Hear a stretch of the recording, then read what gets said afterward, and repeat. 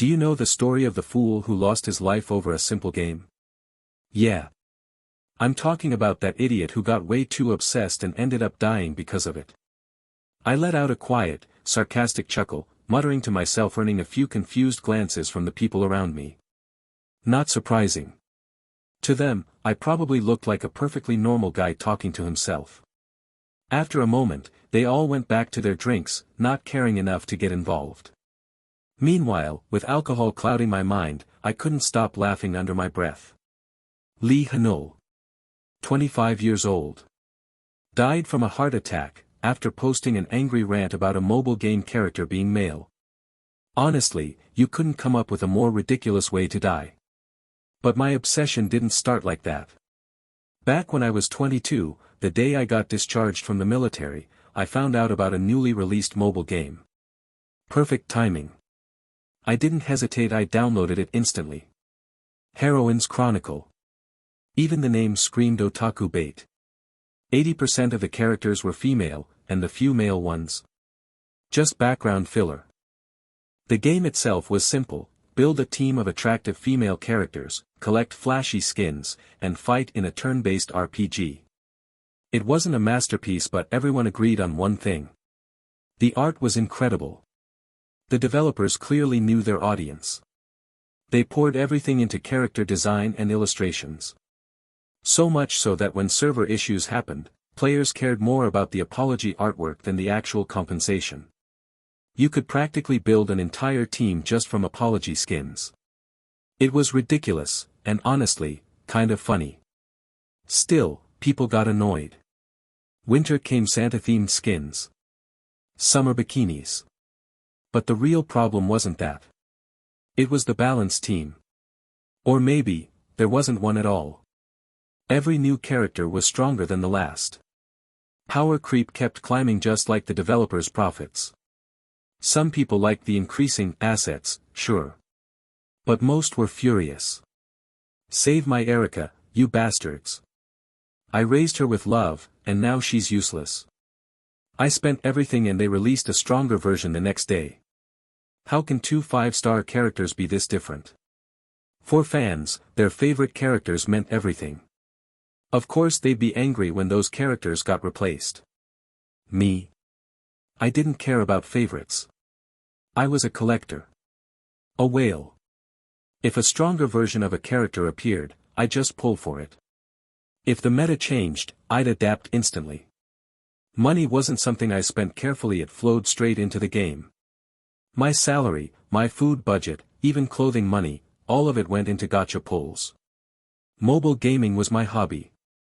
Optimizing teams was my specialty. And because of that, I was known as one of the top whales. Life wasn't bad. At least, not until that final patch. Reality hit hard. So hard that the alcohol clouding my mind disappeared in an instant. For 10 years, I had lived in this world, a brutal battlefield, not some harmless virtual game. Bones jutting out from shattered limbs. Organs spilling out with a sickening stench. New adventurers screaming as they were torn apart by monsters. Was all of that just part of a game setting? Form a party with the streamer, Hanseiya 0/1. The message still floated in front of me. And so did the girl standing there, arguing with a camera that hovered beside her. If this hadn't been a magically secured safe zone inside the Adventurers Guild, I might have stabbed my own hand just to check if I was dreaming. This isn't an illusion. There was no way the alcohol had been tampered with. My body processed it too quickly for that. And it wasn't just me, everyone around was staring at her too. Old adventurers reminiscing. Men sizing her up with greedy eyes. Others staring shamelessly at her beauty. If everyone could see her. Then Hanseiya was real. Which meant I had to form a party with her. For the first time in 10 years, something resembling a game system had appeared. I didn't know why I ended up in this world, or how I got this body. But this was a clue. I quietly set my empty glass down. The attention that had been on her shifted toward me. Normally, I'd be the guy lounging around until the innkeeper kicked me out. But not today. Ignoring the strange looks and familiar greetings from other adventurers, I stepped out into the street. My destination was obvious. The Adventurers Guild. This world, it was like a fantasy RPG blended with a game. At the center of the city stood a massive tower. Inside it, monsters spawned dropping magic stones and rewards. That's why adventurers gathered here. And the guild? It controlled everything. Entry permits. Loot distribution. Requests. Fees. If this really was a game, then someone like Han Seonu to the city would definitely end up there. Wow. I thought fantasy streets would be covered in horse dung, but this place looks almost modern. She was already ahead of me. Even after I took a different route to avoid looking like I was following her, she had reached the guild first. Standing there, fascinated. The floating camera beside her, no one else seemed to notice it. An innkeeper nearby watched her with concern as if she were talking to herself. Maybe some kind of filter was in place. Blocking words like tutorial and NPC, hiding the drone. No. Once I realized this world might be a game, everything started to make sense. The advanced magic that felt like technology. The unnatural tower.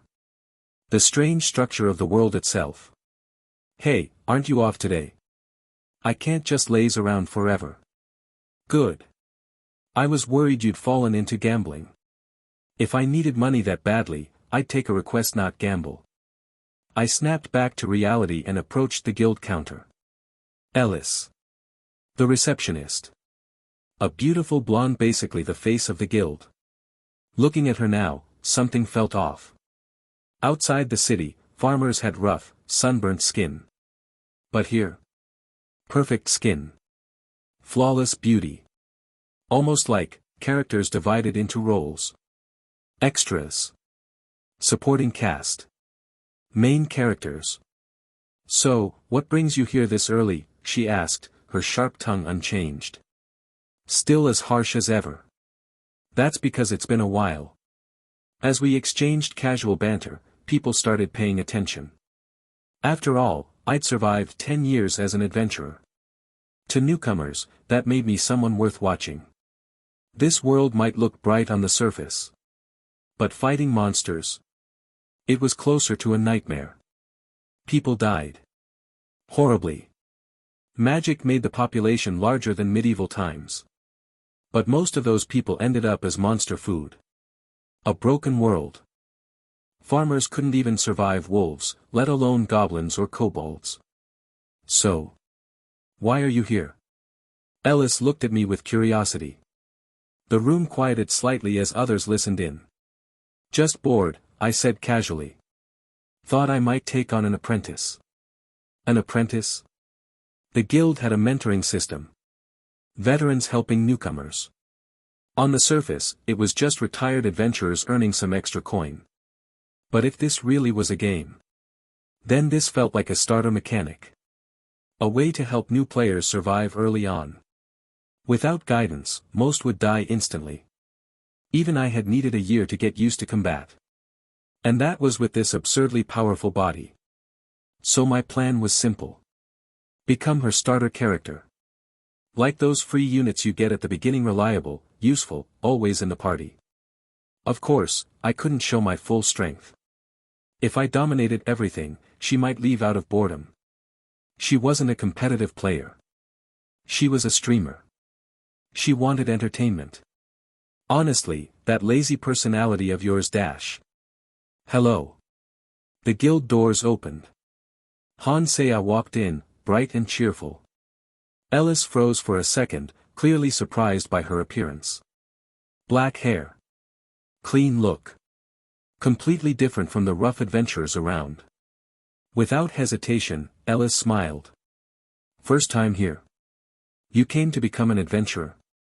Yes. I want to enter the tower. Perfect timing. Ellis quickly sized her up. She wasn't rude to others, but she was definitely more welcoming to attractive people. Game logic, plain and simple. Higher charm equals better treatment. Then. She turned to me. What do you think, Roland? Roland? What do you think about taking her in? I looked at Han Saya. Ellis smiled. Here's a cute and pretty junior for you. Perfect. Exactly as planned. And of course, I had no reason to refuse. Hey everyone, I sincerely appreciate your support. If you enjoy my audiobooks, I would be truly grateful if you could subscribe to the channel. And if you'd like to support even further, you're welcome to become a Patreon member, where you can access audiobooks of novels as long as they are freely available on the internet. Your kindness and support mean so much. Thank you. To fulfill the quest and accompany Han Saya, I had to consider her situation. The game began with boarding a carriage, traveling, and entering the city gates, which marked the start of the tutorial. Unlike the uncomfortable carriage and rural scenery outside the carriage window, the adventurer's city had a subtle, modern, and sophisticated atmosphere. Han Saya wandered around, comparing outfits of citizens and adventurers, conversing on camera to engage viewers' interest. Naturally, she made her way into the guild. It was impossible not to recognize this colossal building. Adventurers gathered around well-worn tables, a bulletin board laden with request forms, and a neatly arranged, pristine counter. The beautiful blonde woman behind the counter, Ellis, undoubtedly drew explosive reactions from the viewers. Even after 10 years in this fantasy world, men's reactions remained the same in both my past and present lives. Few people would refuse a beautiful woman with delicate skin, a small face, and a large chest who smiled warmly and recommended a senior adventurer. Even other women would struggle to speak ill of her in the presence of that charming smile. Neither the gamer Han Saya nor the streamer Han Saya could refuse. Well, despite the grand explanation, the logic was simple. If an unknown man approaches her, it's suspicious. But if the stunning receptionist introduces him, there's credibility. The viewers would prefer that. The predominantly male audience, with ulterior motives, would favor my approach through the beautiful receptionist, Ellis. Senior adventurer Roland? Yes. I'd like to sit at the reception counter with you, but you mentioned you're dreaming of becoming an adventurer. At Ellis's gentle words, Han Saya's eyes scanned me. More precisely, it seemed as if she was looking at the air below my chin on my chest. Was she expecting a hologram as a gamer? Her eyes widened as if she witnessed something extraordinary. Misinterpreting her reaction, Ellis chuckled and reached over the counter to poke my side. She must have thought that my name, Roland, had become well known enough that even a country girl would be surprised. It was slightly different. Her eyes unmistakably shifted from my chin down to my waist. With my superhuman physique and 10 years of combat experience, I could effortlessly discern the movement of someone's eyes. From under the chin to the navel, her eyes repeatedly moved from left to right, then down to the lower left. She was undoubtedly reading a text box from top to bottom. If this hadn't been a game world, I might have considered her a novice adventurer who couldn't make eye contact because of my reputation. Form a party with streamer Han Saya 0/1. Based on her eye movement, it seemed the hologram in front of me was wide.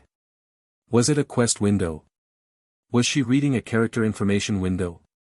Curiosity suddenly overwhelmed me. The astonishing thing she was looking at might be the stat window of Roland, more precisely 6, Great Paladin Roland. If you disregard the critical disadvantage of being a male character, the stats and skill window would only make you think that the management team went all out to showcase the monstrous numbers. Of course, I couldn't recall every single detail from the status window I had seen 10 years ago for about 5 seconds, but I could at least remember the difference in the numbers. For example, if a Tier 1 main tanker with 5 stars at level 1 had around 10,000 health points, Roland with 6 stars at level 1 had over 20,000. Even at a pure level 1 without leveling, awakening, or skill enhancements, my character could effortlessly crush those with 4 stars or fewer. If she saw that, there's no way Han Saya would refuse me. Wow, really? Yes, it's an opportunity to adventure with Paladin Roland. Really? With me? You're forming a party? She seemed to have been shocked by my information window, as she stumbled over her words. She'd been talking non-stop in front of the camera drone, surely to dozens of viewers. Her eyes frequently shifted to the right, revealing that she was checking the chat window. The setup seemed similar to the online streams I knew, with the status window in the center and the chat window on the right. A beautiful blonde woman recommended a handsome blonde character. As a streamer, Hansea had no choice but to accept. She nodded vigorously as if agreeing with my thoughts, her black hair fluttering like a flag, reflecting her emotions. I came here for that, so it's fine. But it seems this junior hasn't registered yet. Oh, right. I'll register you as an adventurer first. As Hansea approached the counter, her eyes were fixed on Ellis, who was rummaging through a shelf behind the counter. Ellis pulled out a crystal ball the size of a human head. It was an identifier I had often seen in fantasy novels. When touched, it would reveal a person's rank. I couldn't fathom the magic behind it, as I was a magic layman. It could read a person's abilities just by touching their palm. Of course, now that I knew this world was a game, it made sense. Place your hands on it, like you're wrapping them around it. Like this? Yes, please wait a moment. As the two beauties faced each other across the counter, the attention of those around intensified. Their curiosity about the newcomer's first steps added to the attention. The guild's crystal ball, which assessed human abilities, informed the results in a very simple way. It didn't project illusions inside or show various colors to indicate ranks. It merely emitted a bright white light proportional to the latent abilities. My doubts about why it read latent power instead of the magic flowing in the skin were resolved thanks to the game system. Users using the crystal ball with the status window will make it easier when forming parties. This city, filled with adventurers from all over the world, was built around the tower. Dozens of new adventurers arrived daily, and there was no way to check each one's status window individually. Not bad. Really? The crystal ball didn't emit a dazzling light that would blind a person. Instead, it only emitted a bright light that illuminated the hand holding the ball. I wondered if this measured Hansea's individual talent or if all playable characters ranked fairly high. Would my character, Paladin Roland, exist in other people's games too? Yes. If the crystal ball doesn't shine and remains dark, it means the person isn't suited for battle. If it was just a little darker here, I would have suggested you become my junior instead of an adventurer. Does that mean the process is over? There's usually a basic training for novice adventurers, but I'll leave that for you, my bored senior adventurer. Isn't it more like you're passing the responsibility to me? No, it's a task to strengthen the bond between senior and junior. Although her giggling was somewhat annoying, her looks made it difficult to get angry. Besides, I had offered to train a beginner because I was bored, so I had no choice but to become a tutorial guide. Meanwhile, I heard Hansea muttering to herself, "Is this a tutorial?" Could others not hear her? If something related to the game had been visible to others besides me, there would have been a commotion by now. The semi-transparent camera drone floating above her head was too advanced for the people of this medieval fantasy world to understand. If people saw that, rumors would spread that the new recruit was a steel spirit mage or a witch who controlled ghosts. I look forward to working with you, senior. While secretly watching the camera drone that was filming the inside of the guild, Hansea approached me after hearing the explanation about basic training. The drone moved smoothly above her head, so it must have been filming me from the front. I couldn't make eye contact with the drone, so I lowered my gaze and looked into Hansea's jet-black eyes. A rare beauty with black hair and black eyes in this Western-themed world. Alright, I look forward to working with you too. What's your name, Junior? My name is Na. I am Roland, a frontline warrior. I look forward to working with you, Junior. It seemed Hansea's name was too peculiar to use in a Western fantasy setting, so she quickly made one up. But speaking with someone from the modern world made my usual way of speaking feel awkward. Streamer Hansea, who had become the novice adventurer Hannah, was more talkative than expected. To sound it in a more positive light, she was lively and had excellent interpersonal skills. She bombarded me with questions as we made our way to the open space behind the guild building. Why do adventurers gather in this city? What benefits come with a higher guild rank? How are tower climbing parties formed? Her questions were basic, even for a beginner adventurer. It was similar to a hunter in training asking why hunters move without making a sound. Most likely, these were questions from her viewers in the chat. Though she tried to hide it, she had already glanced at the chat numerous times. It was impressive that she managed not to trip while sneaking peeks and following me. Of course, regardless of how many questions she asked, I had to answer them kindly. If it meant leaving this mildly uncomfortable medieval fantasy to return to reality, I might even be willing to do anything she asked. Adventurers gather here primarily to climb the tower. For some reason, the monsters within the tower drop magic stones on death. As your rank increases, you gain access to better requests. Public requests on the board in front of the counter are open to all, but as you rise in rank, you'll receive private requests. These tend to have better terms and rewards. Parties are formed based on adventurers' preferences, but most opt for groups of 4 or 5. Fewer members make long-term requests difficult, while more members result in dividing rewards among a larger group. In fact, the Adventurer Guild system resembled that of mobile games. From 4-person party fields and 5-person party dungeons to sending in used characters on expeditions for rewards a few hours later. As I patiently explained everything, Han Sea's eyes lit up. As a gamer, she quickly grasped the overarching structure. Ah! And where are we going right now? There's a large open space behind the guild. It's used for various purposes, mainly for parties to practice together before setting off. Aside from that, it was also a place where lowlifes were humiliated while trying to impress high-ranking female adventurers. Holding back my thoughts, I opened the wooden door and stepped into the open space. The area resembled a vast training ground with logs and straw dummies piled up. Ray translations. As expected of a busy guild, I could see men pounding logs with hammers in one corner. I thought there wouldn't be anyone around at this time, but there were still a few people here. A man was getting accustomed to his weapon by slamming it into a log, another throwing daggers at a makeshift straw dummy, and someone swinging several spears of varying lengths. Han Sea's eyes sparkled as she took in the fantastical scene. I dragged a massive log over and slammed it upright onto the ground. Thud. Wow. But why did you bring this here? She gaped in amazement as I dragged the log, thicker and longer than a person, with just one hand. After firmly driving it into the ground, I faced her and spoke. I want to see what weapon you use, Hannah. My weapon? Yes. Do you have one that you usually use? If not, you can learn some basic weapon skills for the class you want. Well. It seemed like she came without much forethought. Her eyes darted around, unsure of what to do. I wanted to laugh at her bewildered expression, but doing so would make me a rude, arrogant person mocking a beginner who didn't even know her own weapon. The most common choice would be a sword. Many people use it, so it's popular. Whether it was due to the game's setting or the medieval period, it was characteristic of this world that many adventurers wielded swords.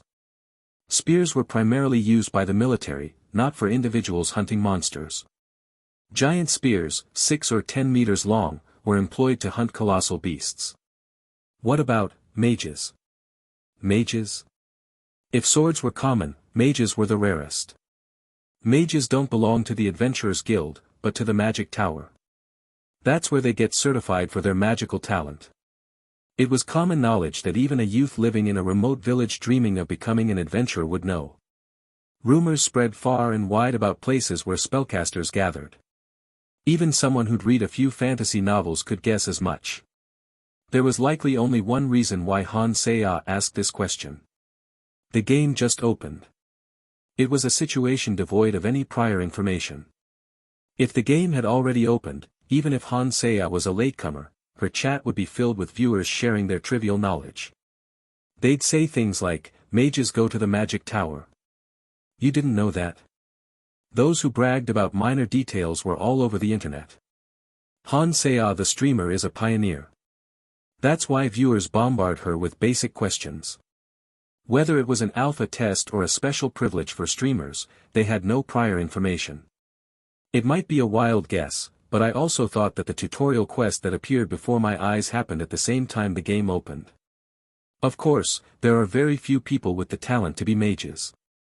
That's why it's hard to find one unless you're in a high-level party. Ah. I see. She looked a bit disappointed at my answer. As a gamer, she might have had a romantic notion about mages. It was clear from her slumped shoulders and drooping neck. I guess we'll have to change our schedule a bit. Would you like to visit the magic tower first? If you have the qualities of a mage, it's best to become one before forming a party. Can I really do that? Of course. It would be such a shame if you registered as a frontliner only to later discover that you have the potential to become a mage. Avaying Han Seya become a mage was nothing but a gain for me. Considering the quest, even if she has no skills, I'd have to accompany her, so it's better to have a mage on the team than a frontliner. Having a warrior and a mage provides better balance than having two warriors. Since the tutorial quest explicitly instructed us to form a party, it was prudent to consider our party composition, assuming I'd be with her. Then. I'm sorry for the trouble, but I'd like to visit the magic tower first. No problem. Don't be sorry. I'm doing this because I want to. Not knowing Han Sea's streaming style, I treated her with politeness and turned back to the guild building. The street changed significantly as we walked toward the magic tower, passing numerous adventurers. The number of scholarly-looking people in robes had clearly increased, replacing the shabby-looking individuals armed with old armor and swords. Many low-level adventurers on Adventurer Street cannot enjoy the benefits of magical civilization. They can wash away dirt from a stream, but many adventurers can't maintain cleanliness for beauty and hygiene. However, upon entering a street where mages who shower every day with warm water and use bath products, shampoo, and perfume lived, the atmosphere changed entirely. Wow, this street is really amazing. It was no surprise that Han Sea's eyes sparkled with fascination as we moved from the crowded Adventurer Street to the pristine street of mages with paved roads and magical streetlights. Regardless of how much one enjoys fantasy, it's human nature to admire elegant mages in robes rather than grimy beginner adventurers who can't even bathe. That white building is the Magic Tower branch. In other cities, magic towers are built as actual towers, but in this city of adventurers, they built it like this. A magic tower that's not a tower. Why is that? Well, the word tower has a lot of negative connotations in the city of adventurers. The Tower of the Sky has seen many deaths in the past 10 years, and its image isn't great: village killer, widowmaker, graveyard for fools. Han Seya seemed to understand my bitter smile and nodded. In front of her stood a pristine, cube-like white building. Han Seya gazed curiously at the automatically opening wooden doors. As her semi-transparent drone busily flew around, capturing footage of the entrance and the lobby filled with various magical tools, I headed straight for the counter. The lobby resembled the first floor of the Adventurers Guild, despite being inside the magical tower. There was a counter, a beautiful receptionist, and people sitting at tables who had come to work in the tower. The only differences were the lack of cluttered papers on the request board and the quietness of the people seated at the tables. What brings you here? The receptionist at the counter was a beautiful blonde woman.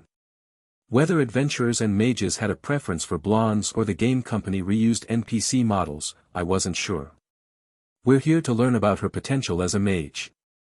Is she person in question? Yes. Please proceed with the registration.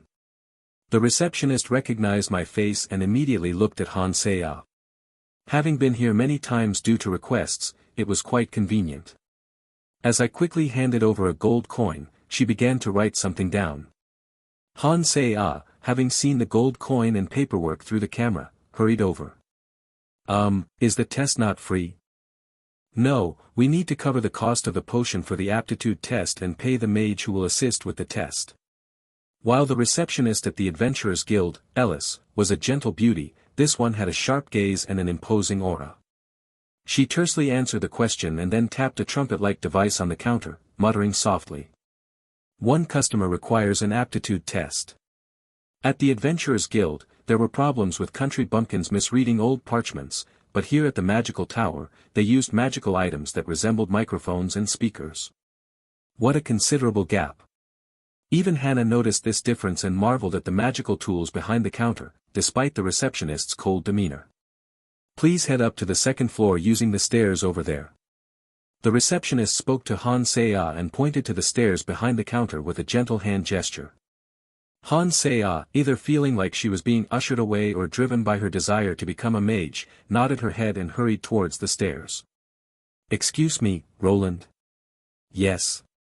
About the test fee. Han Se-ah, who had been leading the way up the stairs, slowed down and spoke to me. Although the amount was a trifle to a high-level adventurer like myself, it was an unreachable fortune for a novice adventurer. Even if she didn't know much about the game, a large gold coin would still seem expensive. Don't worry about paying me back. Can I really do that? Won't it be a bother? Her expression darkened after starting the game only 30 minutes ago and feeling burdened by the debt. I slightly smiled in the direction of the drone filming her and answered. There's no loss here. If Hannah has the qualities of a wizard, then the cost is recruiting talent. If she doesn't, she can become a senior adventurer like me and help out beginners later on. Thank you. As I accepted her gratitude and ascended the stairs, the sight that greeted me was a tidy corridor with elegant wooden doors. One door was open, and it was easy to figure out where to go. When I entered the open door, I found a very simple room. In the center of the completely empty room, there was only one desk and 2 chairs. A mage with glasses sat behind the desk, a silver tray placed before him. Please go in. I'll wait outside. All right. As there was only one chair in front of the desk, I stepped aside at the doorway, allowing Han Se-ah to enter the room. She clenched her fists tightly, seemingly nervous about whether she could become a mage or not, before disappearing into the room. The semi-transparent drone captured her determined pose with clenched fists, displaying her professional streaming skills, even if her gaming expertise was yet to be seen. A caring senior encouraging a passionate newcomer. Will viewers find this a comforting sight regardless of their preferences? Only someone who despises everything would attack kind and hardworking people. It would be great if she could become a mage.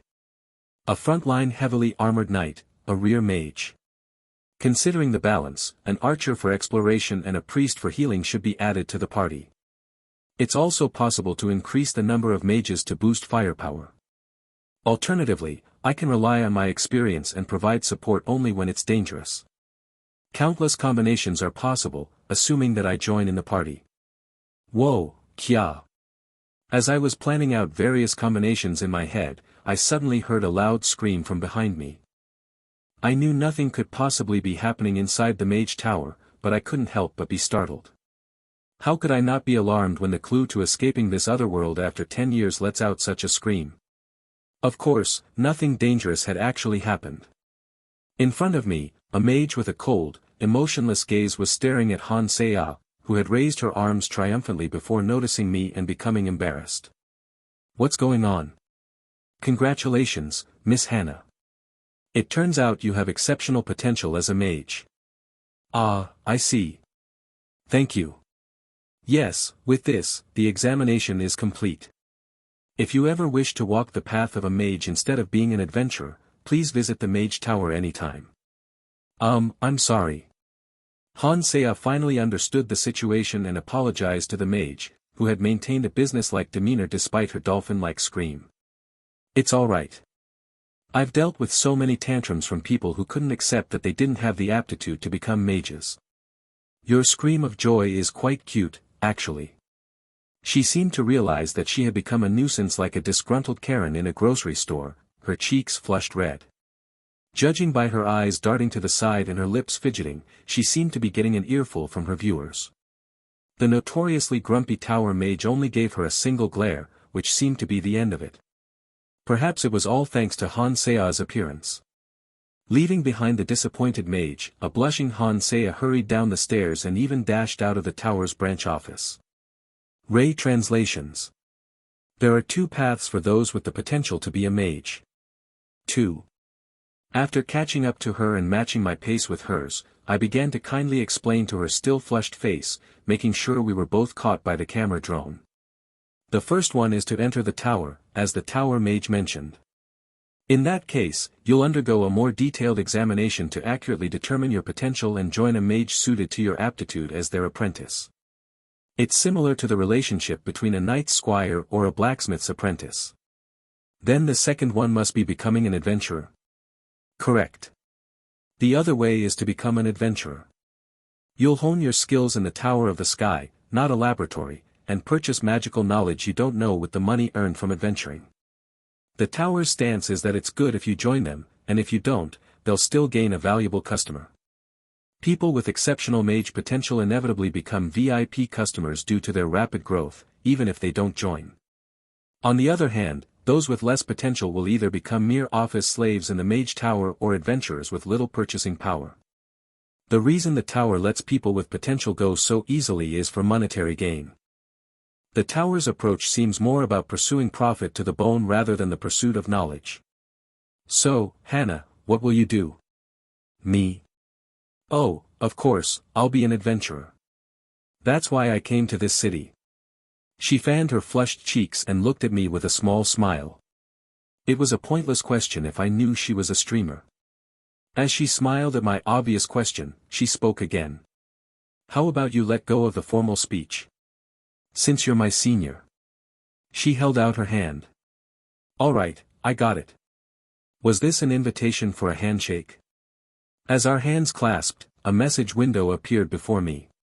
Form a party with streamer, Hansei 1/1 clear.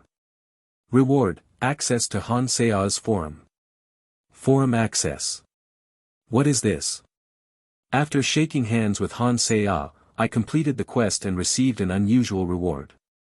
Form a party with streamer, Hansei 1/1 clear. Reward, access to Hansei's forum. Although I was eager to connect to it, I didn't know how, and the camera drone before me was persistently observing me. It might be excessive caution, but it was best not to arouse suspicion by looking around aimlessly and getting caught on camera. Besides, I was also observing Hansei's eye movements, wondering if she was looking at the status or chat window. Before my arrival in this world, there were numerous instances of individuals targeting women. In Japan, a stalker discovered an idol's residence by analyzing the reflection in her eyes from a selfie. Similarly, in Korea, various stalkers scrutinized every minute detail about female streamers. It wouldn't be surprising for someone as attractive as Hansei to have multiple stalkers. If I have the qualities of a mage, what should I do now? Return to the Adventurers Guild and learn some basic protective spells, and then try venturing to the first floor of the tower. Protective spells. Newbie mages who become adventurers typically join small parties and explore the tower, so they need to learn protective spells that uses the staff like a blunt weapon. A mage's magic isn't infinite, so they need to conserve their magical power in certain situations. For example, when a severely injured monster breaches the front line and charges into the rear, it's difficult to react instantly. If the monster is on the verge of death, using magic would be wasteful. So, they learn basic staff techniques to temporarily stall the enemy until their party members can finish them off. In the past, there was an incident where a panicking rookie party was ambushed by a few goblins. The mage, instead of swinging the staff, recklessly fired off prepared magic, accidentally injuring a comrade who was trying to help. Fortunately, a senior adventurer was present as a guide, so no one died, but both the warrior with a burnt face and the traumatized mage eventually retreated to the countryside. This story became famous among veteran adventurers, often shared during drinking sessions. And although it might be premature to explore the tower on the first day, I have no choice. Acquire the lowest grade magic stones with Hansei in your party 0/10. A new quest had appeared. It was an unfriendly quest window that didn't even reveal the rewards, but I couldn't ignore it since I knew that it was a real quest. After roughly finishing my explanation of why mages learn staff techniques, we arrived back at training ground. The log I had dragged and fixed was still firmly in place, seemingly untouched. Should I hit this log? Let's get basic equipment first. Equipment? Right. If you have prepared equipment, that's fine, but otherwise, the guild has second-hand equipment for beginners in the warehouse. It's best to start your adventure with that and then save up money to buy new gear. Wow, the Adventurers Guild is really nice to beginner adventurers. In reality, it's a collusion between the Adventurers Guild and the Blacksmiths Guild, utilizing second-hand equipment. Most adventurers attempt a large-scale equipment upgrade when transitioning from beginner to intermediate level, and the guild purchases the difficult-to-dispose second-hand equipment at this time. Of course, the arrangement is a rental, so the period is short.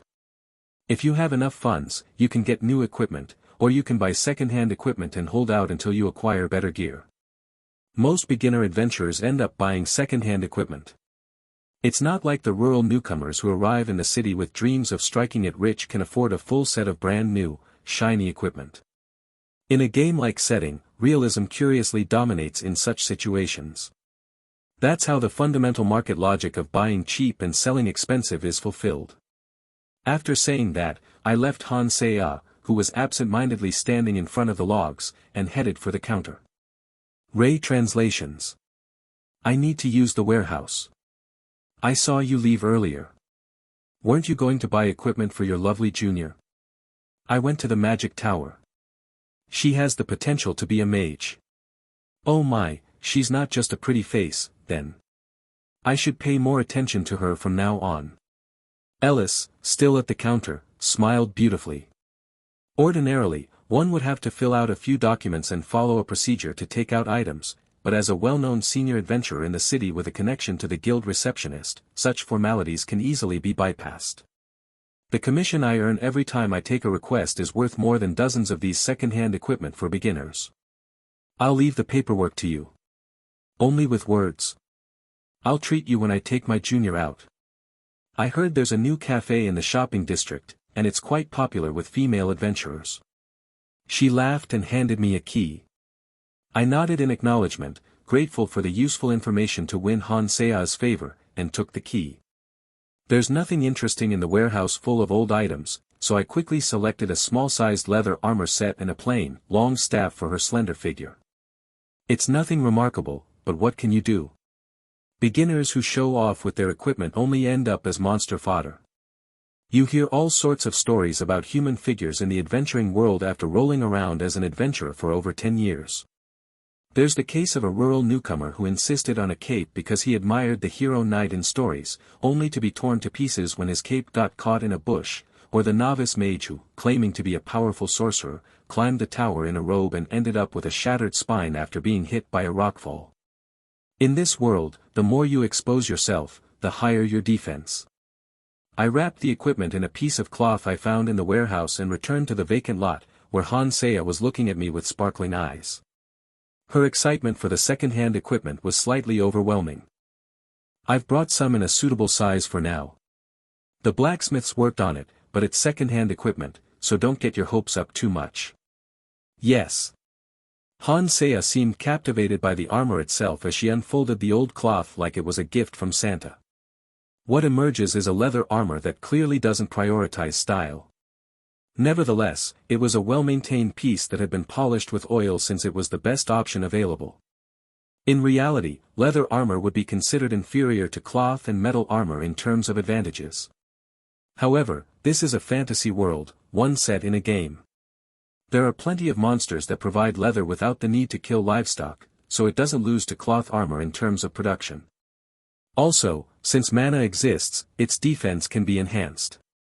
If you weren't a mage, you'd have to wear leather armor over cloth armor. But as a mage, you don't need to wear cloth armor. Leather armor doesn't fully cover the body, leaving some parts exposed. But in a world with mana, magic can compensate for the exposed areas.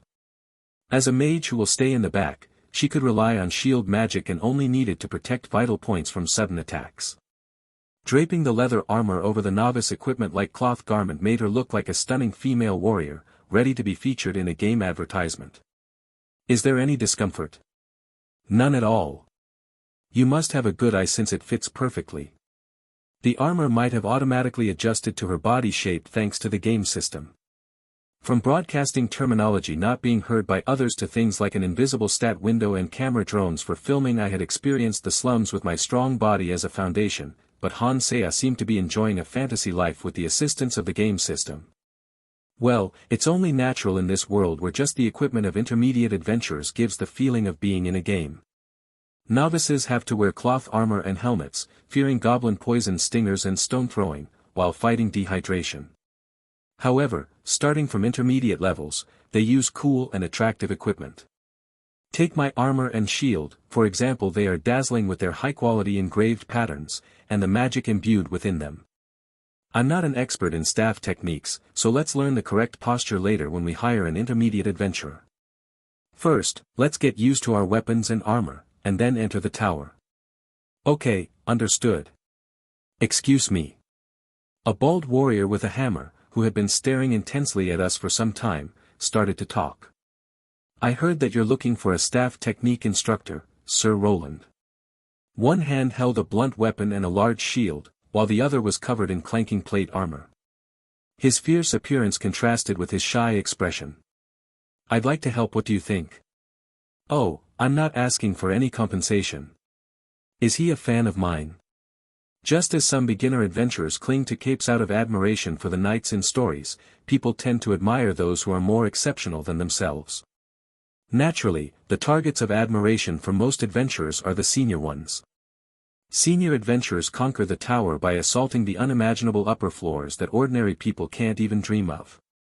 These superhumans sever the necks of monsters far stronger than humans with a single sword and rout the monster hordes with magic. Among them, I, Paladin Roland, have quite a few fans. The reasons are somewhat diverse. First, of course, is my superior appearance. With my fairy-tale prince-like golden hair, porcelain skin, muscular physique, and handsome features, I was bound to become an object of admiration for female adventurers. Second, surprisingly, is the fact that I'm easy to imitate. I'm not a swordsman with incredibly fast swordplay that can't be seen with the naked eye or a magician boasting terrifying firepower. Rather, my role as a solid frontline warrior has unexpectedly attracted many fans. Like the bald, hammer-wielding intermediate adventurer in front of me. I've always been listening to your exploits, Roland.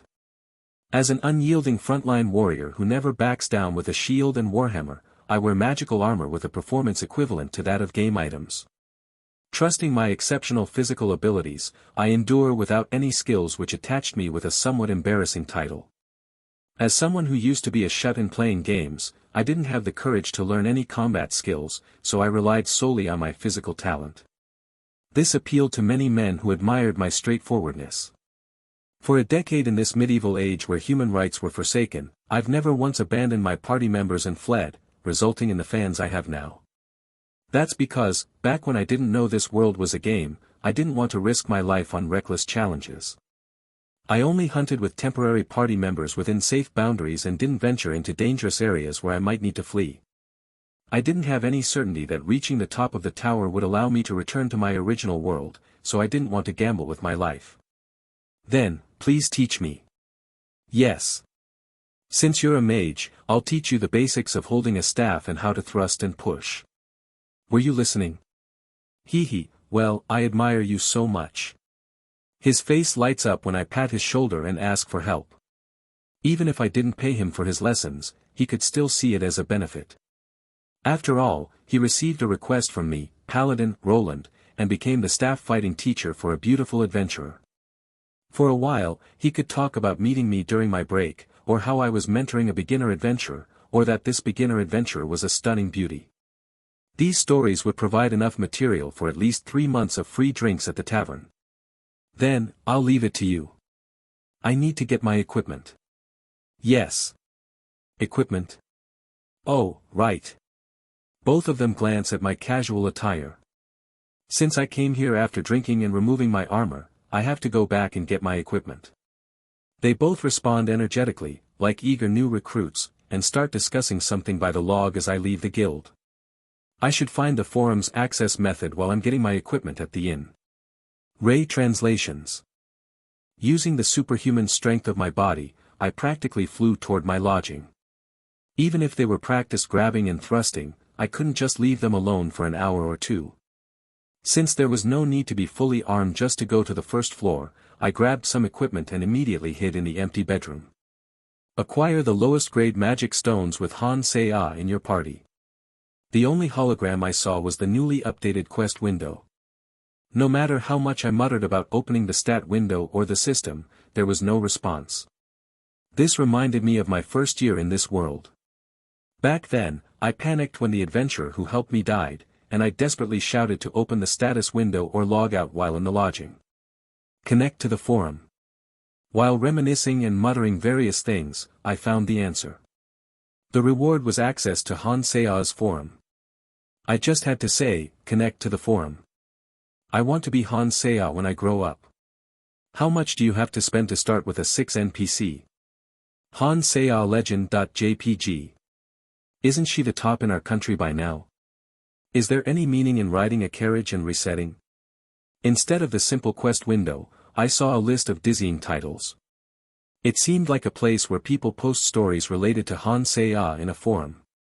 As I awkwardly pressed the empty space, the hologram changed as if I had clicked with a mouse. How much do you have to spend to start with a 6 NPC? For NPC stat window.jpg. I know that when you ride a carriage into the city, you meet your first companion at the Adventurers Guild, but why don't I get that kind of guy and instead get a weird man? It's a scam, so I don't recommend it.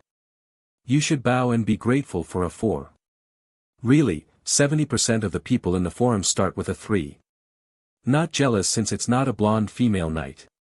The screenshot the author posted with frustration showed a familiar-looking man. It was a fuzzy memory from 10 years ago, but it was a character who had been recommended as a beginner tank but was ignored because it was a male character. That person isn't someone who also fell into the game like me, right?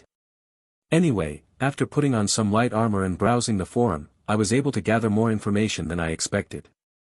The name of this virtual reality game was not Heroine's Chronicle but Heroes Chronicle, the world's first virtual reality game. Instead of using VR goggles, a mysterious company suddenly appeared and employed a brainwave connection method with a capsule. The company staked its shares on the first solo player to climb the tower in Heroes Chronicle. Isn't this a complete game novel setting? A virtual reality game developed by a company with an unknown identity using advanced technology, and if you clear the game, you can take over the company. Well, considering there were people reincarnated into the game, such a condition wasn't a big deal. The most appealing part was that Han Sea, a streamer, concurrently streamed both the game and exercise. She declared the conquest of Heroes Chronicle, raising a lot of sponsorship money, including capsule support. There weren't many trolls, and the forum was full of positive reviews. She was a passionate and well-liked streamer who kept her promises and even had the competitive spirit characteristic of athletes. With such a reputation, I felt relieved, thinking that Han Sea wouldn't suddenly quit streaming and leave me stranded in this game. Welcome back, Roland. Wearing thin plate armor and carrying a decent warhammer and one-handed mace, I headed back to the guild. Although my load had increased, my steps felt much lighter. Hannah seems to have exceptional basic skills. If she weren't a mage, she could easily make it to the 5th floor as a frontline warrior. Thank you. Great job teaching her. I don't know anything about staves. Haha, I only know the basics myself, so I didn't teach her much. Han Sea was fixing her hair that had stuck to her forehead due to sweat, while the bald warrior laughed heartily. Feeling good thanks to the forum, I forced the one-handed mace I had brought with me into the man's hand. What's this? It's a mace I brought as a backup weapon for the middle floors. The mace had a somewhat long handle for one-handed use and a large white head. It was closer in size to a warhammer than a mace, but an intermediate adventurer should be able to swing it one-handed using magic power. I impulsively bought it because it looked cool, but there was no need to mention that I had never used this backup weapon, as the warhammer I received when I entered this world was too powerful, and it had been sitting in storage. Thank you. You saved me some time, so I'm giving it to you. You know how valuable a high-level adventurer's time is. The man glared at the mace in his hand, his menacing expression twisted to the point of grotesqueness. Han Sea, standing next to him, was also impressed by the mace's appearance. I had been captivated by its cool design and made an impulse purchase. Thank you. I'll treasure and use this generous gift. The adventurers at the construction site glanced at us, their eyes filled with envy and admiration. With this small gesture, I hoped to pave the way for Han Sea's happy guild life, and it seemed to be working. She held the long staff substitute with both hands, her eyes shining. She found out through the chat that her starting NPC was more extraordinary than others and looked at me with fierce eyes. Even the camera drone seemed to be capturing the right angle for the stream, focusing on me and the bald warrior instead of Han Sea. I left the guild with Han Sea, ignoring the strange screech coming from behind us. Our destination was not the tower at the center of the city, but various essential places for adventurers. First, let me show you some important places to know within the city. What places are they? Skilled blacksmiths, beginner-friendly inns, delightful pubs, and temples. An adventurer must know about the Adventurers Guild and the Magic Tower branches. Since many shops prey on newcomers, it's important to introduce Han Seah to reliable places. Blacksmiths might overcharge or sell subpar weapons, cheap inns could have poor security, and pubs might serve terrible food. Han Seah, as a player, might be immune to these issues due to item appraisal and an inventory system, but as her senior adventurer, I must guide her. This is a pub. Can we recruit party members here later? There's no need to worry about getting lost. Roland is showing me around and it's all marked on the map. And if you found a 6-star NPC, you'd bring them along too. If we party together and I manage to impress him, he might gift me a full set of fancy equipment, right? Materialistic. Hey, don't you know how important early equipment is in an RPG? Are you calling me fake? I almost reacted to Han Seah's words, but I quickly stopped myself. As we walked around, she openly talked to her viewers, as if there was a filter for words meant for me and for them. Eventually, we arrived at the entrance to the tower at the city's center. Anyway, we've reached the entrance, so I'll focus on the game now. The tower soared high into the sky, piercing the clouds. It was much taller than the surrounding 3- to 4-story buildings. This view of the tower against the blue sky was once the game's loading screen, which forced me to accept that this world was based on the game. Wow, it's so high. Han Seah was just as amazed, gazing up at the sky with her mouth wide open. Her camera drone adjusted its angle as her head tilted back. The tower's grandeur captivated even the viewers. Wearing leather armor and holding a slender staff, Han Seah stood in front of the towering structure that seemed to touch the clouds. She remained still for a few minutes, taking in the awe-inspiring scene. The skyscraping tower against the clear sky was indeed a sight to behold, but the adventurers coming and going at the entrance provided an equally fantastical scene. Clad in steel helmets and booming with each step, groups of warriors gathered. Arrogant-looking mages in shiny robes strolled by, while weary adventurers in worn, dirty armor staggered out of the tower. Ray translations. Han Seah, lost in admiration, suddenly flinched and jumped in surprise. Ah! I'm sorry. It's just so amazing. Don't worry, everyone who sees this tower for the first time is like that. I also stared at it for a while before going in during my rookie adventure days. If you play the voice Dono like that one more time, I'll block everything, so be careful, okay? Han Seah, who had jumped in surprise, slightly bowed her head as if apologizing and muttered with her gaze cast downward. She must have been quite startled or maybe embarrassed by her reaction. After threatening her viewers with something strange, she raised her head again, looking not at the towering structure wrapped in clouds but at the adventurers bustling at the entrance. Is there no particular screening process? Not really.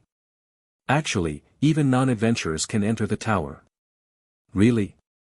Yes. The Adventurers Guild isn't kind enough to stop people from going in to die. Huh.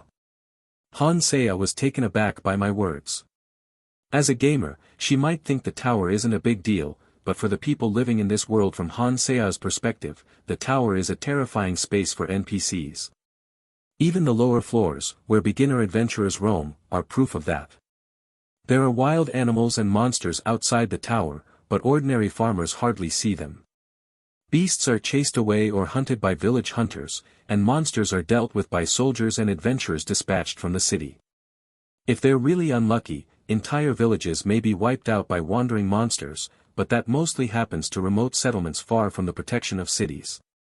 For ordinary farmers living near cities, the most dangerous creatures they've ever seen are starving wild dogs or old, sick goblins accidentally let loose by adventurers. Those can be dealt with by the village elders wielding clubs. But what about inside the tower? Monsters appear inside the tower, and when they die, their bodies disappear, turning into magic stones. It's a completely different system from the monsters that appear outside. Do you understand what I'm saying? Are the monsters inside the tower stronger? No, they're not stronger.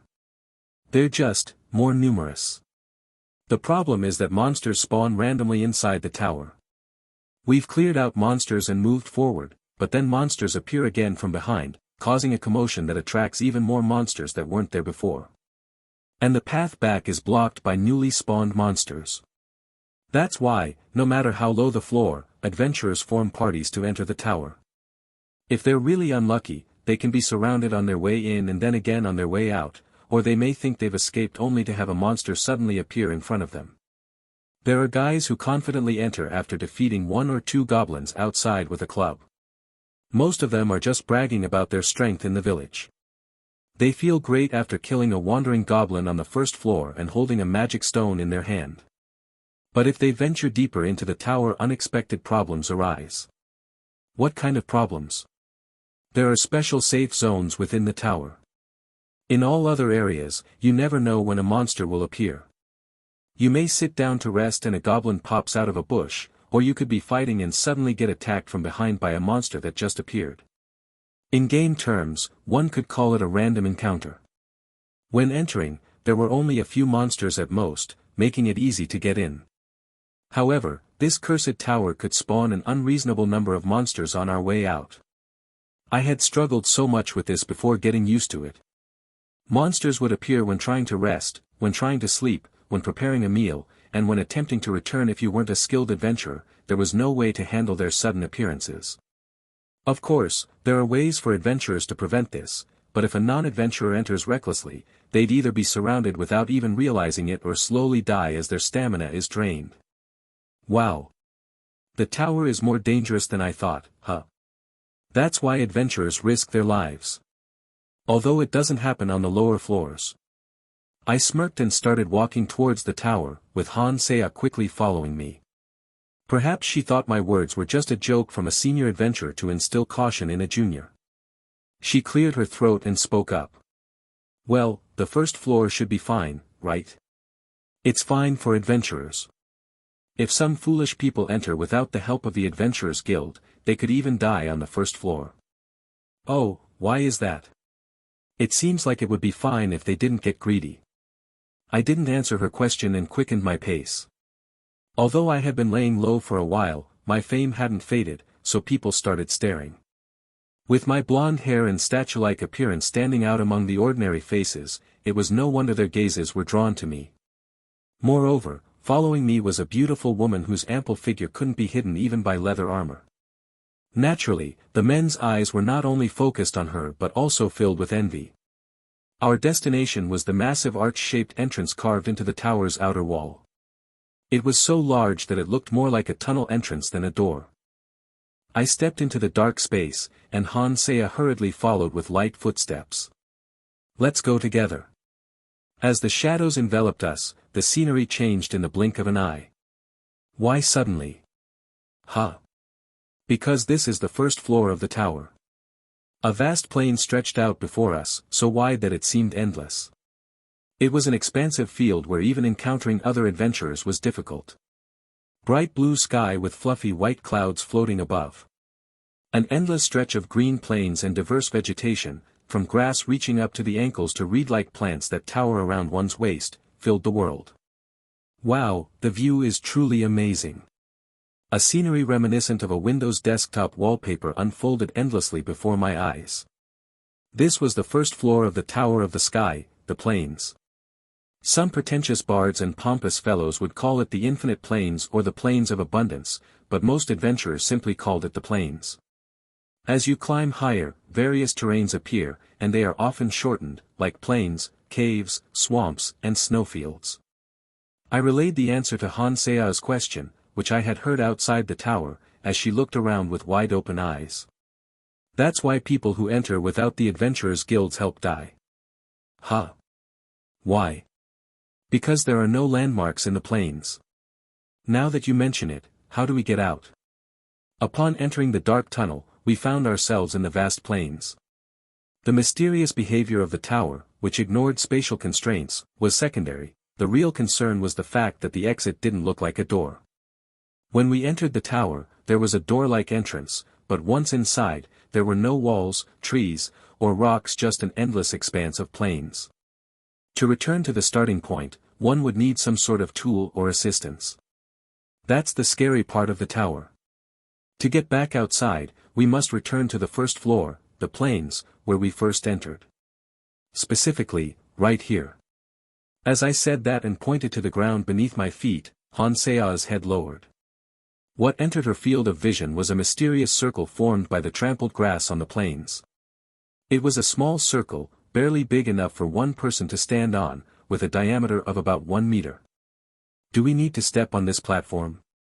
Yes.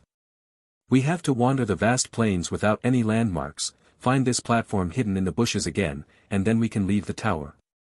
Ray translations. The reason I don't risk my life climbing the tower is because of this inconvenient system. After entering the plains and climbing to the higher floors of the tower, one would hunt monsters, collect magic stones, and then return to the plains to find this tiny platform. Without the convenience of teleportation or mini-maps like in a game, we had to rely on a magical compass provided by the Adventurers Guild and practically march our way around. It was simply too bothersome. On top of that, there was no inventory system, so as we climbed higher, we had to carry food and water, making the return journey a struggle for most adventurers, who would end up looking like homeless people. This was why many weary adventurers emerged from the tower. The journey back was even more challenging since monsters spawned randomly. At least they marked the points on the map for us. It seems to map only the places I've stepped on, like the city earlier. To the guy in chat who said that I was going to be defeated by a first-floor goblin, I'll remember your username. Hansea finished her conversation with the viewers while looking at the pattern on the ground and then lifted her head. Her mischievous eyes were filled with curiosity mixed with competitiveness. She squinted with a burning desire to fight monsters right away, seemingly having a strong gamer's pride. Of course, I wanted to clear the quest for the 10 lowest grade magic stones as soon as possible today. So, I casually smiled and began walking in one direction. So, the Adventurers Guild is in charge. They charge quite a high fee, but without them, it would be impossible to conquer the tower. The Adventurer's Badge has a magic function that allows you to find the tower's exit. It says here in the instructions that the tower's minimap is activated when the Adventurer's Badge is in your inventory. Do you have an inventory, too? I suppressed an almost envious sigh. Since the tower's monsters turn into magic stones upon death, failing to calculate food supplies properly could result in eating grass and living rough on the plains. The most enviable ability is undoubtedly the inventory. Of course, the function I'm going to show is far from the game system like the inventory and the minimap. I took out a golden badge from my pocket. In the center of the hexagonal metal badge, there was a large shield, helmet, and warhammer engraved. Now, when you look at the badge like this, there is a small magic stone embedded in the center of the emblem. When you press it, a waypoint appears for a moment. When I pressed the tiny magic stone naturally embedded in the center of the shield, an arrow, like a hologram, rose above the Adventurer's Badge. We had only walked a short distance, so the hologram arrow was naturally pointing back to where we came from. Of course, since it only shows one direction, in places other than the plains, professional guides are often hired for parties. That's why most parties always bring a rogue or an archer. In the open plains, all you have to do is follow the arrow. However, in maze-like caves, following the arrow alone could lead you to a dead end, becoming a skeleton on the wall. Hansea, who found this fascinating, reached into her waist pouch and pulled out her Adventurer's Badge. I wondered if that leather pouch was her inventory or just for show. The small iron badge she took out had two elongated staves and a witch's hat crossed in an X shape engraved on it. The material of the badge was different, but the magic stone was the same, so when she pressed the magic stone at the intersection of the staffs, an arrow floated up from her badge as well. Mine has a different emblem. Well, the Adventurer's Badges also serve as a sort of identity proof. They prevent, for example, a mage from carrying a warrior's badge. In reality, the blacksmith who first made these badges just didn't like the plain design and added emblems on his own. Really? It's a famous story among adventurers. How could it be proof of identity by just engraving swords and staffs? It's not like there are names and identities written on them. In short, a blacksmith who received a large order from the Adventurers Guild engraved emblems on a whim, and it unexpectedly became a tradition. Since it wasn't made according to a template, the emblems vary greatly. Even among warriors, there are various arrangements, such as swords, warhammers, axes, helmets, shields, and armor. Because of this, influential senior adventurers in the Adventurers Guild often engrave their own weapons on their badges to show off. Like me. When I finally became a senior adventurer after much hardship, I was so moved that I requested to have my weapon engraved on my badge. It's a bit embarrassing to explain, but at that time, most senior adventurers were making their own unique badges. Since we've checked the badge, let's look for monsters. The plains look the same everywhere, so just walk in any direction you'd like. Oh, just anywhere. Wherever your heart desires. Nodding, Hansea walks forward with her arms crossed, swallowing her saliva. She appears to be quite tense as she firmly grips her staff with both hands. The lush green plain seems to only have rabbits at first glance. However, it's only natural for there to be monsters since this is the first floor of a fantasy game's tower. Of course, there are no dangerous monsters on the first floor since it's similar to a tutorial, but Hansea, who is playing for the first time, wouldn't know that. Monsters like soft slimes that can be killed with a kick, rabbits and foxes with tiny horns the size of a finger joint, and weak, old goblins. Slimes are so weak that they sometimes don't even drop magic stones, making their presence in the game somewhat puzzling. Neither the bites nor the horn stabs of the rabbits and foxes can pierce even the thickest cotton armor, let alone leather armor. The only real threat is the goblin, wielding a crude weapon like a stone or a wooden club. Even then, as long as one doesn't panic, anyone can easily defeat a single goblin. Is that a goblin? Yes, we found one sooner than I expected. It's extremely weak. The goblin is much smaller than the ones you can find on the upper floors, with a frail, skinny body and a bent waist, giving it a small and weak appearance. Kayak. Ah, it's coming. We didn't hide our presence while walking through the plains, so the goblin must have noticed us a while ago. A green, squat creature rushes at us, pushing through the rustling bushes. Its ragged loincloth barely covers its repulsive form. From goblins to trolls, I guess the reason they wear underwear is that this is a game world. While I'm having an odd realization, Hansea and the goblin charge at each other. Naturally, Hansea has a much longer reach. No matter how petite she is, her body is still much bigger than the tiny, bent goblin.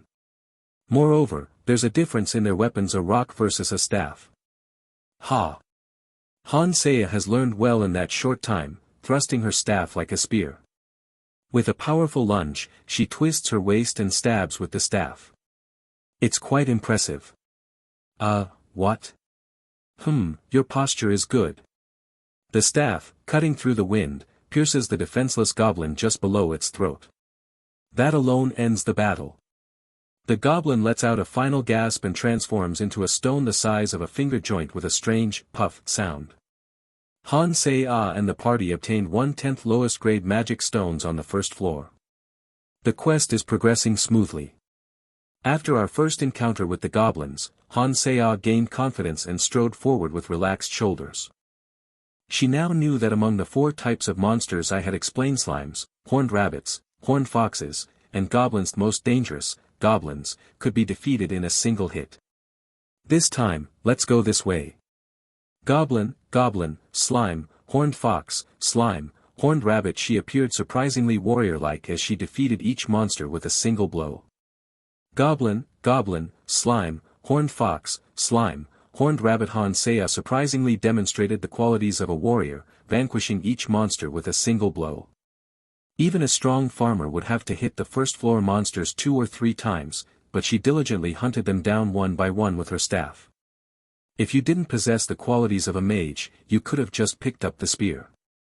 Hee, thank you for the compliment. Thanks to her efforts, we collected the lowest grade magic stones smoothly, despite a few setbacks. She seemed quite familiar with the game, keeping the entrance in mind as we circled around and searched for monsters. Fearlessly wielding her weapon against the charging monsters, she proved her worth as a streamer. Considering she was doing more than her fair share in battling the first-floor goblins, I couldn't be more grateful. Since it's our first day, let's just gather about 10 magic stones and then head back. 10, got it. Han Sea's confident stride suddenly halted due to the reason I had explained earlier about why inexperienced players might die. 2 goblins in front, 1 behind. As she approached a single goblin, another emerged from the bushes beside her, and while we hesitated, yet another appeared behind us and began to sneak up. Facing a 3:1 numerical disadvantage seemed inevitable, even though she could defeat them one at a time. There are three goblins. Although I was by her side, she exhaled a deep breath to calm herself. She still didn't ask me for help and slowly sidestepped, pointing her staff at the goblins. Perhaps her plan was to confront all 3 head-on rather than being surrounded. Win a 3:1 without getting hit for 100,000 won. Are you an investor? You hit the jackpot. You just wait. Wait a second, if senior intervenes, it doesn't count, right? I just need to not show any signs of anxiety. Easier said than done. She murmured to the viewers about the mission she received and then immediately stepped forward. The bald-headed warrior had taught her a simple push attack, but it certainly resembled an excellent thrust. Was it due to the player's stat adjustment? Her staff, slicing through the wind, struck the goblin closest to the center right in the forehead with a thwack sound. The goblin, hit by a powerful thrust, staggered back and transformed into a magic stone with a poof. Keek. Kayak. Seeing their companion's fate, the remaining goblins on both sides charged at her like wild beasts, wielding their rocks and wooden clubs. Do I need to step in? Frightened, she seemed to cower, but there was no need for me to intervene. The staff she extended forcefully swung from right to left like a baseball bat, striking the head of the goblin on the left, who was slightly closer. Kayak. Kikik. Although it didn't die due to her clumsy posture, the goblin dropped the stone it held and was left staggering. The club-wielding goblin, which had relied on its fallen companion, screamed as it charged at the defenseless Han Sea. Stay back. Thwack. Her slender leg stretches out and kicks the goblin, sending it tumbling backward. Though she doesn't finish them off in one go, she manages to deal with them one at a time. Thanks to viewing this as just a game, she was bolder than an ordinary country bumpkin and appeared much more like a warrior. While one goblin staggered from her kick, the other dropped its stone, clutched its head, and wobbled as it stood up. As soon as it managed to steady itself and open its eyes, it was met by Han Sea's thrust, who had also regained her stance. Thwack. Another goblin turned into a lowest-grade magic stone. You definitely have a good combat sense. However, remember that these kicks only work on goblins, and as we go higher up, you'll have to deal with them using magic. Yes. Utilizing the range and size difference of her weapon, she hindered her opponent's movements and created multiple one-on-one situations. There was no doubt about her talent, as she moved swiftly and confidently using her own body instead of a keyboard and mouse. To be honest, when I first arrived in this world and was surrounded, I only won due to my physical strength. In reality, I was a gamer, so I didn't instantly become a genius shield wielder. I had to struggle quite a bit. 10 lowest grade magic stones. We gathered them faster than I thought. Is it usually harder to collect them? Goblins and weaker monsters don't usually drop them as often, and novice adventurers often hesitate to hurt goblins, taking up more time. Considering that, Hannah, you have excellent qualities as an adventurer. As I continued to praise her, she couldn't help but giggle, her lips curling upward. She had argued with her viewers several times, but she seemed unaccustomed to being openly praised, squirming adorably. Even as she did so, her eyes shifted slyly to one side. She does seem to have talent, managing 3:1. Fact, another female streamer cried just making eye contact with a goblin. 3:1 or not, there are many who get lost after not listening to the explanations. She got her first 6 NPC, so the early game is sweet. Look at her smile. Han Sea and the party obtained 10 out of 10 lowest grade magic stones on the first floor clear. Reward, access to Han Sea's stream. Unable to resist my curiosity as Hansea continued to glance at the chat, I secretly used the stream access I received as a reward while the camera drone focused on the low-grade magic stones on the ground. As expected, her skills were better than other streamers. Watching this chat is surprisingly fun. Living in a medieval fantasy world with only things like duels, operas, and plays for entertainment, the chat filled with slang and abbreviations was quite addictive. It had been 10 years since I last saw a forum and chat window, so even the pointless laughing and chatting was amusing. After browsing the chat for a while, I spoke to Hansea, who was diligently looking back and forth between the magic stones and the chat as the camera turned back to me. We shouldn't overdo it on our first day. Let's gather the magic stones and head back. Okay. Senior Roland? Yes. I'm curious about how strong you are. Can you show me? She playfully squinted her eyes and laughed awkwardly. I wondered what she was talking about, but I noticed her eyes kept sneaking glances to the side. Was there some kind of request in the chat? Hansea seemed a little embarrassed and hesitant to ask me to demonstrate my strength, but I saw no reason to refuse. If I could show off in front of the viewers and Hansea, my chances of being taken along as a party member would increase. I knew that they wouldn't abandon an NPC with such unique performance as a 6, but it's better to be certain about everything in a quest opportunity that I finally obtained after 10 years. But what should I show? The problem was that I was a tank, not a mage or a swordsman. If I were a rogue, I could demonstrate invisibility or stealth techniques. If I were an archer, I could show off the skill of hitting an arrow shot first with a later arrow. If I were a mage, I could demonstrate powerful attack magic that could wipe out a plane. These were often used as bragging techniques by advanced adventurers. However, I was a tank, a heavily armored knight who relied on physical strength and items like shields and armor. I could block a giant's club with my bare hands or withstand the breath of a dragon, but there was nothing to demonstrate in an empty plane. To demonstrate. Oh, I'm sorry if I came across as rude. It's not a rude request. Adventurers usually love to show off their skills. I'm just not sure what to demonstrate in an empty plane. I quickly comforted the darkening Hansea and continued pondering. I could easily crush a goblin with a single blow, but would that look impressive? Hansea herself could kill one with a single swing of her staff. As I looked at the message board and chat window, I could feel my own adventurer's vanity rising. I wanted to impress Hansea with my strength and prove my might in a way that would pique the viewer's interest. With that in mind, I fiddled with my adventurer's badge while pretending to look at the waypoint, taking a peek at the chat window. I'll donate 300,001 if Roland gives a strength demo. There must be something to show off, right? Not some grass-pulling show. Bro, can't you just take off your armor and show off your body? But wouldn't it be embarrassing to show off your strength against a goblin that falls unconscious from Sea's kick? What can a high-ranking adventurer show off on the first floor? Some odd chats were mixed in, but the contents were similar to my thoughts. I noticed one opinion that quickly passed by. Hansea and the other viewers may not have noticed it, but it definitely caught my eye. This might be amusing to show. What is it? Saya hurried over to me, not wanting to miss the 300,001 mission, reacting like a fish to bait. Since another goblin has appeared, I'll show you. Okay. Catching a slime would have been annoying due to its squishy nature, and if it were a horned rabbit or a horned fox, it might have appeared like animal abuse. Fortunately, it was an ugly little monster, a goblin. As I reached out with my bare hands, having even removed the gauntlet from my plate armor, I heard a surprised gasp from behind me. Kayak. The small monster swung a sharp rock at my hand, which was holding onto it. Of course, the rock couldn't even scratch the skin of a 6 tank who had been leveling up for 10 years. The goblin tried to cause a ruckus with its sharp teeth and claws, but my pale white hand showed no sign of even a red scratch. Are you okay? I can take a nap without my armor on among monsters below the 10th floor. Wow.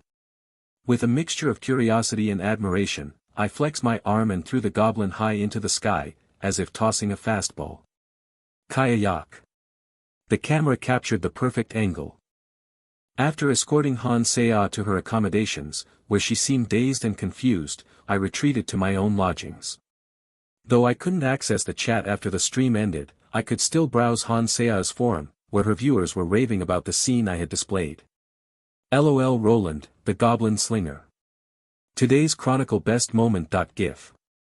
Reincarnated as a goblin. Pay respects to the great flying goblin lord. -6 He's really strong. Reading a comment suggesting I throw Han Seah out through the exit inspired my impromptu performance. As I sent the goblin flying, viewers found the waning cries of the rapidly disappearing creature quite amusing. Already, people were creating and sharing their own edits. It's quite delightful to be able to browse the forum and read the lively posts, especially since I would normally be lounging with a beer instead. Pay respects to the great flying goblin lord. Goblin flying.gif. Goblin's memorial photo.jpg. The only good goblin is a flying goblin. Shouldn't it be a dead goblin? Yeah, that one's as good as dead. If it survived after flying 100 meters, it wouldn't be a goblin. Scrolling through the crudely edited photos and various jokes, it seems hurling a small creature weighing around 30 kilograms out of sight with one hand made quite an impact. Chuckling at the various posts, I realized that the virtual reality world created by the capsule in this alternate dimension shared similarities with the modern world I left behind 10 years ago. Time flew as I lay on the bed, browsing the forum and indulging in stories about myself, until darkness enveloped the night. Tomorrow. I should teach basic magic and find party members. Upon obtaining 10 lowest grade magic stones and leaving the tower, the quest was finally updated. When forming a party, you had to shake hands, and obtaining 10 lowest grade magic stones required safely exiting the tower, as if there was some sort of criterion. Perhaps these are restrictions in Han Seah's game system. Teach basic magic to Han Seah 0 out of 5. Though learning basic magic in a day might be challenging, Han Seah could possibly master all 5 spells. There are more than 5 types of basic magic, but she'll likely pick the ones that suit her best. With access to her inventory and minimap, she might even learn the spells easily through a skill window. Finding party members should start after teaching magic, and it might take some time to select promising beginners from the novice adventurers. I don't need to search for them myself, I can just ask Ellis about any promising newcomers. I still have to treat Ellis to a sweet dessert as promised. While buying a basic magic book for Han Seah, I can also visit the newly opened cafe. Despite wanting to read more posts on the forum, experiencing the scent of the modern world after 10 years, the speed of new posts slowed down since the stream ended. I closed the forum and leaned my head on the bed, closing my eyes, looking forward to tomorrow morning. I wonder what the rewards for this quest will be. Ray Translations. Han Seah couldn't believe the fortune that had come to her. 6. Does that even exist? As a streamer who streamed both sports and gaming, she had a rough prediction of what to expect from Heroes Chronicle. She enjoyed a variety of mobile games, including RPGs and FPS games. Climbing the tower would require forming parties, and would be a physically active experience. Obtaining equipment and recruiting comrades would heavily depend on luck.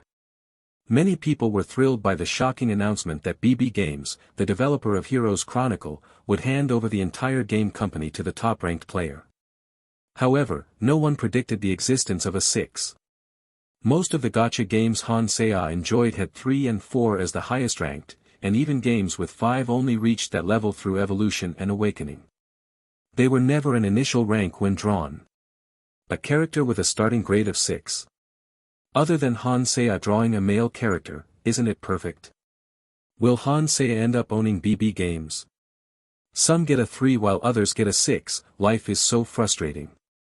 After stepping out of the capsule and lying down on her soft bed, Han Seah used her smartphone to search for her own name online.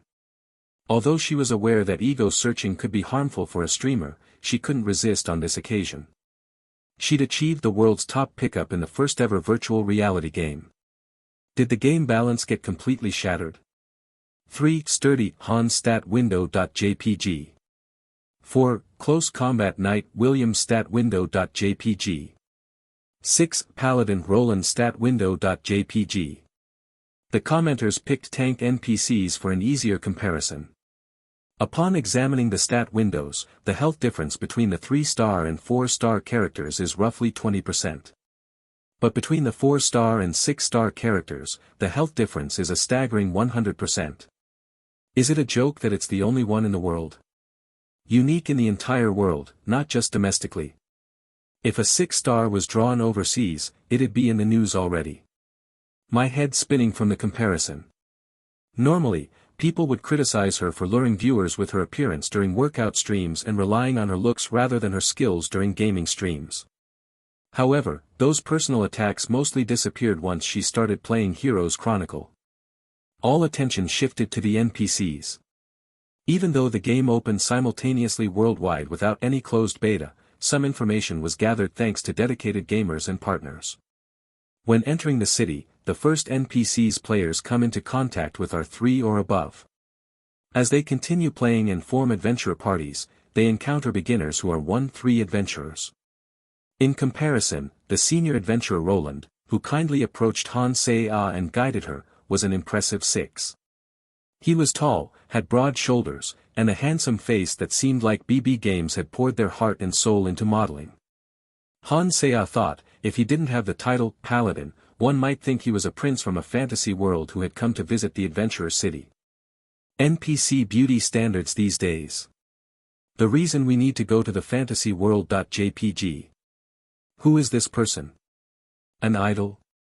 Already, her stream was circulating on several websites.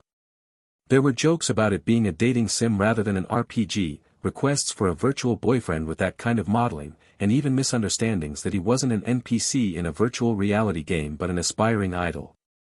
Really good looking indeed. Han Se-ah, who also did sports streams, was confident in her well-maintained appearance and toned physique. However, when she saw the circulating pictures, her confidence quickly diminished. Both senior adventurer Roland and guild receptionist Ellis were golden-haired, exceptionally beautiful people. The ordinary citizens wandering the streets had realistic appearances, but those two looked almost too perfect to be real. Maybe I should visit the Magic Tower tomorrow to learn some skills. It'll take some time to recruit party members, so I'll try to climb to the 5th floor after posting a recruitment notice. Despite planning her next steps, she couldn't fall asleep easily because of the events she had experienced in the game. From the beautiful scenery of the fantasy world she saw when riding a carriage at the game's start, to the towering city that housed the tower, and even the fight against goblins, these were all thrilling events for a fantasy enthusiast. In particular, her calm steps during the goblin ambush, breaking their formation, and sequentially defeating them, kept her wide awake. Most of the posts about her, other than those about Roland and Ellis, were filled with praises for her exceptional battle sense. To be more precise, it was meant to disparage other streamers in comparison to her, but she couldn't help but grin at the praise. It was only natural. Really, what if I become number 1 like this? The young female CEO of BB Games, who made a fortune selling expensive virtual reality capsules to people worldwide. With that kind of money, she could buy a house for her parents, deck them out with luxury items from bags to watches, and live a life of leisure, playing games all day long. With such happy thoughts, Han Se-ah forced her eyes shut, trying to fall asleep as soon as possible. Before dawn, I wake up to the sound of a rooster crowing. Though the sound of the rooster echoing through the dim streets is irritating, I have to tolerate it. That rooster belongs to the innkeeper who provided me with free meals during my days as a novice adventurer. If I were to count the number of eggs I've eaten thanks to that rooster, I'd be the one who should be crowing. My high-performance body quickly dispels sleepiness the moment my feet touch the floor. It's hard to get used to how quickly my mind clears before I even have the chance to wash my face. Teach basic magic to Han Se-ah 5 out of 5 clear. Reward, alert for Han Se-ah's stream. As I rub my eyes, I see something unexpected. No way, she's already learned basic magic. What happened so early in the morning, before the sun even rose? As I head to the bathroom and turn on the hot water for a shower, I naturally check the forum. I never thought I'd be wasting time browsing the web while showering in hot water in this world. Water magic versus fire magic. Is Chidori possible with magic application? Amidst all this, someone becomes a mage. Sex. If NPCs also get magic, how do we compete? As I slowly read through the forum, which has many more posts than before I went to bed, I get a rough idea of the situation. I thought the stream had ended when the chat stopped, but she only took a break and continued with a late-night stream. Ray translations. Adventure mages have to pay the magic tower to learn magic, but it seems that she spent the night with her viewers learning common skills through the skill window and creating a skill tree. Judging by the fact that the quest had exactly 5 spells, it seems the limit of the skill window is 5. In the midst of all this, the fact that a mage's talent is random. This game's foundation is like a gotcha game, no joke. I can't recall who, but someone in the chat kept spreading news about other streamers. There were stories about a female cam girl who cried because she couldn't become a mage, and an older male streamer who was kicked out after receiving shock magic from a receptionist while causing a scene demanding to learn magic. Amidst all this, someone becomes a mage. This post has been reported and blocked. If NPCs also get magic, how do we compete? It seems like going to the guild is the way to meet Master Roland. If BB Games is bought, will she give apartments to subscribers? The forum remains active even as I wash my hair. Since the chat isn't active, she probably went to sleep after choosing basic magic. After an afternoon stream and a late night one, she likely sleeps in the morning. I wonder if Han Seiya will come to the Adventurers Guild in the afternoon. I used to rush to the guild as soon as the sun rose to secure cost-effective missions during my days as a novice adventurer living from hand to mouth, but that's an old story. My bank account is stacked with gold coins since I chose a stable life instead of climbing the tower, so I can take my time.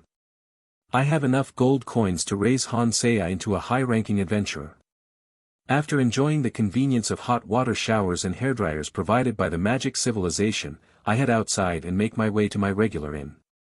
It's a bit dated for a lodging, but the food is great, and I owe a debt of gratitude to the innkeeper.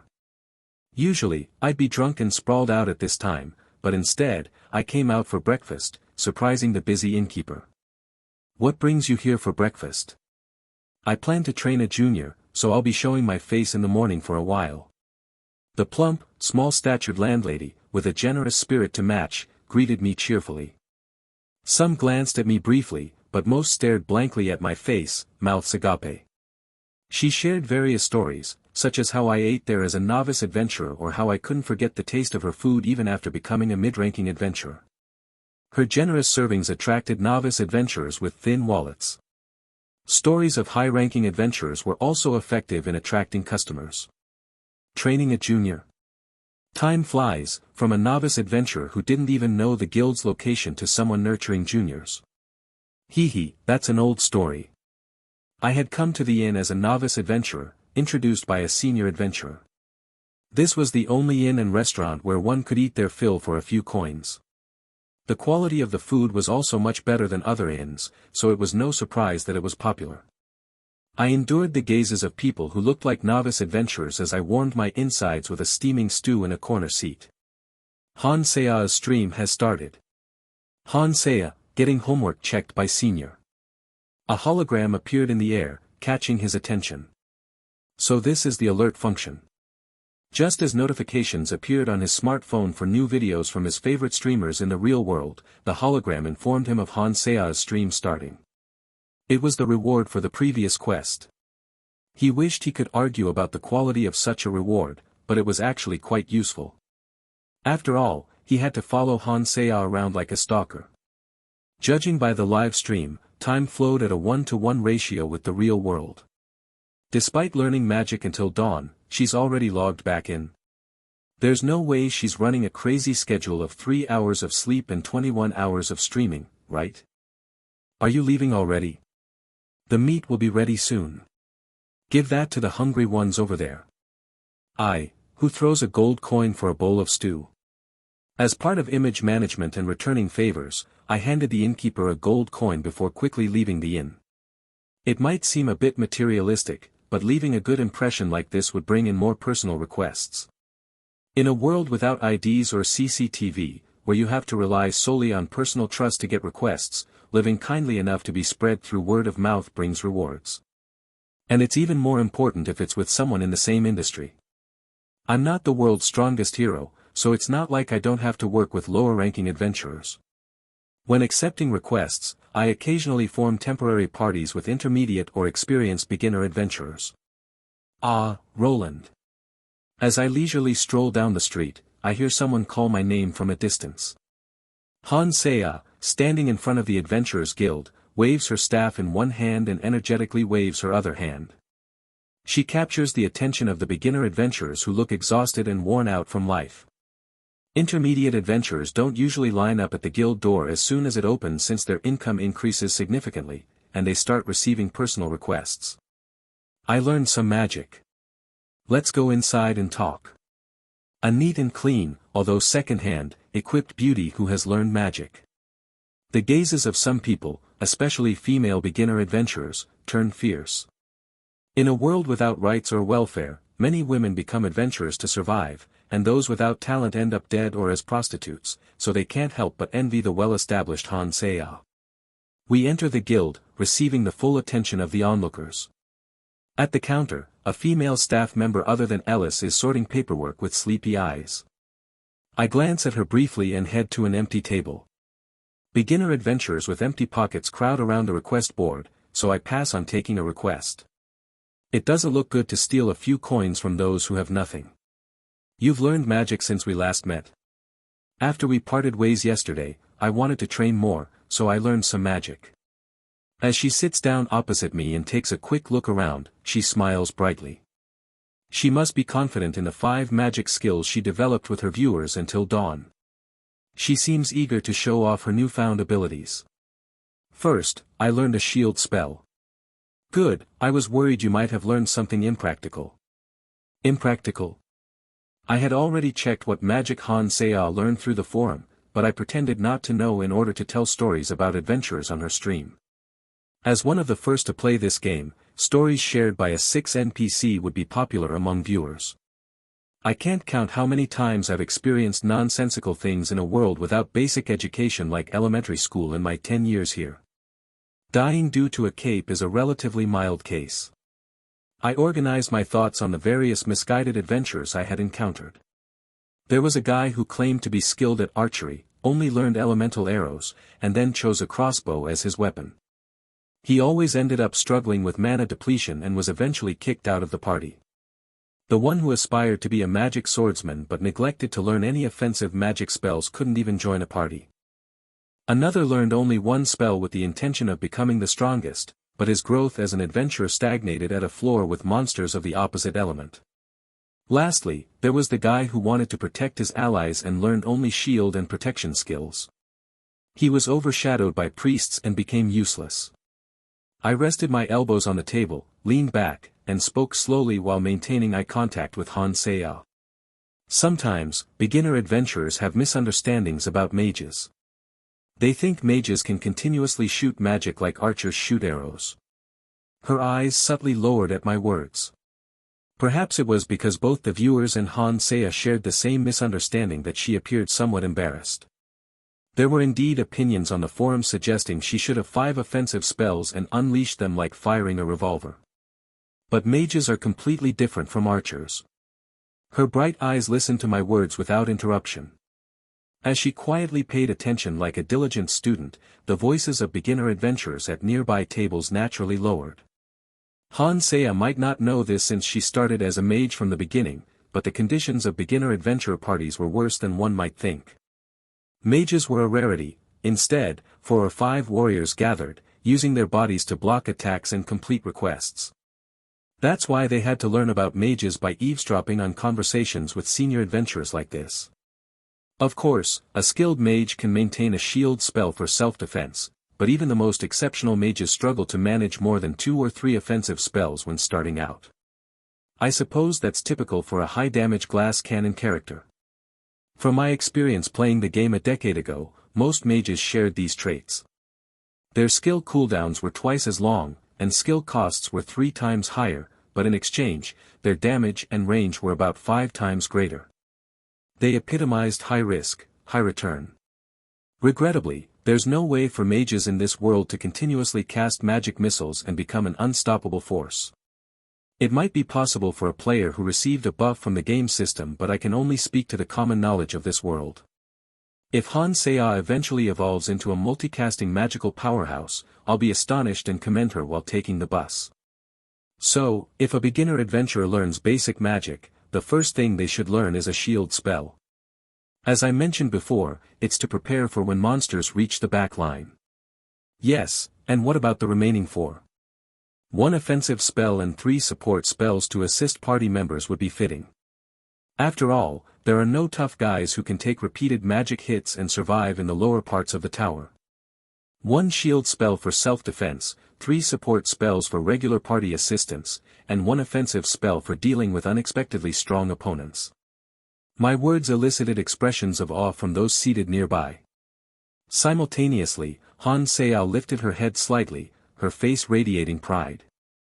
I've only learned magic missile as my offensive magic, after the shield spell. The other 3 are light, spark, and water magic. Why did you choose them? First of all, I chose magic missile because it doesn't have any elemental weaknesses. It would be difficult if an enemy with a disadvantageous elemental affinity appeared. And the other 3 magic? Well, I chose light because I thought it would be important to secure our vision at night. From what I've heard, it seems like we'll be spending quite some time in the tower as we head to higher floors, so we'll probably have to be active at night.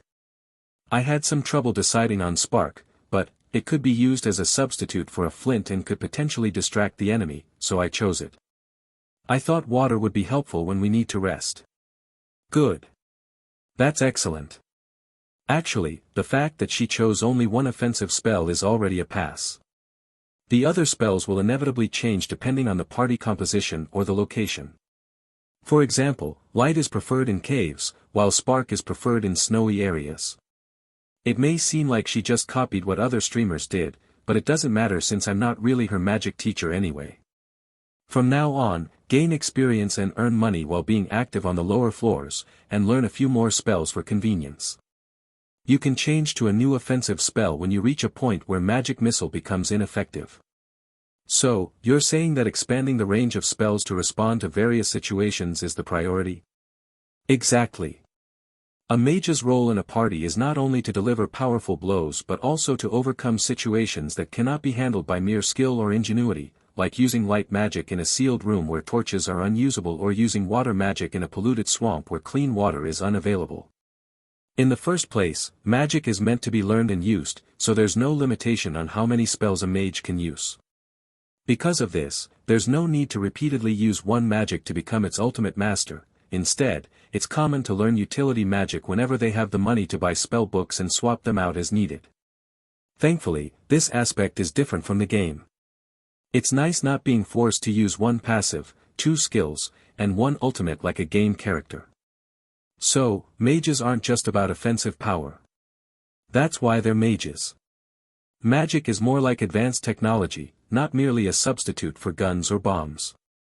Hannah nodded at my words and asked me again. So, what should we do now? You've never used magic after learning it, right? Practice a few times and then let's head back into the tower. The only answer I could give her was practice. Since the process of learning magic was skipped, she needed some practice before facing real combat. After that, we'll visit the cafe that Alice told us about. We need to drop by the cafe quickly, or there's a high chance she'll get upset. As I thought about this and stood up from the table, I could hear the disappointed sighs around us. Ignoring those reactions, we headed to the open space behind the guild. Ray translations. First, want to try casting the shield spell? Yes, shield. Holding her staff with both hands, she cast the spell. Perhaps she found it embarrassing to say the skill name out loud, as she lowered her head slightly.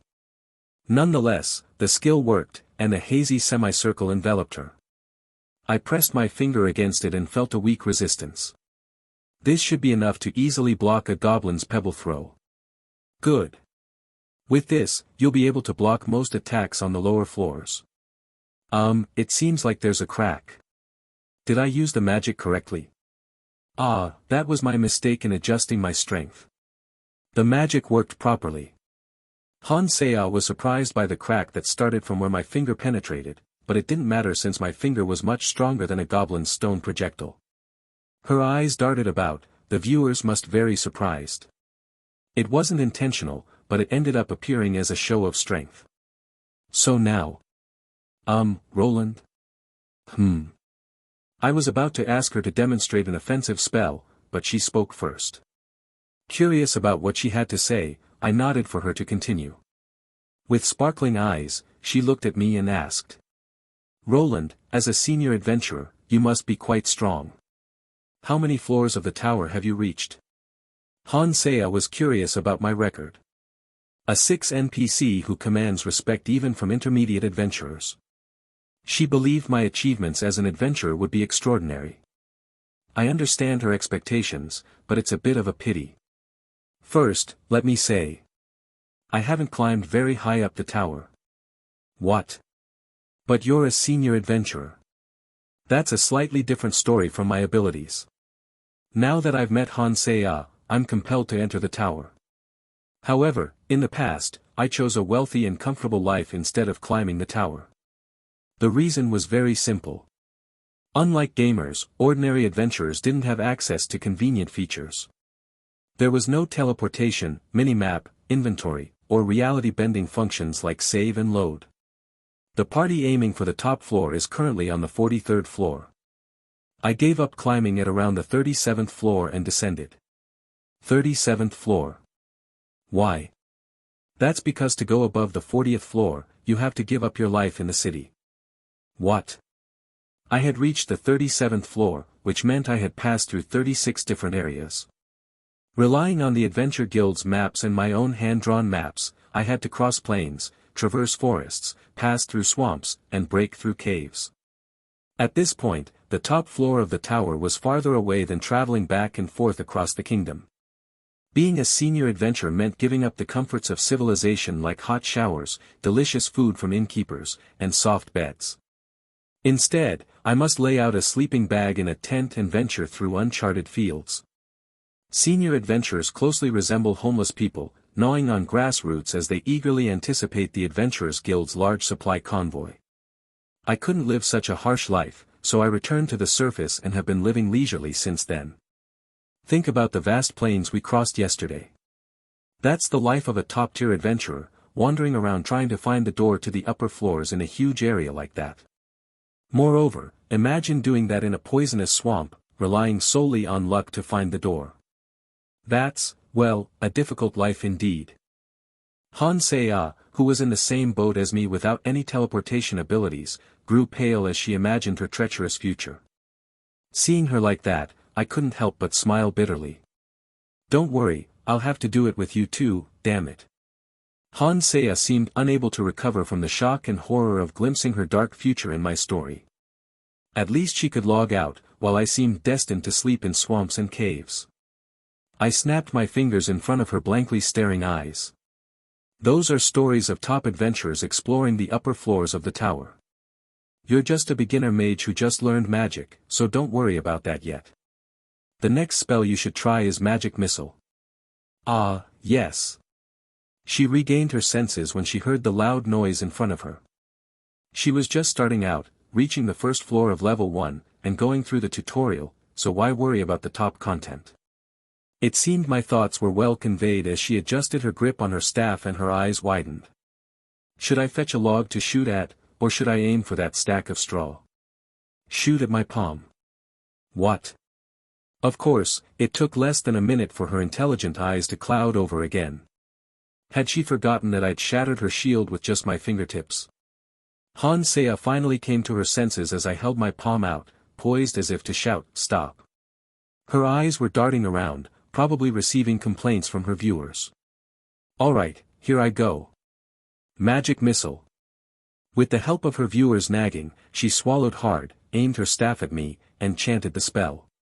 A translucent fist-sized sphere appeared at the tip of her staff, as if out of thin air. She swung her staff through the air like a fishing rod, and the magic missile accurately shot toward my palm. She was pretty good at using both the shield and the magic missile for her first time, probably thanks to her skill window. Wham! A heavy sensation and slight push on my palm accompanied the impact.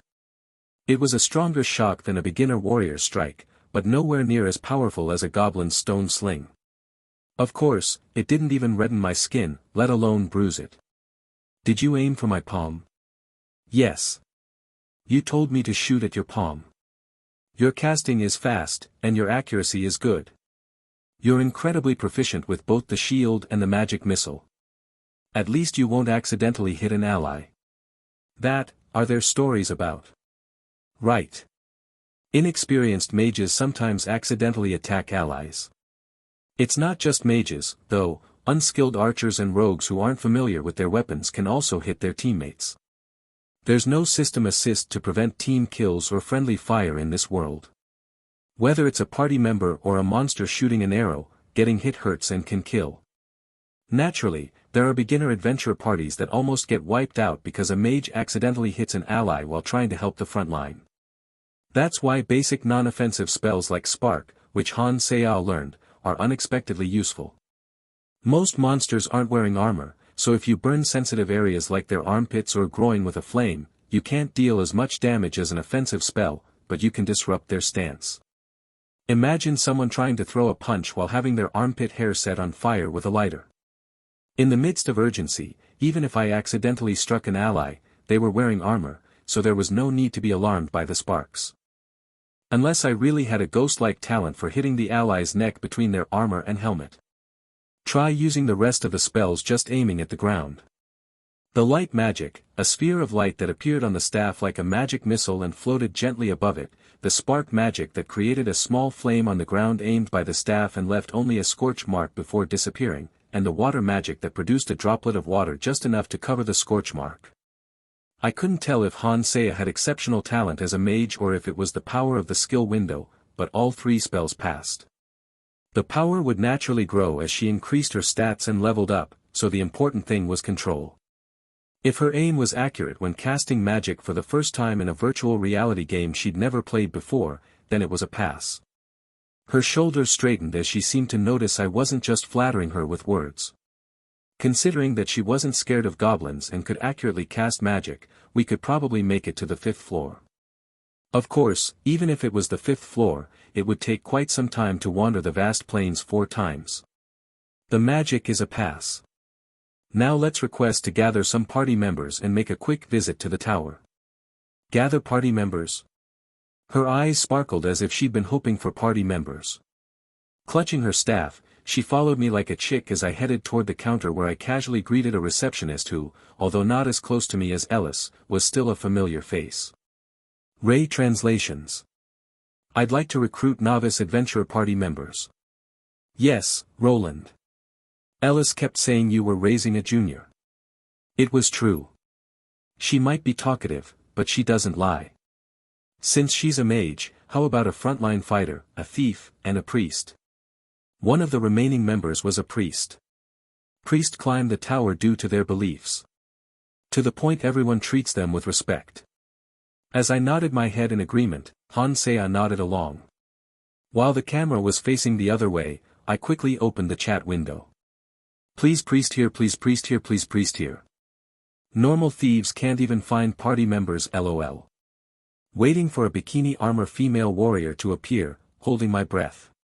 No, I heard she died from a rock, what bikini armor, lol. Looking at the leather armor Han Seya is wearing, sexy female warriors don't exist here.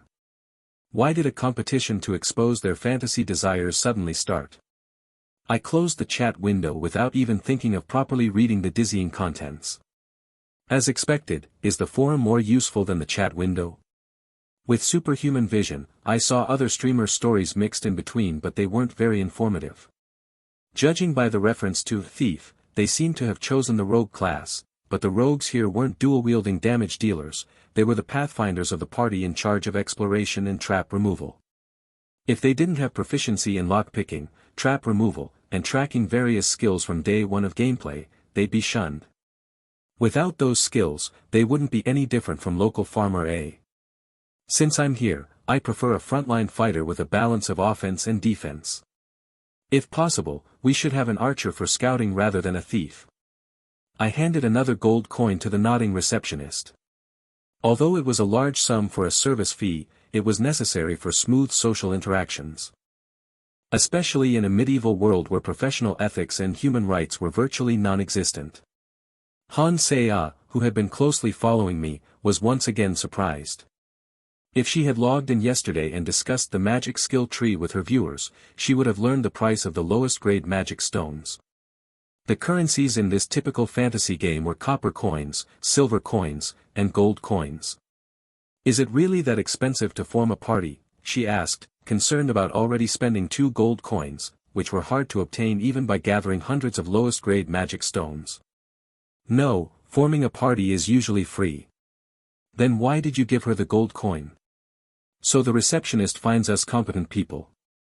If we go by the rules, novice adventurers would only group with other novices. A farmer who sold his entire property to buy a single sword and became a frontliner, an archer who learned how to shoot a bow from his hunter father but knows nothing about monsters, or a mage who accidentally hits allies with their spells. It's common to form such dreadful parties, though mages aren't that frequent. Ah! Han Se-ah quickly understood my point. Even though the Adventurers Guild sorts adventurers into novice, intermediate, senior, and top tiers, it's still a medieval guild where documents are handwritten. This world doesn't classify levels and ranks through a game system. As a result, even among novice adventurers, there are those like Han Se-ah who are talented mages, and those who can't even kill a goblin due to fear. The gold coin serves as a fee to filter out such individuals. The receptionist, having received a gold coin tip worth more than her monthly salary, would surely filter out the worst adventurers. At the very least, she would gather people who had entered the tower alone and has exchanged lowest grade magic stones. That's the most common way for novice adventurers to prove their abilities. What about the priest? Priests are even rarer than mages when it comes to climbing the tower. Mages become adventurers to directly acquire magic stones and study the phenomena inside the tower, while priests only become adventurers because of their faith. Because of their faith? There are temples in the city to heal the sick and injured, but since temples can't be built in the tower, they decide to go there themselves. Ah, so they climb the tower to help injured people. They must be remarkable individuals. That's why you should never quarrel with a priest in the city. Simply being involved in a dispute with a priest can severely damage your reputation. Fortunately, these priests were truly devout individuals. Corrupt priests who disregarded human lives for money, like in dark fantasy stories, didn't exist in this world. After all, the existence of gods was proven through divine power, so who would dare to act that way? I hope Han Se-ah doesn't encounter any strange stories or locked content while playing the game. Such as dealing with corrupt churches or troublesome nobles. Han Se-ah seemed excited about using magic. Her steps toward the tower were light. It was nice to see her enthusiasm. Thankfully, it didn't seem like she would give up, even after learning about the harsh realities of conquering the tower. Roland, do you plan to return to the tower? Of course. If you don't go, I'll have to beg you to come with me. Suppressing my pitiful thoughts, I said what she and her viewers would want to hear. Well, it would be great if I could be on the front line while you show off your skills as a mage. Really? It's hard to find excellent mages in the higher floors. Most of them end up in the magic tower for research. To be precise, mages also retreat to the rear because they dislike living rough like me. Even with my top-tier physique, I've had enough of the homeless lifestyle. There's no way that mages with fragile bodies would endure sleeping in a poisonous swamp for over 6 months. That's why top adventurers staying on the highest floor of the tower struggle not only with supplies but also desperately search for skilled mages. If Han Se-ah keeps leveling up, she might receive offers from every party. Her talent is so great that even non-players who sleep in the tower would seriously consider kidnapping her. Admittedly, living rough does seem difficult. But we have to do it if we want to climb the tower. I've had enough rest. By subtly hinting at the possibility of forming a party together, not just as a guide or senior adventurer, I caused quite a stir for Han Se-ah and the chat window she secretly peeked at. Gamers were naturally excited when the world's only 6 NPCs subtly dropped hints. We entered the tower while I gently baited her with my words. Han Se-ah confidently stepped into the dark entrance without any hesitation, having been here once before. As always, the refreshing, wide-open plains greeted us. Today, let's climb the tower a bit. How far are we going? Let's just get familiar with the first 5 floors and then head back. It's better to go further with party members. Even though only weak goblins appear on these floors, the danger increases the farther we go. After saying that, I took out a small lantern instead of the adventurer's badge. One was my worn-out lantern, and the other was a new one I secretly picked up at the guild counter when I asked for a party member.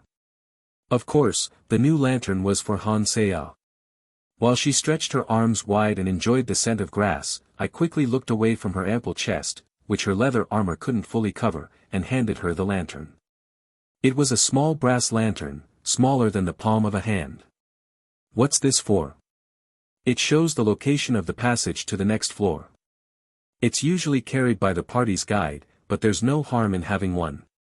The golden lantern held a floating magic stone shard instead of an oil-soaked wick. The elongated, pointed magic stone shard hovered in midair like a compass needle placed on a floating leaf. If the magic stone in the adventurer's badge was pressed to create a hologram, this one pointed in one direction like a compass needle.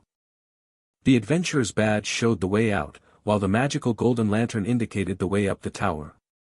My lantern had a magic stone shard floating towards a certain direction, but Hansea's stone had sunk.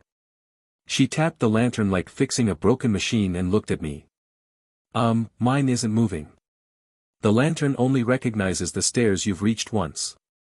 According to the magic tower's explanation, it tracks the magical pathways composing the tower, but I couldn't understand the details. So, what about familiarizing ourselves today? It'll be convenient when we gather a party if we register it with the lantern. Otherwise, we'd have to rely on an unfamiliar ranger and search the entire plane without knowing anything. She seemed pleased with the information and quickly attached the tapped lantern to her waist. I wondered if she had grown accustomed to the leather armor since last night, trying various things, or if another streamer had already passed the first floor and climbed higher. After that, walking through the plane with the lantern was a breeze. Using magic on monsters weaker than goblins is a waste. You can defeat them by kicking or, if you're worried about their horns damaging your boots or leggings, you can just whack them with your staff. Stomp on slimes to kill them, and hunt the occasional horned rabbits and horned foxes by striking them with the staff. Although being stabbed by a horn would cause blood like being pricked by an awl, and being bitten would leave tooth marks, that's only the case for those without armor. Even the leather-armored adventurers barely added a scratch to their used leather armor. If rabbit incisors could pierce armor that can block a few sword strikes, I'd have probably never gone past the 5th floor of the tower and lived in the outside world instead. A goblin. Should I try using magic? Try a different spell this time instead of magic missile. A goblin we encountered earlier died instantly after being hit by a magic missile. It would be ridiculous for a creature that could be killed by a staff to withstand magic several times stronger. The magic missile, living up to its name, killed the goblin with a single strike to the bridge of its nose. So this time, she would try another spell. Another spell. Spark. Hansea stepped forward, swung her staff, and chanted the spell. As the staff extended like a spear, a small flame appeared in midair with a crackling sound. It seemed to aim right below the goblin's ugly nose. Kayak. Startled by the unexpected spark hitting its face, the goblin, which had been charging at Hansea, stopped hopping and began flapping its hands in the air. Judging by its intense reaction, the spark must have hit just as it was inhaling. Shaking his head, the goblin tried to brush off the sharp pain, distracting himself. Hansea watched the goblin, then raised her staff above her head and swung it down. If her previous swing resembled a baseball bat, this one was more like a downward slash with a sword using a staff. Your magic is accurate, and the staff's trajectory is clean. Did you learn swordsmanship somewhere? Hehe, I practiced a bit of kendo when I was young. Kendo? I learned a bit of swordsmanship. Had she attended a kendo dojo instead of a taekwondo one when she was young? The tip of her staff accurately hit the goblin's head, displaying her excellent motor skills. Well, that's probably why she became famous for her athletic broadcasts as well. The following battles were one-sided. Seiya used various methods like obstructing the incoming goblin's vision with the light spell, moving to the side and stabbing it, or stopping another goblin by spraying water magic at its eyes. She made no mistakes. She's really good at this game. It was hard to believe this was Seiya's second battle. Her versatile fighting style involved not only using her staff to hunt, but also mixing in kicks, staff techniques, and magic. It was quite impressive. Honestly, she was much better than I was in my first year as an adventurer. Back then, I relied solely on my armor and charged in like a primary school kid throwing punches. After catching the goblin and picking up the magic stones, we continued walking through the plains. We should have encountered other adventurers by now, but today was unusually quiet. No matter how vast the plains were, adventurers had to gather to move to the upper floors. Just as I thought about it, I heard noisy voices. Are those other adventurer parties? We're heading toward the passage, so it's about time we met them. I couldn't understand what they were saying, but it certainly wasn't the cackling of a goblin. As we followed the lantern-lit path, the dots in the distance started looking like people. Of course, only someone with extraordinary physical abilities like me could see them like that. Seiya's camera still showed them as dots. The party consisted of 2 male frontliners, 1 female frontliner, and 1 female ranger. It was a fairly common beginner adventure composition with 3 frontliners and 1 ranger. Frontliners were numerous since even those without formal swordsmanship training could wield a sword and shield and be considered a frontliner. Is this my fault? Then it's my fault. As Seiya could finally see the 4 novice adventurers, their voices became clearer. Judging by the well-maintained armor worn by the frontliners, this wasn't a bottom-tier party struggling below the 5th floor. So, without fear of a goblin ambush, they were arguing loudly. The 2 women in the group, the female warrior and female ranger, were shouting and red-faced, while an older man and a younger man stepped back, not even trying to intervene. From their lack of intervention, it seemed the party leader was one of the women. I wonder what's going on. There's nothing quite as entertaining as watching a fight. Seiya couldn't take her eyes off the 2 people, who were so close together it seemed like they might even resort to grappling. At the same time, the camera drone hastily flew around. Seiya's reaction to the fight seemed rather intense. The camera had flown far away, and Seiya was focused on the broadcast, so she wasn't paying attention to me. Unable to resist my curiosity, I pretended to watch the fight and opened the chat window. -23 a petty fight indeed. Still, a 3 should be recruited early on. They should fight to the death. Don't know what's going on, but can't we take the ranger? Have the winner form a party with Roland-sensei. Wait, there's a 3 character. I couldn't tell if it was because I didn't have a game system or if they were NPCs that appeared in the city as soon as Seiya connected, but the 2 women fighting with flushed faces over there were characters with their own stars. Hastily checking the forum, it seemed that characters with even 1 star were definitely in a better position than those without any stars. It felt like if a 1 country bumpkin Smith fought with the country bumpkin Hans, 0, Smith would always win. As a result, one of the women arguing, a 2 swordsman named Cora, could seriously aim for the mid-levels of the tower. If the 2 men without stars were just ordinary adventurers who take on odd jobs outside the lower floors of the tower, Cora could become a promising female swordsman by honing her swordsmanship and breaking through the middle floors. This conclusion came from secretly peeking at the forum while pretending to look at the beginner party from afar.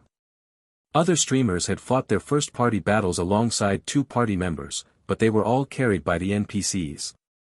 What do you know, if you just joined the party? From what I could gather, it seemed that the 2 female swordsmen, who was the party's leader, and the 3 apprentice ranger, who had just joined the party, were fighting over a difference of opinion. The 2 female swordsmen had fewer stars but had experience in the lower levels, while the 3 apprentice ranger had just entered the lower levels. In short, it was an evenly matched fight between a 2 high-level and a 3 low-level character. That's why the viewers were saying it was probably a petty fight. Of course, this was just an assumption based on their stat windows. I'd have to hear their stories to know why they were actually fighting. The experienced female swordsman could have been rude to the novice female ranger, or conversely, the novice female ranger might have done something unreasonable, relying solely on her talent. We have some good teaching materials here. Let's go and listen to their story. Can we do that? It'll be good to know why such fights happen before we form our party. Hansea, who couldn't take her eyes off the scene, gave me a bright smile as I sneakily suggested the idea. The viewers also enthusiastically praised me, calling me Big Brother and Sensei.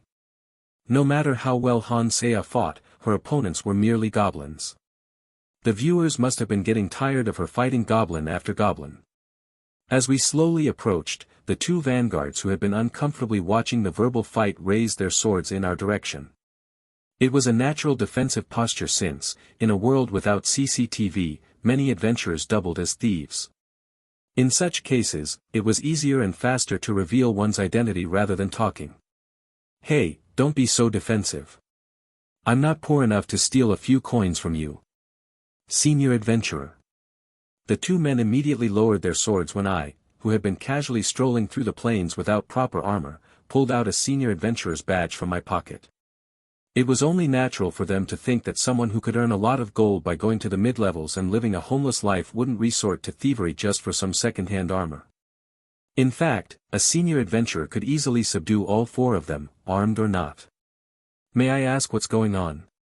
I'm training a junior, and I wanted to show her how other adventure parties operate. But as I came closer, I found you guys arguing instead of hunting. I'm sorry we showed such a shameful scene to the rookie. The middle-aged adventurer nodded at my explanation. Judging by his actions, he seemed to be the senior of the party, but is pushed back due to the difference in their innate S. The younger man appeared timid or still on guard, silently retreating to the back. I shifted my gaze from the two men and looked at the two women still arguing. There was no end in sight to their verbal dispute, as if they were bickering about matters of national importance. They were fighting amongst themselves, completely oblivious to their surroundings. May 3 adventurer would be useful up to the tower's middle floors, but if the female ranger is the cause of such an argument, I might not want her in the party. It's unbelievable how they continued their quarrel even when there are strangers approaching them inside the tower. How angry must they be? So, why are they fighting like that? It's a difference of opinion. We formed this party for a quest, but our opinions just don't seem to match. Is it something worth fighting over like that? I suppose not. The middle-aged man, looking troubled, shook his head. As a character without a star, he seemed dissatisfied with the current situation, possibly struggling to make a living through quests in the lower floors. It must be annoying for an adventurer, who was busy trying to earn a living to waste time on a petty squabble. He sighed deeply at Hansea's curious gaze and explained the situation. Our quest is to gather medicinal herbs that grow naturally in the plains. However, Cora suggests scouting the area and hunting goblins along the way, while Grace insists on checking multiple herb spawning areas and focusing on the quest. It was a minor difference of opinion that could easily lead to a dispute. Hunting lower floor goblins would be no burden for a party of 4, as they die after just 1 or 2 hits. However, searching for goblins in the tower where monsters spawn randomly could lead to wasted effort. Some people lose their lives encountering unexpected monsters, while others can't even find monsters when they're desperately searching for them. It's tiring searching for unpredictable goblins in the hot plains while wearing armor. In summary, it was a disagreement between a certain but small reward and an uncertain but slightly larger reward. The dispute wouldn't have escalated if it had stopped there, but the problem was what came next. The first outburst I heard was probably, "Is that my fault?" Is it my fault, then? I clearly suggested focusing on the spawning areas for the herbs. If the failure in monster exploration isn't the fault of the party's only scout, then whose fault is it? The one getting angry was Cora, the 2 female swordsmen. She had a sharp appearance with her brown hair, upturned eyes, and thin lips. On the other hand, the 3 apprentice ranger Grace spoke softly, appearing gentle due to her drooping eyes, which were almost slits. So, both were beauties. Is this a characteristic of gacha characters? Could it be because the foundation of this world, Hero's Chronicle, is based on the gacha game, Heroine's Chronicle, that I used to play? After Hansea's appearance, the first 2 gacha characters I meet were beauties rarely seen in the Adventurers Street. From day to night, sitting at a table and watching hundreds of people pass by, I had never seen such beauties among adventurers, let alone in the same party. If this was Hansea's luck, her title should be something like the Goddess of Fortune. Great Paladin Roland and the Goddess of Fortune, Hannah, that kind of thing. Anyway, setting aside the evaluation of their appearances, Ranger Grace seemed to be right based on what each of them said. It wasn't because of higher star ratings, a more appealing beauty, or that our party needed a ranger instead of a swordswoman. Hannah, what do you think? Me? Well, I think Grace is right.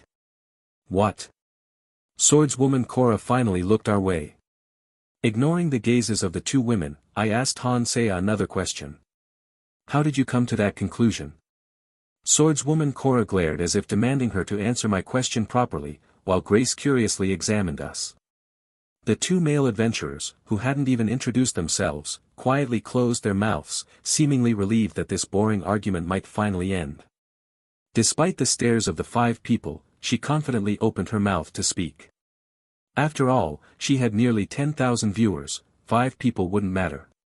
She was famous for her looks, gaming skills, and athletic abilities. She reached an average of 10,000 viewers due to the appearance of a 6 NPC. Cora, aren't you the party leader? Yeah, so what? I think that if the leader made a suggestion and the party members followed it, the leader should also be responsible for the outcome. If we had encountered many goblins and earned lots of magic stones, it would have been thanks to you, Cora. On the other hand, if we ended up empty-handed like now, it's also Cora's fault. That's what a party leader is, in my opinion. Hansea's clear-cut, logical explanation made Cora's face turn red and then pale. She probably wanted to argue that a novice adventurer like Hansea had no idea what she was talking about, but I was standing right beside her. Unlike the novice adventurers clad in leather armor reinforced with metal plates, I was dressed casually, as if going for a walk, with a small iron hammer dangling from my waist. In a world without mana, I would have just been an insane person unable to grasp the situation.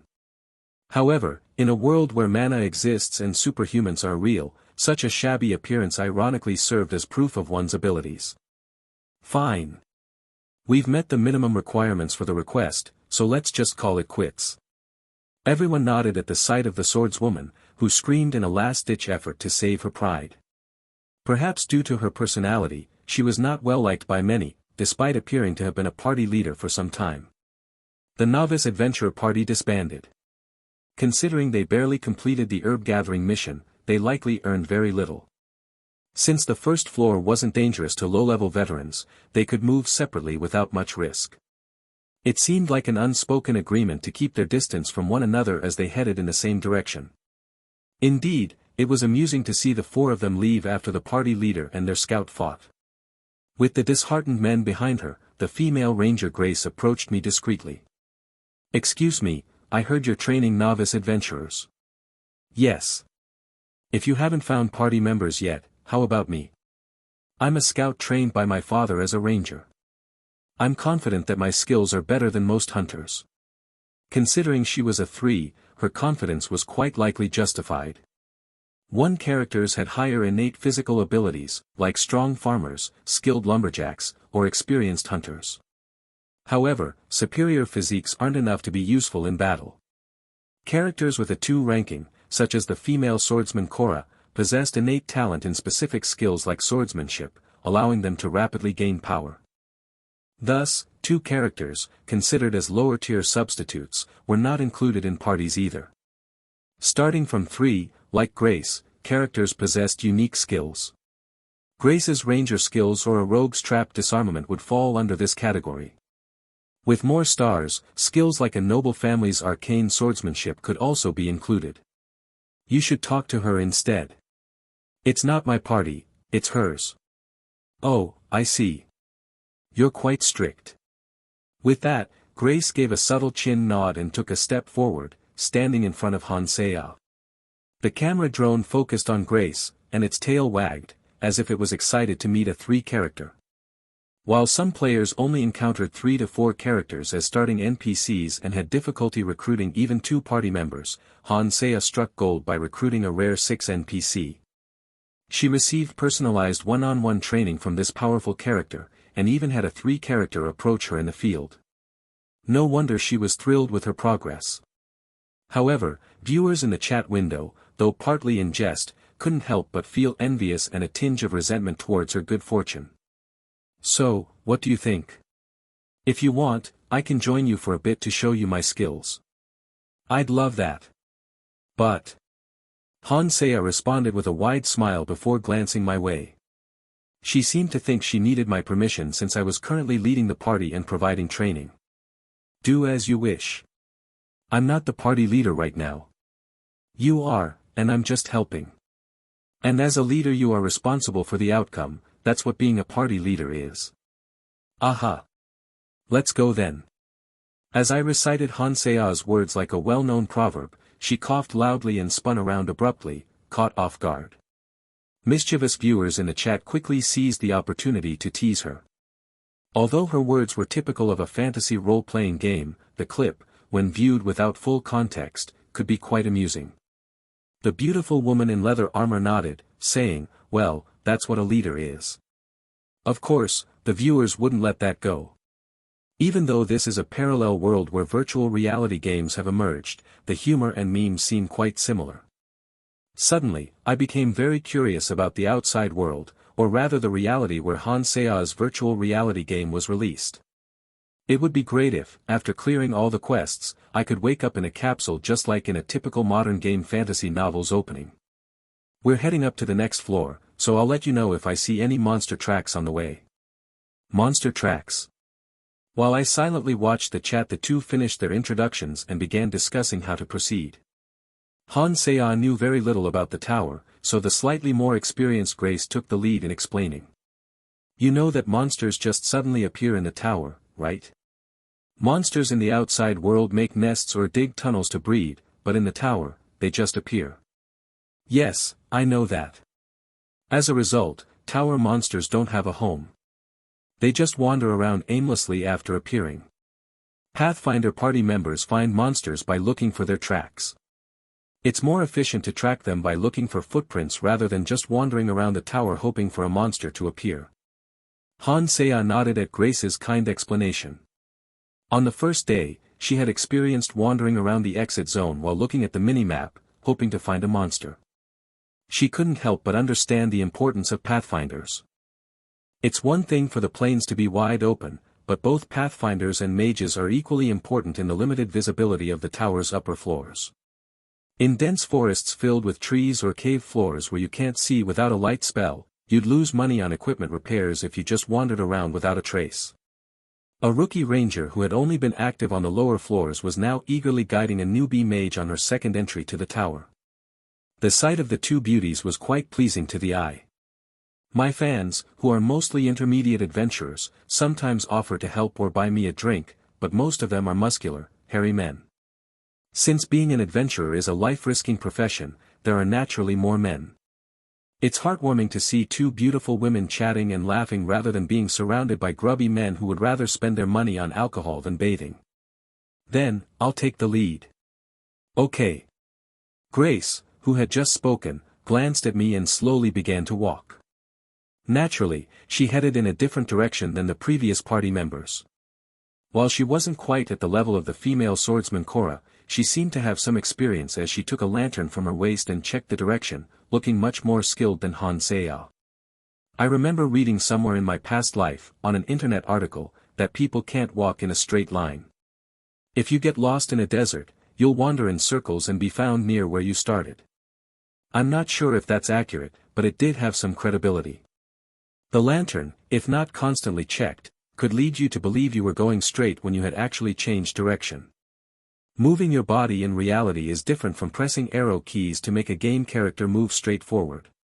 There are no signs of goblins, but there are some horned foxes. What should we do? Are there footprints or something? With the two of them walking ahead, Ranger Grace suddenly lowered her head, her gray hair almost touching the ground. She carefully examined the lower parts of the grass. Hansea, curious about Grace's actions, approached her with the camera drone. There aren't any footprints, but if you look closely at the short grass, there are subtle traces. These are traces. They look like tiny roots, but they're actually horned fox fur. It seems the fox was lying down here, scratching its body with its hind legs. Grace found a few strands of fox fur clinging to the clumped grass. Considering the fox's red color, finding such small strands of fur was impressive. Her vision must be better than mine. To be honest, watching Pathfinders search for traces like this feels more magical than actual magic. With magic spells and the game system in place, such ghostly tracking must be a type of skill. I can see why you're a Pathfinder. I wanted to be a ranger if I didn't have magical talent. How did you find this? Doesn't the camera have trouble picking it up too? Even if I hold it close to my face, I can barely see it. Not only I was amazed by her keen observation and excellent vision, but Han Seah started chattering non-stop as well. Grace didn't react, seemingly unable to hear her talking to her chat while she searched for more traces of the horned fox. She continued combing through the bushes, unaffected by Han Seah's conversation about recruiting a ranger sister. After chatting with the viewers for a moment, Han Seah asked Grace another question. Do horned rabbits and horned foxes not drop magic stones often? That's right. They're also more agile than goblins, so they're not easy to track. Then let's ignore them and move on. Despite not receiving any magic stones, both Han Seah and Grace couldn't help but grin with amusement. Han Seah relished in the envy of the viewers who witnessed her good fortune with a 3 Pathfinder, while Grace was thrilled to have proven her skills by locating the rare horned fox fur soon after joining the party. Han Seah, your luck is really good. It's not just about meeting me, but finding a competent Pathfinder is as difficult as finding a decent mage. Adventurers tend to gather from strange places, creating a mixed group. Looking at our party composition, we already have a tank, Pathfinder, and mage. Now, if we find a vanguard to take care of sustained damage and secondary tanking, and a priest for healing, we'd form a luxurious full party of 5 on the first floor, which is quite impressive for beginner adventurers. The signs of slimes flattening the grass, traces of horned rabbits nibbling on the foliage, marks of horned foxes scratching the ground, and the spots where weary goblins had collapsed were all telltale signs. In the vast expanse of the plains, where the only difference was the varying height of the grass, the Pathfinder focuses on the details that escape our notice. Wow, truly remarkable. It's like the tracks are found the moment we step into the tower. Thank you for your kind words. Of course, Grace also looked at Han Seah with great satisfaction. After tracking a goblin that had been dragging its feet, Han Seah had effortlessly dealt with it alone. Her unwavering incantations, swift magic missiles, and precise control targeting vital points were all exemplary. Having met a few inadequate mages, Grace's eyes practically dripped with honey when looking at Han Seah. Naturally, she would be thrilled to have such a talented mage be in the same party. A talented Pathfinder had encountered a promising mage. If their relationship didn't crumble due to personal issues, the two could potentially climb the tower together to the highest levels. I think we've tested ourselves enough. Let's head to the path leading to the second floor. Shall we take a break and have lunch first? Lunch, you say? She seemed puzzled by Han Seah's suggestion. We didn't bring any porters, and she wasn't carrying a backpack. It seemed like Grace had planned to satisfy her hunger by chewing on jerky from her pocket instead. Han Seah enjoyed the puzzled look and reached into thin air. Tada! Roland recommended an inn yesterday, and their food was absolutely delicious. Stew just appeared out of thin air. Damn it, can she just use it out of nowhere like that? I guess so. Then again, what kind of absurd game would prohibit using inventory in front of NPCs? It seemed as if there was an unspoken agreement about the inventory, just like how NPCs didn't react when players conversed with their chat. Had other streamers avoided using their inventory in front of their party members out of respect? Regardless, Grace didn't show any signs of suspicion. Even as a steaming pot of stew and freshly baked bread appeared from an extra-dimensional magical artifact, something rarely seen even in the Magic Tower. It was a situation that defied common sense. Is this Marianne's inn stew? I never thought I'd eat warm stew inside the tower. Having a mage in the party is definitely convenient. The party naturally found a spot with low grass and sat down together. In the center of the circle, a large pot of stew materialized, followed by ladles, plates, spoons, and bread. It seemed as though Hansea had prepared an entire picnic set in her inventory.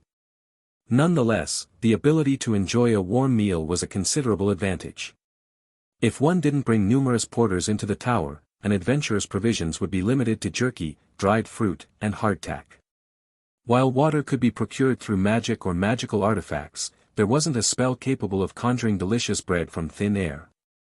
Thanks to that, the gaze in Grace's eyes as she looked at Hansea transformed from honey dripping to that of a lioness stalking her prey. She seemed to be scheming to sink her teeth the party as she chewed on the beans in the stew, perhaps more invested in the meal than one normally would be. This inn must be quite famous. Yes, it's essential for novice adventurers. I heard that Marianne, the owner, had a husband who was also a renowned adventurer, but he never made it back from the tower. Ah! It was a rather heavy topic for a pleasant mealtime, but Grace, no stranger to death, casually mentioned it while dipping her bread into the stew. It wasn't uncommon for adventurers to never return from the tower.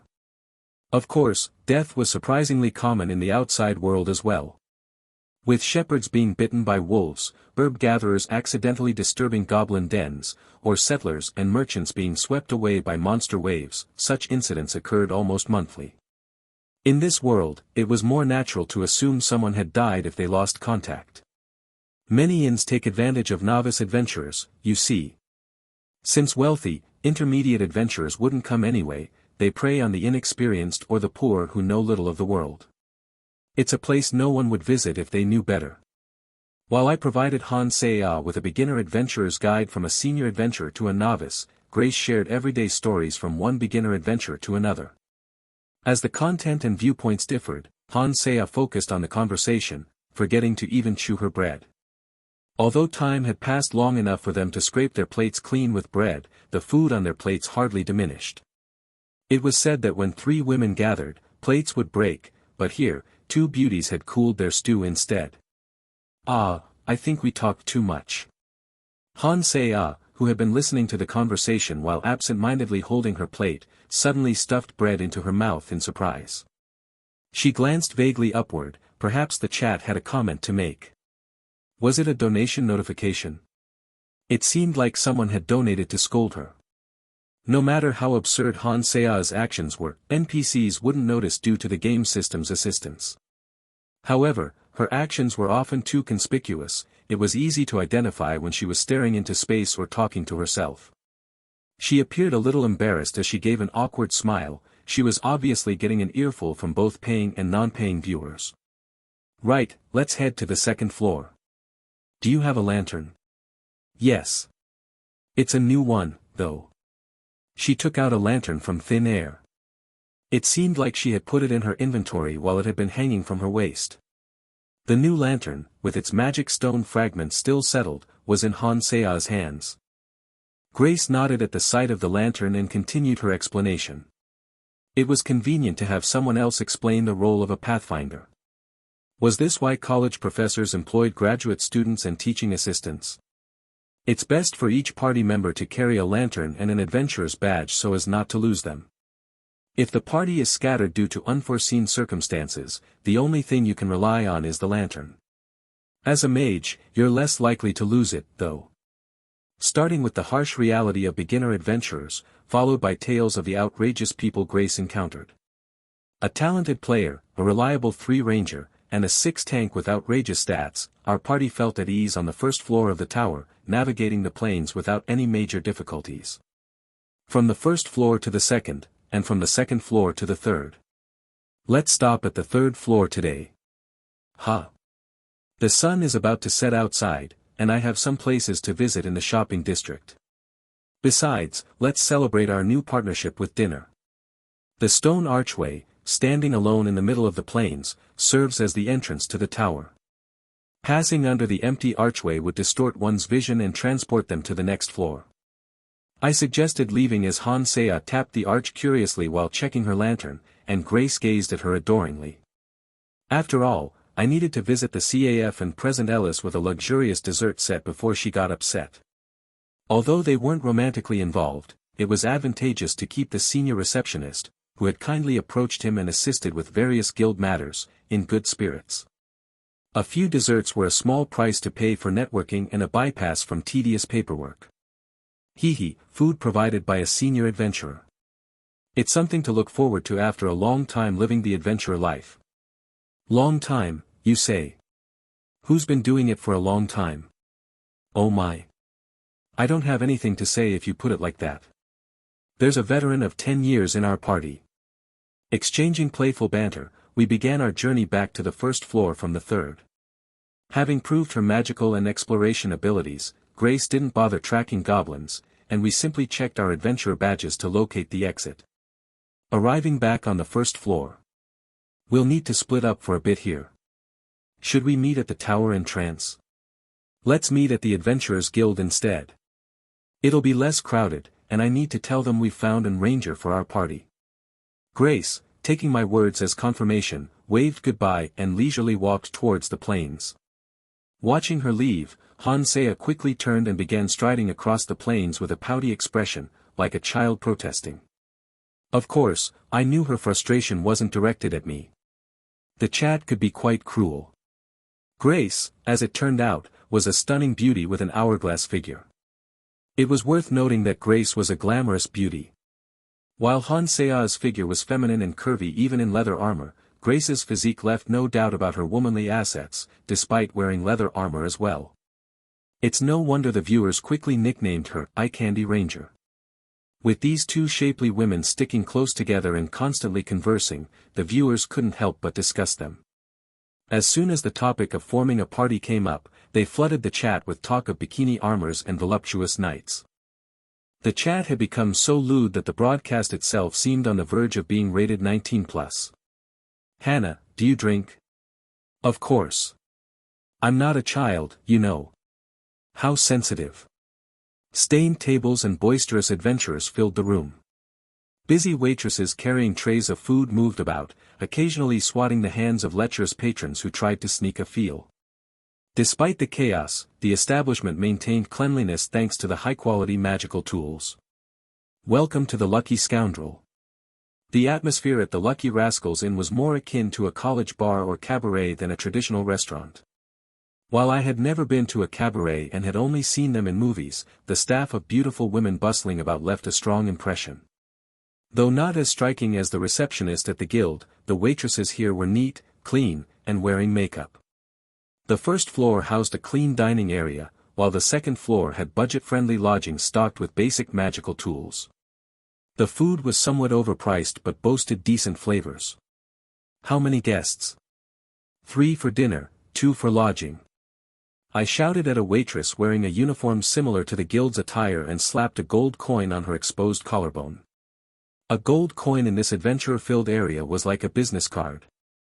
Intermediate adventurers could earn gold coins, but it was uncommon for them to tip gold coins for drinks or entertainment. Thus, displaying a gold coin like this was a way to assert one's status. Flashing an adventurer's badge in the dining area would be tacky. It wasn't just me asserting this, it was a cultural norm in this area. I figured I could show off a bit since Hansea and Grace hadn't arrived yet. A man with my appearance in this world had no reason to maintain innocence. The waitress, who had been eyeing me appreciatively, licked her plump lips as she noticed the gold coin on her collarbone. Your table is this way. Are your companions female? I'll be leaving the ladies at the lodging. I see. I had taken off my armor, leaving only a shirt on, while the two women were running a bit late as they had things to tend to. I asked about the inn's closing time from the waitress before taking a seat. Ray translations. Shortly after, I spotted Hansea and Grace entering and looking around. Over here. As I raised my arm and called out to them, I heard a few disappointed sighs from the surrounding patrons. Both women had removed their armor, revealing their feminine figures clad in plain cloth. The exotic, spirited beauty with black hair proudly showcased her alluring curves, while the gray-haired beauty with her large, undulating chest. Was it a bit too big? It was only natural for the lewd gazes of the drunken men to be drawn to them. The two women ignored the intrusive stares and joined me at the table. Why is this inn called Lucky Scoundrel? Grace didn't know either. I've been to the tower often, but I'm not familiar with places like this. On the way here, the two women seemed to have struck up a conversation and become fast friends. Just an hour ago, they'd been addressing each other as Miss Hannah and Miss Grace, but now they seemed as close as sisters. It was only natural for Grace to be unfamiliar with this kind of inn, even though she had shown more expertise in the tower than Han Seya. The inn was unmistakably a place targeting male adventurers, evident from the glamorous waitresses with their low-cut attire and the magical tools used to maintain cleanliness. Quite literally, it's a place where lucky scoundrels from the tower come. Lucky?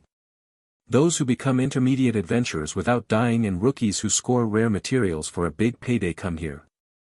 The way to entice the waitresses here was simple, generous tips accompanied by thrilling tales of adventure. They would cling to the patrons, listening intently.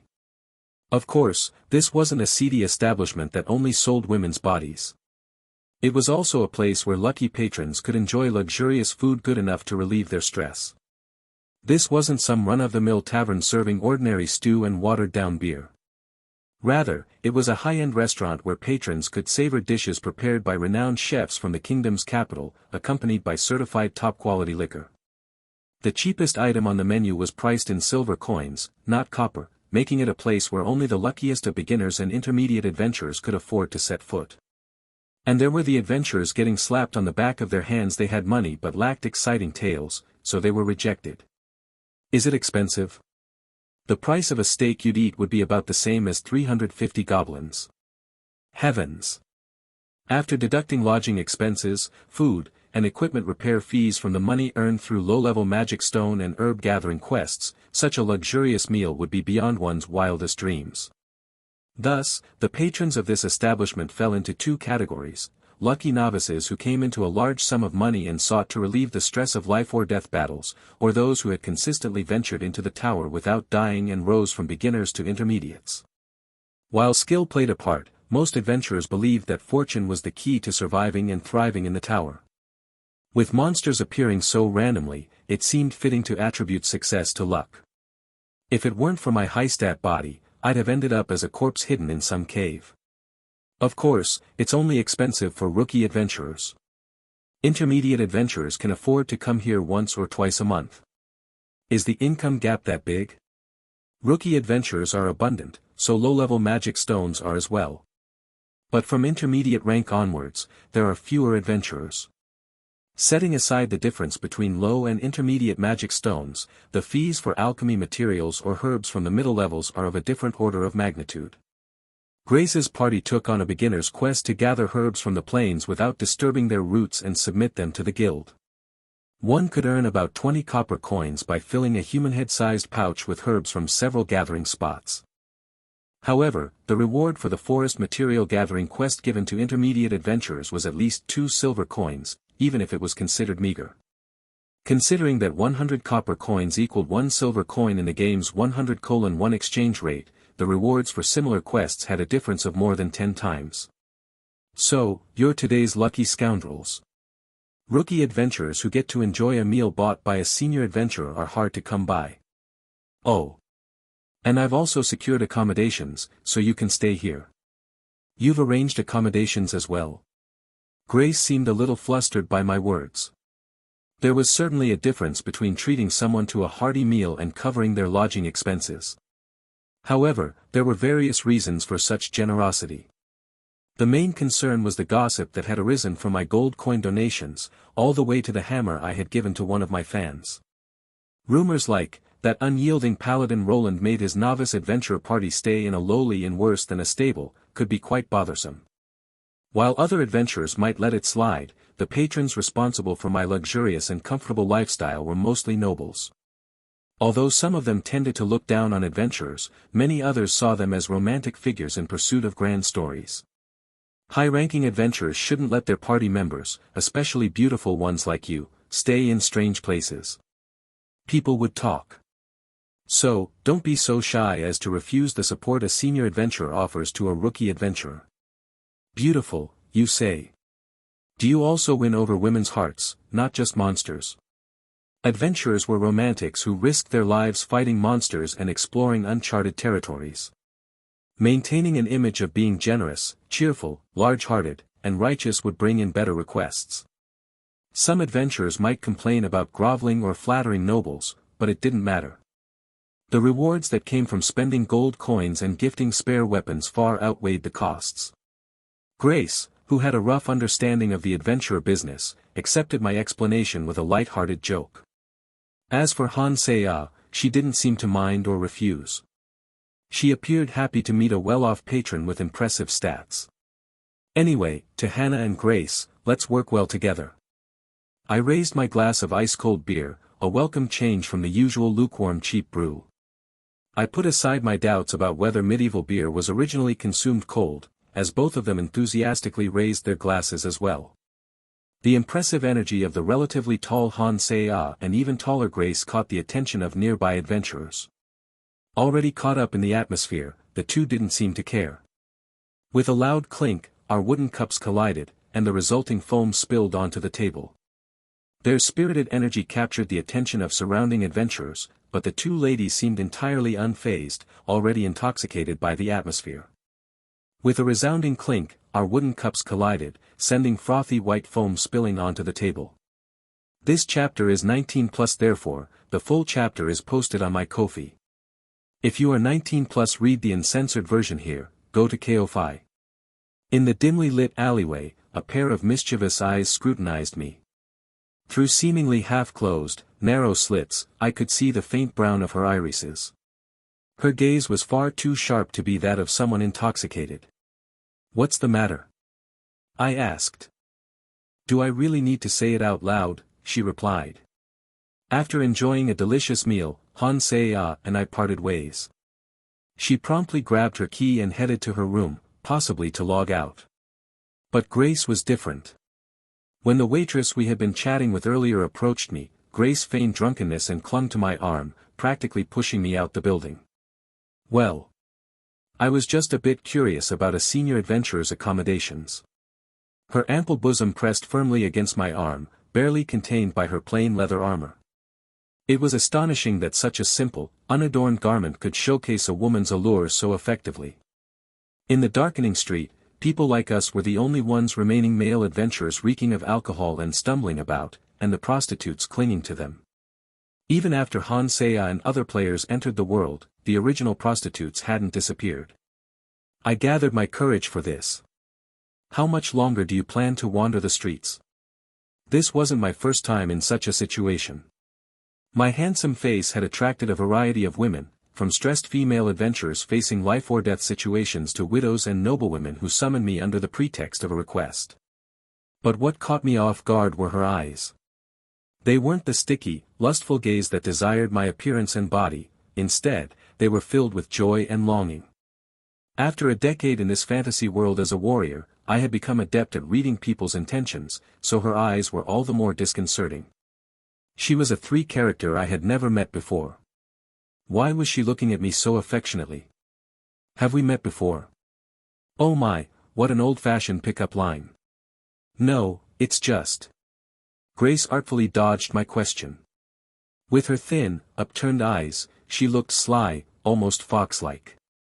With her gray hair, brown irises, and slender eyes, I could almost believe her character was inspired by a gray fox. Even if Grace had some inexplicable feelings toward me, I couldn't just stand idly under the moonlight. As she pressed her ample form against my arm, urging me onward, I gave in to the alcohol and headed toward my lodgings. If we go this far, it's no longer a joke. Can you handle it? A joke? I've been serious from the start. No, I mean, can you handle this? As we slowly walked back, I analyzed Grace clinging to me. I wasn't being hostile or suspicious of her or anything. Don't underestimate a senior adventurer's physique. It might be too much for a maiden to handle, I warned. As a man who has had countless encounters with women, I was analyzing the lady who would please me tonight. She skillfully feigned intoxication, leaning into my embrace. She seemed like a professional from that kind of industry. She wrapped her arm around mine, pressed her chest against me, and guided my steps. However, there were no further advances during our leisurely 10-minute stroll in the night breeze. To be honest, frustrated widows and desperate single women would often grope my muscles and thighs like mad, naturally checking just how sturdy I was down below. She nestled in my arms, but there was no hand caressing my chest. While she held my arm and pressed her chest against me, her hand remained on my elbow and forearm. There was only one conclusion. In the village, we had my father, a retired ranger. The rest were just old men, so we would have been doomed if a creature stronger than a goblin showed up. Is that when we met? Yes, though it seems our dear knight doesn't remember, she said with a teasing smile. After discovering that adventuring in the tower led to terrible homelessness, I had traveled far and wide, completing quests to earn money. I had grand dreams of adorning my retirement home with modern magical gadgets, and so I wandered endlessly. I never heard about a beauty like you living in the village I saved, I said. Heh, well, back then, I was a scrawny little girl, so you wouldn't recognize me. It would be difficult for anyone to recognize that the filthy child from a poor village had grown into a glamorous beauty with a lovely scent. I've grown up like this, but you haven't changed much. Are you an elf from a story? Want to touch my ears? Even if you're not an elf or a prince from a story, I'm truly grateful to you, my knight. The daughter of a hunter from that poor village became an adventurer because she wanted to see you again, even if it was just once. It was as if she was confessing. I thought that if I hunted monsters, I'd become a famous adventurer. You turned out to be a much more incredible person than I imagined. I never expected to meet you like this in the tower.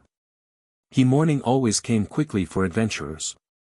Before the sun had risen, I gently awakened Grace, who was sleeping beside me with a soft pat on her fair bottom, and escorted her back to her own room.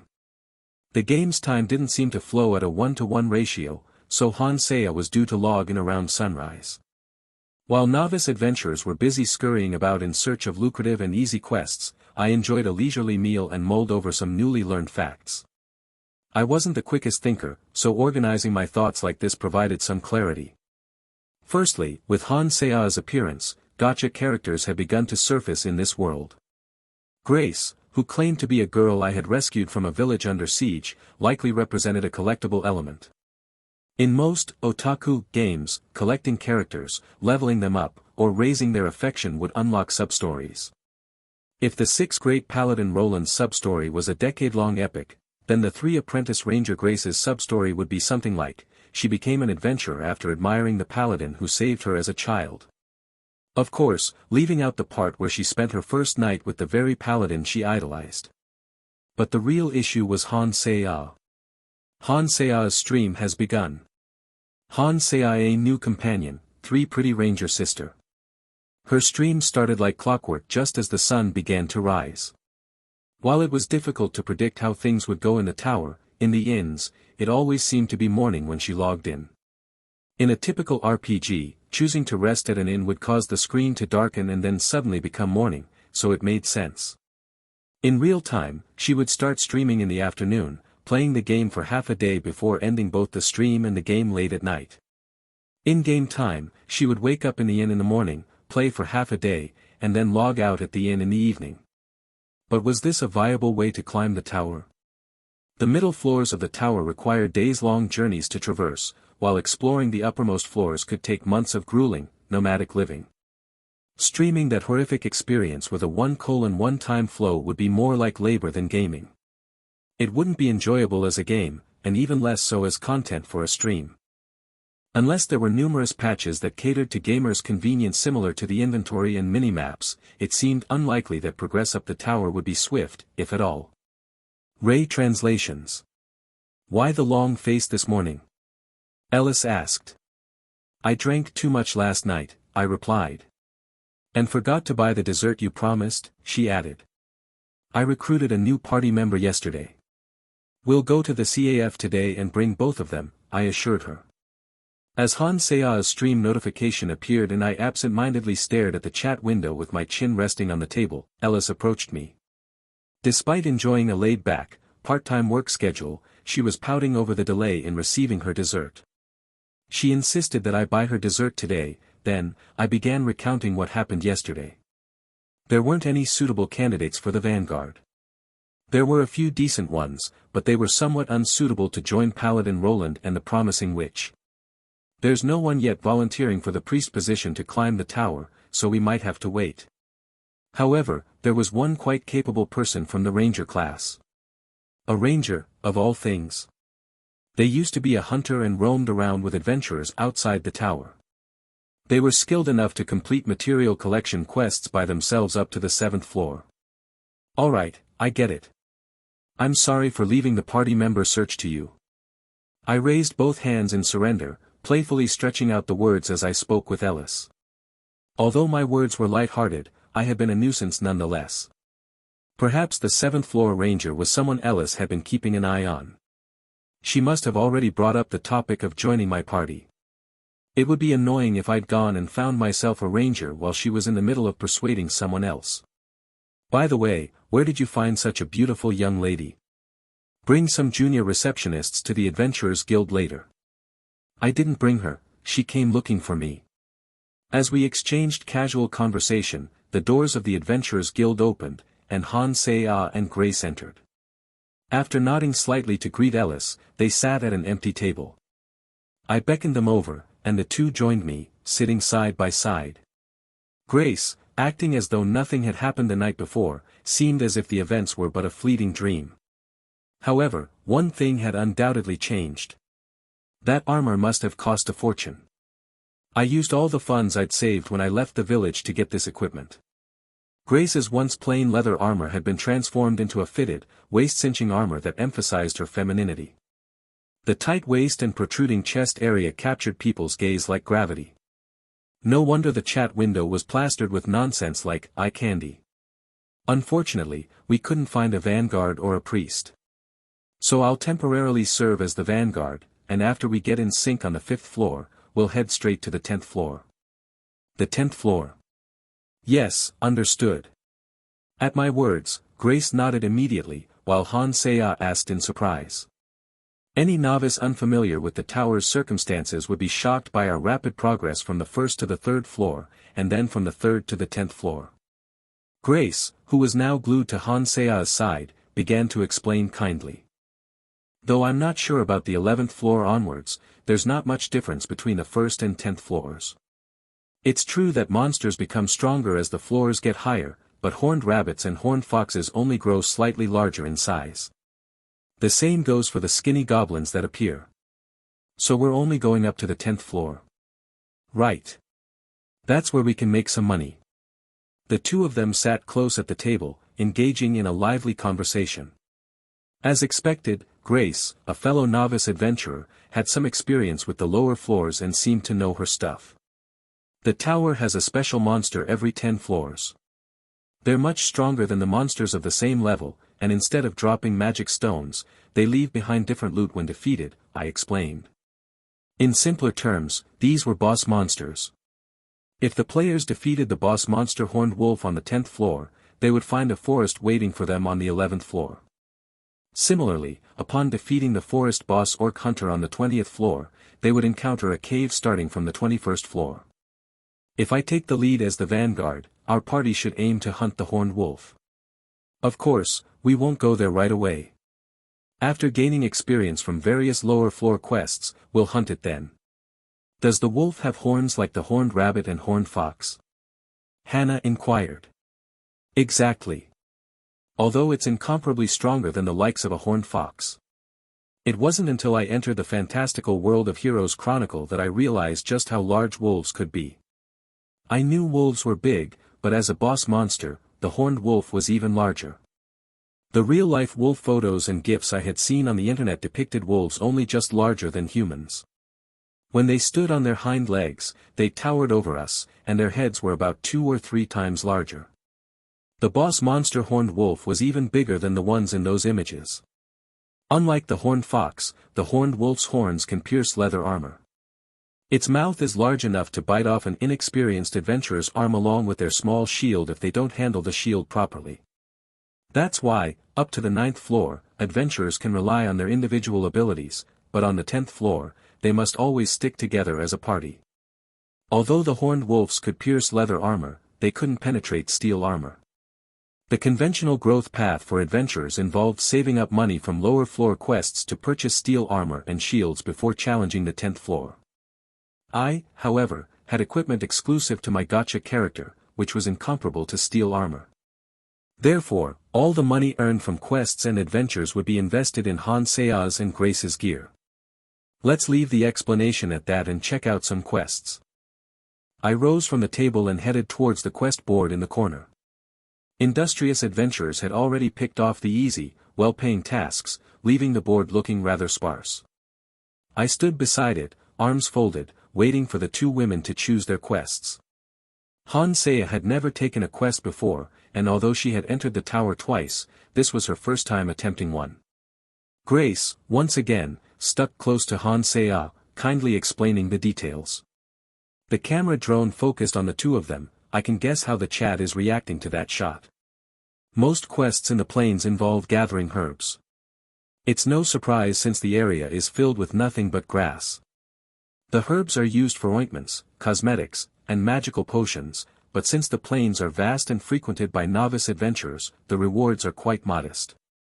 That's why it's best to accept several quests at once, especially since you have that magic inventory of yours. Grace explained. What kind of quests should we pick up? Well, you need to know a bit about herbology for that golden foxtail often grows alongside cotton tuft grass, and where the golden foxtail flourishes, you'll likely find horned rabbits hiding. These rabbits frequently drop lowest-grade magic stones. Grace, who had trained with her father, a former ranger and hunter, seemed to have a decent understanding of herbs. When we first met, she was already completing herb-related quests. Catching my gaze, she sent a sly smile over Hansea's shoulder. The camera drone captured her relaxed demeanor, a stark contrast to the night before. Grace was a masterpiece, a result of the artwork team's utmost dedication. She was a beautiful girl from a rural village where even a proper bath was a luxury. Her beauty was astonishing. It was hard to believe that the small girl from the village could grow up to be so stunning. It was no wonder the viewers couldn't help but react to her charming smile. Perhaps because of this, Hansea, who was on her way to the tower after receiving a request, continued to chat with her viewers. Is Grace trying to seduce Roland? They do look good together. And mods, please ban that person who made the NTR joke. I'm getting along well with Grace, don't spoil the mood. If Hansea were a male player, it might have been an issue. However, she was a tactician more interested in NPCs who could assist her in climbing the tower than in attractive ones. Unaware of the camera, Grace was subtly signaling to me, which Hansea brushed off. Well, that's the normal reaction. Who would genuinely fall in love with an NPC they had only met 3 days ago in a virtual reality game? Right now, all that occupied her mind must be how to deal with the horned wolf on the 10th floor, not the peculiar atmosphere between me and Grace. What? Getting married and retiring? If a 6 NPC disappears like that, users will gather in front of BB Games headquarters and create a tent village. At this point, I became curious about the chat conversation, but what concerned me more was Grace, who had stealthily approached me, rather than Hansea, who was looking directly at the camera drone. Grace, who had pretended to be drunk to gather courage last night, was acting as if nothing had happened and was behaving like a party member. Well, if she blatantly clung to me, it could become troublesome. I was genuinely grateful that a beauty like Grace had developed feelings for me because I saved her a few years ago, but I didn't want to ruin the quest that had begun after 10 years because of that. Is that a terrible thought? Well, pretending to be innocent while flirting with multiple women is laughable. What are you thinking about? I'm calculating how much protection I should provide when we hunt the horned wolf. Do you have to calculate that too? If I use too much force, it could be dangerous. Are the horned wolves that strong? No, it's not that they're strong. Last time I encountered one, I deflected its horn with my shield when it tried to stab me, but I misjudged my strength and ended up breaking both its horn and neck. It's a situation where a max-level warrior is tanking in front of the tutorial zone's boss monster for a beginner. Even a regular attack, not to mention a skill, could result in the boss dropping dead if it goes wrong. Grace, who perhaps hadn't expected my answer, stops walking for a moment. She mutters something akin to admiration and touched my arm before retreating slightly and moving back to Hansea's side. Hannah, what were you thinking about that made you fall behind? Are you organizing your inventory? Something like that. Today's lunch is Marianne's stew, sis. Usually, novice adventurers fill their stomachs with her stew for almost 2-3 years. Does it take that long? Han Se-ah, who had abruptly cut off her conversation with her viewers, begins to talk with Grace. Naturally, their topic is on the life of a novice adventurer. As a player, Han Se-ah is ignorant about the life of commoners in this world. Therefore, Grace seems to view her as a young witch overflowing with talent but lacking in experience. It also appears that Grace's maternal instinct is triggered by Han Se-ah's lack of real-world knowledge, which is why she always sticks close and takes care of various things. While I watch them, I clap my hands loudly at the entrance of the tower, causing the two to look at me. Now, we're going to enter the tower. I've prepared lanterns for the two of you that record up to the 10th floor. You're giving us lanterns. There are explorers who carry multiple lanterns and sell the ones that have been engraved. As mentioned at the guild, it's almost a waste of time for you to gain battle experience below the 10th floor. So today, we're going to experience gathering medicinal herbs. Understood. Grace takes the lantern I hand out and hangs it on her waist, while Han Se-ah swiftly tucks it into thin air. Since I ordered this lantern from Ellis, under the pretext of mentoring juniors, I have to make sure to visit the cafe today. Therefore, the goal for today is not battle but gathering medicinal herbs and other low-level material collection requests. It will be a stage to witness Grace's abilities since she just joined the party. I will be on the front line, Grace will be the pathfinder, and Hannah will be the party leader. Our goal is to complete material collection requests, starting with gathering medicinal herbs. Once we enter the tower, Hannah will have the authority to command. I will. Huh. Me. I told you from the day we met Grace, this isn't Roland's party, it's Hannah's. You need to take the lead to climb the tower. The leader of the party is Han Se-ah, and I need to make it clear that I'm just following her. It was the plan ever since I approached her with the pretext of mentoring her. It might not seem like a big deal, but it's an important point considering Han Se-ah is a gamer. There's a psychological difference between joining a high-level party by luck when starting a game and starting a game with a party full of good characters. At least, that's what I think as a former gamer. Han Se-ah might not think much of it. Then, shall we start moving now? Grace, could you lead the way and scout ahead? And Roland, could you take care of the rear? She gripped her staff tightly and issued a timid command as she stepped onto the plains.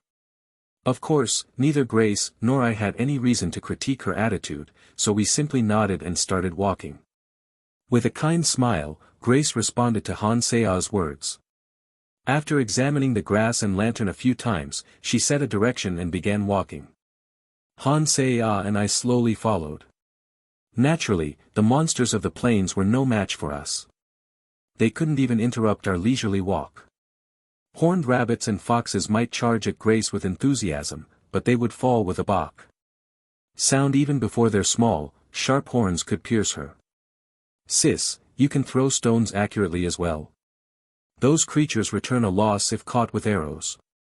It doesn't matter much to you, as you are a mage, but for an archer, it costs a lot when the arrowhead is damaged. The intelligent but Eek goblins from the lower floors sometimes targeted Han Se-ah in the middle, but she was a proven gamer. A goblin that suddenly sprang out of the bushes was pushed away by the tip of her staff before it could even approach her, falling to the ground and turning into stone. Cutting golden foxtail, gently gathering cotton tuft grass, and occasionally picking up a few of the lowest grade magic stones was a peaceful time. The only time we faced any sort of danger was when Han Se-ah almost spilled the stew she was distributing. Hannah, what's our goal for today? Collecting golden foxtail and cotton tuft grass, checking the snake root habitat near the passageway to the 2nd floor, eradicating the dream lantern grass habitat on the 5th floor. Grace, why do we have to dig up the roots and eradicate the dream lantern grass, unlike other herbs? Most herbs, like the golden foxtail and cotton tuft grass, exist in a symbiotic relationship. However, dream lantern grass absorbs so much magic in its buds that it dries up and kills the other herbs around it. She answered calmly amid the tranquil atmosphere, taking a brief pause in her chewing to glance at me as she responded. Perhaps she also has a quest window. Thus, the tower request was resolved flawlessly without any particular incidents. Ray translations. What do you think, leader? It turned out to be more manageable than you expected, right? Indeed, the lower floors are quite welcoming to newcomers. As evening approached, our pouch of herbs grew heavy, and the lowest grade magic stones we had acquired were exchanged for coins. I thought about taking Han Se-ah and Grace to a CAF to treat them to something sweet, then call it a day. Let's head to the CAF today. I'll treat you both. A CAF? Surprisingly, it was not Han Se-ah but Grace who showed interest. After all, Han Se-ah, being a modern-day person, could visit a CAF whenever she wanted. However, Grace was a hunter who had recently lived in a rural village. It was understandable that she would be intrigued by the mention of a CAF. This world, constructed upon the foundation of a mobile game, was an intriguing blend of RPG elements and inconsistencies.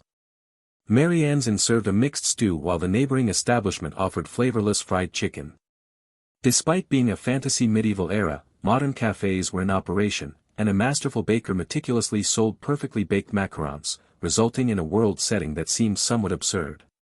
Before realizing that this was all designed as content for the players, I used to view this world as nothing short of ridiculous. We're going to buy desserts to bribe Ellis, the receptionist. I thought I'd treat you guys while I'm at it. Ah, the blonde. Remember her face. She's quite influential among the receptionists, and it'll be convenient if we're friends. We headed to a peculiar CAF that served espresso despite the absence of Italy and iced Americano despite the absence of America. The item to purchase was a box of 24 macarons to bribe Ellis. Once I give these to Ellis, she distributes them among the receptionists, creating a positive cycle of sorts. In this world, it's amusing to see macarons being sold. They were considered luxury items. This single item is equivalent to 5 of Aunt Marianne's stews. With a gift set box, you could indulge in sliced steak and a glass of wine at the Lucky Scoundrel. Sweet. They actually sell these. And they taste just right. Han Se-ah exclaims in disbelief, engaging in a conversation with her viewers about the macarons she discovered in this fantasy world.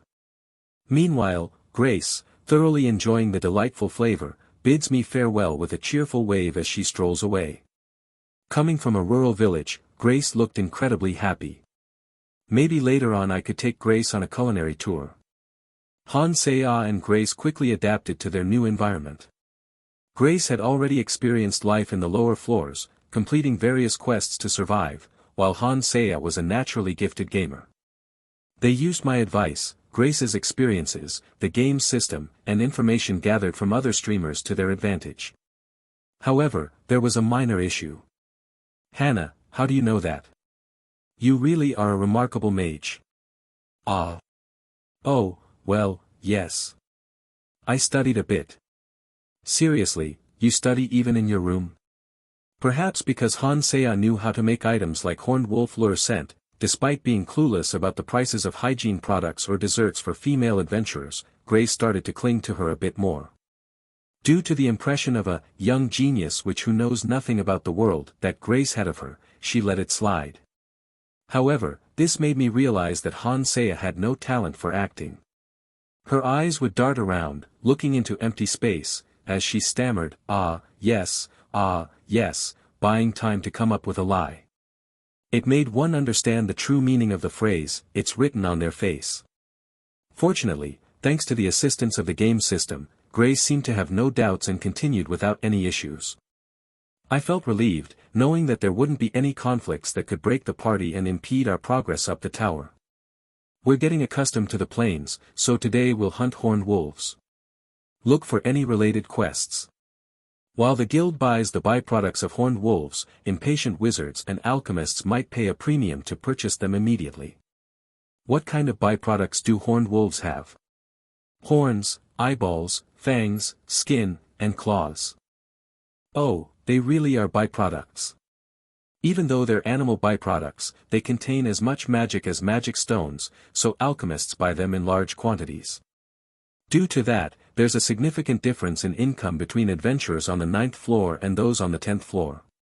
Grace explained the details to Han Se-ah, who was asking about horned wolf byproducts for the first time.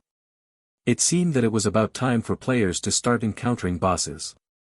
Grace and Han Sea eagerly examined the quest board.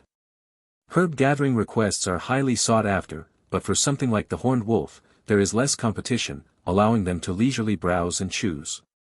This one involves delivering materials to an alchemist's workshop, but the price difference from the guild's purchase is negligible, so it's not worth it. Eyeballs are a rare find among the byproducts, so we'll skip this request too. Grace skillfully navigates through the requests, disregarding those that don't offer enough payment for the effort or those that require hunting more horned wolves than manageable. She may not have hunted a horned wolf before, but she seems to have a good eye for selecting requests. Did she memorize the prices of materials up to the 10th floor? Impressive. To be honest, I'm just as clueless about the prices of low-level materials as Han Sea. My exceptional physical strength allowed me to adapt to the tower battles mostly on floors above the 11th. What's the point of practicing against horned rabbits that can't penetrate leather armor? Consequently, I don't know what medicinal herbs look like, how to find them in their natural habitats, or which herbs grow together or should be eliminated due to parasitism. All of that is left to the party's scout. If we had a priest for emergencies, the party would be perfect. With me here, there isn't an urgent need for an offensive vanguard. Looking at Grace, a 3 ranger, her stats seem higher than expected, possibly due to some balance patch to make lower-ranked characters more viable. However, that doesn't mean that higher-star characters have been nerfed as well. If an offensive vanguard of 4 or lower were to join the party, my Warhammer alone would undoubtedly have higher attack power. So what the party urgently needs right now is a priest who can cover my weaknesses, similar to Grace. I've picked out the requests. Let's get started. Ray translations. She selected a request related to a herb habitat near the passage we surveyed yesterday, as well as requests involving horned wolf byproducts. Grace, ever the eager one, had picked these quests because a wealthy patron had set high prices for their completion. She had chosen them with a wide grin on her face. As we walked through the bustling streets filled with adventurers, we made our way towards the tower. The only noticeable change in the daily street life was the growing number of fair-skinned women. What's with the increase in fair-skinned women? Beginner adventurers who are saving up for their next equipment can barely afford to maintain proper hygiene, let alone take care of their appearance. The typical adventurer has oily, unkempt hair and rough skin, but some female adventurers seem to have fairer complexions. They may not be remarkably beautiful, but they seem to prioritize basic hygiene. They must be 1-2 adventurers. Well, if Grace received a boost, it's only natural that other women can enhance their appearance too. Let's enter the tower and hunt the horned wolves on the 10th floor first. We'll tackle the other quests afterward. As I glanced around, I found myself at the tower entrance. Without knowing the nature of the magic, I entered the tower, following the flow of people going in and out. Remarkably, this tower always keeps us together, avoiding any unfortunate incidents of scattering us apart. A vast plain, referred to as the first floor, greeted us. I am not the party leader, that role belongs to Han Sea. I wonder if she remembers me mentioning that. She quickly assumed her role as the leader. Grace, is there anything we should be cautious of when tracking horned wolves? Horned wolves have an excellent sense of smell. When we're pursuing them, they sometimes ambush us instead. So always be ready with your shield spell when we are near a tall tuft of grass. Of course, whether a horned wolf can manage to break through our front line and reach the rear is a different story. The two of them glanced at me, their faces full of faith in my ability to prevent any such breach. I nodded my head slightly, and they resumed walking, maintaining a formation with a bit of distance between each of us. Our journey to the 10th floor was nothing but peaceful. We occasionally encountered other adventurer parties, but we kept a respectful distance as there was no need for conversation. The tower was vast, filled with numerous adventurers, making it difficult to spot familiar faces on the lower floors. The friends I was acquainted with were all camping out in a forward base above the 30th floor of the tower. Once we reached the 10th floor, Han Sea asked Grace, "What's the best way to track horned wolves?" Just like searching for signs left by a horned fox in the grass, we look for tall grass where a horned wolf might be hiding. If we find any, great. If not, we follow their tracks and use the lure scent you prepared. So you'll be carrying this wolf lure scent. As Han Seya conversed with Grace, she produced something out of thin air. It was a round lump about the size of a fist, wrapped in low-quality paper. Grace peeled off a small piece of the lump to examine it, then gently rubbed it between her index finger and thumb, releasing a pungent odor that filled the air.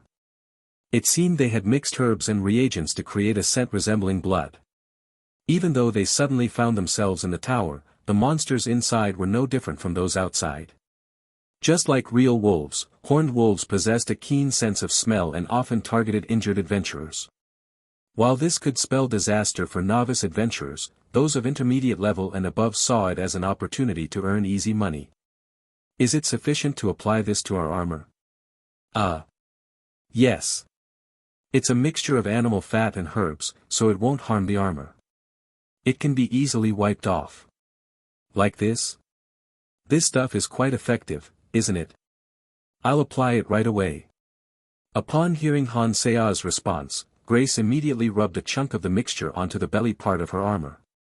It appeared to be a type of herb cultivated for medicinal purposes, adhering to the armor like an ointment or shoe polish. With a bright smile, Grace then looked at me and retrieved her bow. Should I consider Han Sea lucky in this situation? What? Get your act together. As the bewildered Han Sea swiftly turned around, a horned wolf that had been lying in wait lunged forward with its head lowered. It wasn't just a mere wolf, it charged fiercely, akin to a goat or deer using its horns to impale a human. The charge that should have pierced Han Sea's back and shattered her spine was naturally intercepted by my hand. I suppose I'll have to postpone combat training for later. Is it really dead? Han Sea asked, still in shock. Wow, that was close. Grace, quick as a cowboy, swiftly drew her bow and had an arrow ready on the bowstring. However, the wolf had long ceased breathing before she could even release the arrow. I had grabbed its head in case Han Sea couldn't use her shield spell in time, but it seemed the counterforce had crushed its skull. Fortunately, my palms weren't soaked in the wolf's blood and brain matter. Grace, it's good that you trust me, but next time, make sure to give clear instructions that Hannah can understand too. And Hannah, your magic was quite fast considering you were caught off guard. However, in a situation where the vanguard can block like just now, use an offensive spell instead of a shield. Displaying the horned wolf, now transformed into a lower-grade magic stone, in my hand, I nagged them a bit, while Han Sea stared blankly at me. Is this really the boss monster of the 10th floor? I thought I'd be cooperating with Grace to hunt wolves using arrows and magic. But does this mean the mission is accomplished? Even if you killed it, our party ultimately succeeded, right? She seemed lost in thought, perhaps due to receiving a viewer mission related to the horned wolf. Han Sea gazed at me, her eyes filled with countless emotions. More specifically, she was fixated on the low-grade magic stone resting silently in my hand. It was slightly larger and more vibrant than the lowest-grade magic stones obtained from goblins. While the lowest-grade ones resembled flawed glass beads with muted colors, this particular stone emitted a faint blue glow. She had been preoccupied with the viewer's mission, startled by my sudden shout, and feeling a bit dejected. However, as the scolding came to an end and words of praise for her magic followed, she finally blinked and let out a laugh. I had intended to nag her some more, but her shield spell was so fast that she didn't need my protection. Wow, so this was the boss of the 10th floor. I used too much force since it's been so long since I've been on the lower floors. I'll have to find another monster. You said that even blocking with a shield could result in death. Blocking with bare hands is just as deadly, she questioned. Well, my grip strength actually is stronger than the shield's rebound force. Han Sea knew in her mind that my stats were far superior to those of other NPCs, but she still struggled to grasp the reality of it. She blinked her eyes, deep in thought, and only snapped out of it when she overheard the conversation between Grace and me. You can kill it by blocking with your shield, she asked, surprised. Didn't you hear earlier? Last time, when I blocked with my shield, a slight deflection snapped the neck of the horned wolf, killing it. But let's first take care of the leftover items. After briefly explaining the situation to Han Sea, I collected the magic stones while Grace picked up the items that had fallen to the ground. Observing the two of them, I glanced down at my palm, focusing on the sensation of opening and closing it. I had used minimal force to block, so why did the monster die? No matter how strong my grip may be, it shouldn't make a difference if I don't exert any pressure. Otherwise, the women I've encountered would have already suffered broken waists, and their limbs would have been severely damaged. It's truly abnormal for a mere block to cause a monster's skull to be crushed by recoil. After 10 years, I still couldn't control my strength. Although I may not know how to use skills, I am confident in my application of magic to augment my physical abilities, like a knight from a typical fantasy world. There was only one thing I could guess. Like Grace, who had received a beautiful appearance, and other novice female adventurers who had gained skin-whitening effects. "We've gathered everything," Han Seiya announced. "Then let's resume exploring. I'll make sure not to kill the next horned wolf." Ray Translations. After 10 years, my passive skill has finally activated. To be honest, I don't remember Roland's skills very well. Unlike the usual pre-release character information, the 6 Shining Stars event didn't reveal any details about the characters. I, who didn't know this and spent 850,000 won to acquire a male character, would not have been born into this world if I hadn't been spamming malicious comments with a macro. When I saw that it was a male character, I only caught a brief glimpse of the stat window that appeared when he was created. I didn't check the skill window. But then again, is there anything unusual about tanks in RPG games? It's a defensive character equipped with a large shield and a warhammer, with high health and defense stats, and decent stats in other areas as well. A typical HP tank character. So I assume it has an attack skill based on the defense stat and some form of ally protection ability. It's not like a health-focused mage would swing a warhammer and summon meteors. So, was my passive skill damage reflection? It's a fitting skill for a tank. Are we lucky today?